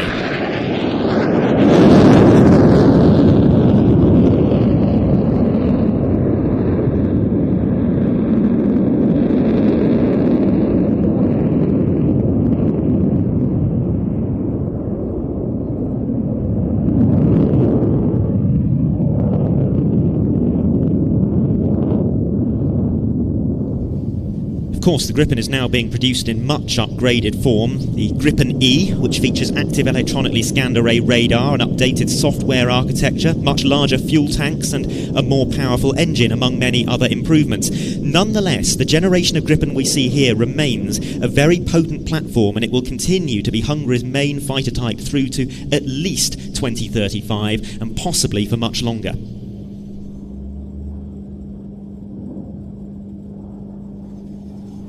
Arriving now from the left for an inverted pass.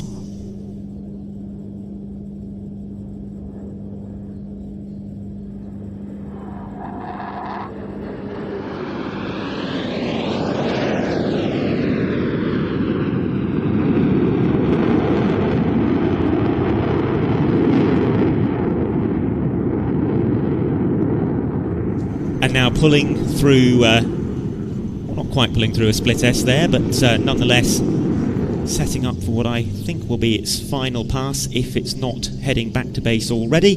The Hungarian Air Force JAS-39C Gripen, a very striking display, and particularly that spectacular vent and burn, which looks stunning in these low light conditions. There is a reason why this display was scheduled to take place immediately before sunset, and it's completed just as the sun has slipped below the horizon. Stunning conditions in which to see a fast jet perform.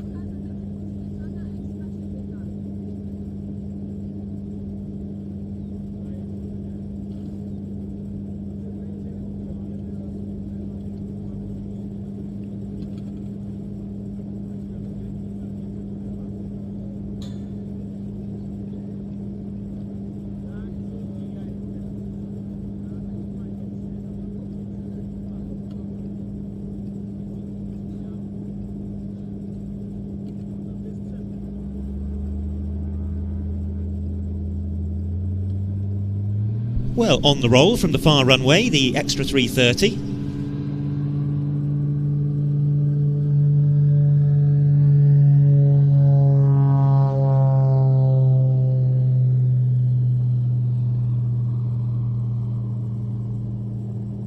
Norbert Kasparek at the controls, a first-time participant in Antidotum Airshow Leszno.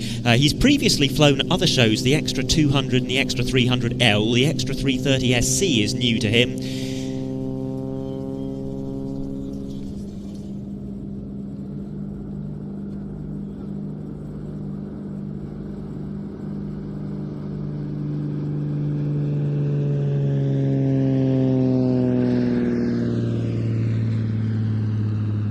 And tomorrow this will be a pyrotechnic display that takes place in full darkness. Very rare to see an extra family aircraft performing or indeed flying after the official end of daylight, 30 minutes after sunset. It's normally not permitted.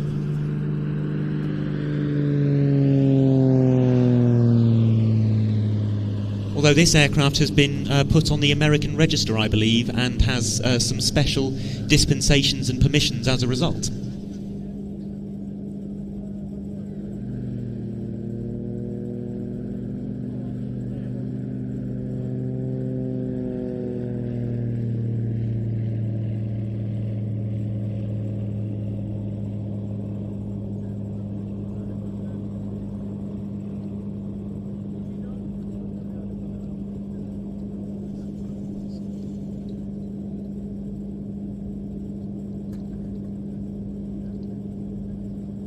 It is the absolute dominant aerobatic aircraft when it comes to both competition and display, the Extra 300 family.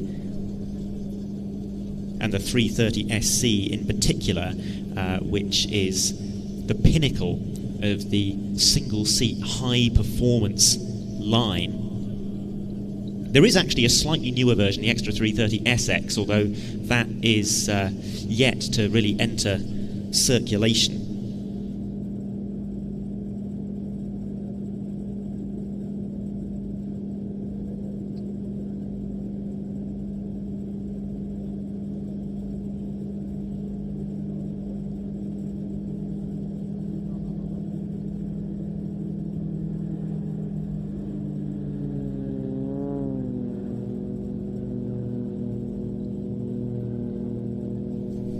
It all goes back to the 1980s when a German aerobatic pilot and aircraft designer called Walter Extra was trying to improve upon the venerable Pitt Special, which was by then a 40-year-old design, but one which still dominated aerobatic competitions in the West. He soon came to realise that the future lay not with improving old biplanes, but developing an entirely new monoplane, which offered lower drag, less weight, and cleaner lines. And the Extra EA family was the result.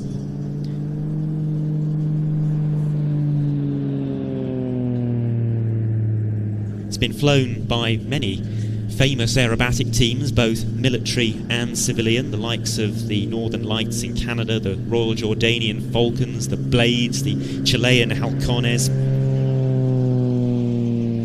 and the 330 SC in particular has been flown to victory at so many World Aerobatic Championships on the trot. In fact, at the most recent edition of the World Aerobatic Championships, around 2/3 of the competitors flew the Extra 330 SC. Because this is a practice for a nighttime pyro display, we are not seeing the full aerobatic potential of the aircraft. This is more a case of creating art in the sky, although of course lacking the pyros at the moment.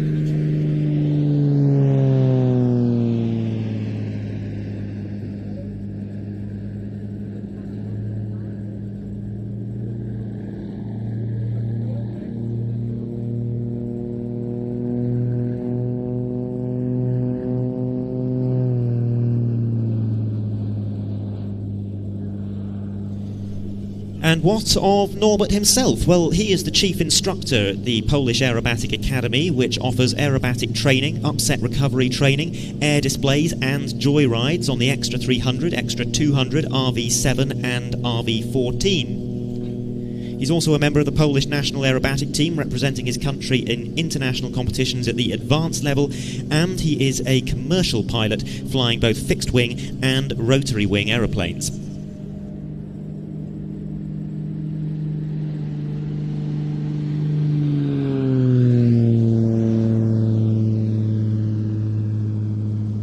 Now, what I think we're seeing here is perhaps a practice for some low-level pyro integration. We've seen in the past Marek Choim flying the Extra 330 SC here as part of the evening show and performing a pyro chicane run around columns of Roman candles launched from the ground. It would not surprise me if that is what we are seeing being rehearsed at the moment.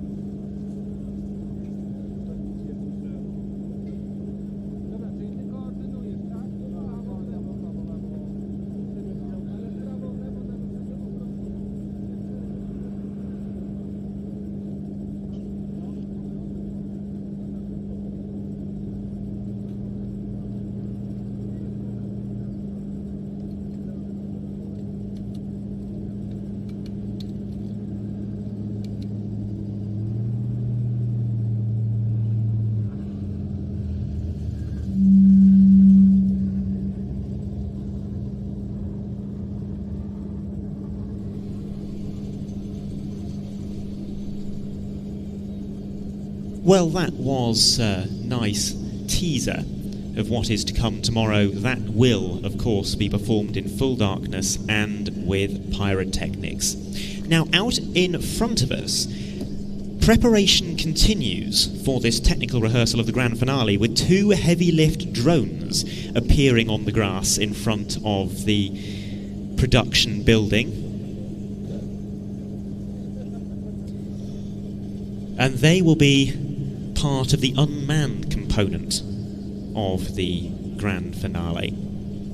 A finale that involves quite a number of different aircraft of different categories, manned and unmanned, jets, helicopters, motor gliders, microlights.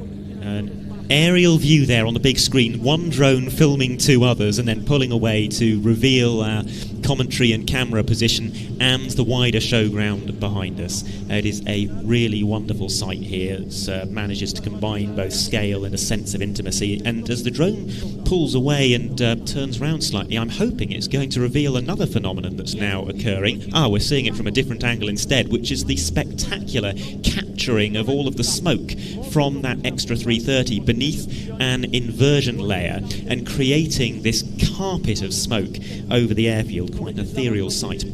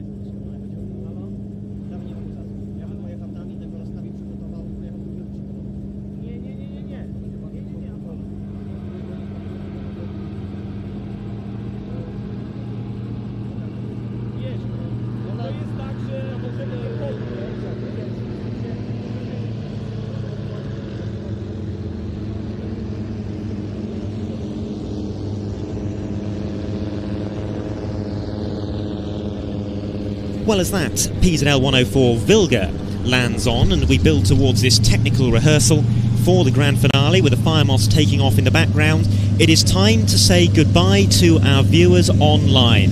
We're going to continue broadcasting to the big screens here on the showground, but frankly this grand finale technical rehearsal is not going to be representative of what this show should look like and what it is going to look like.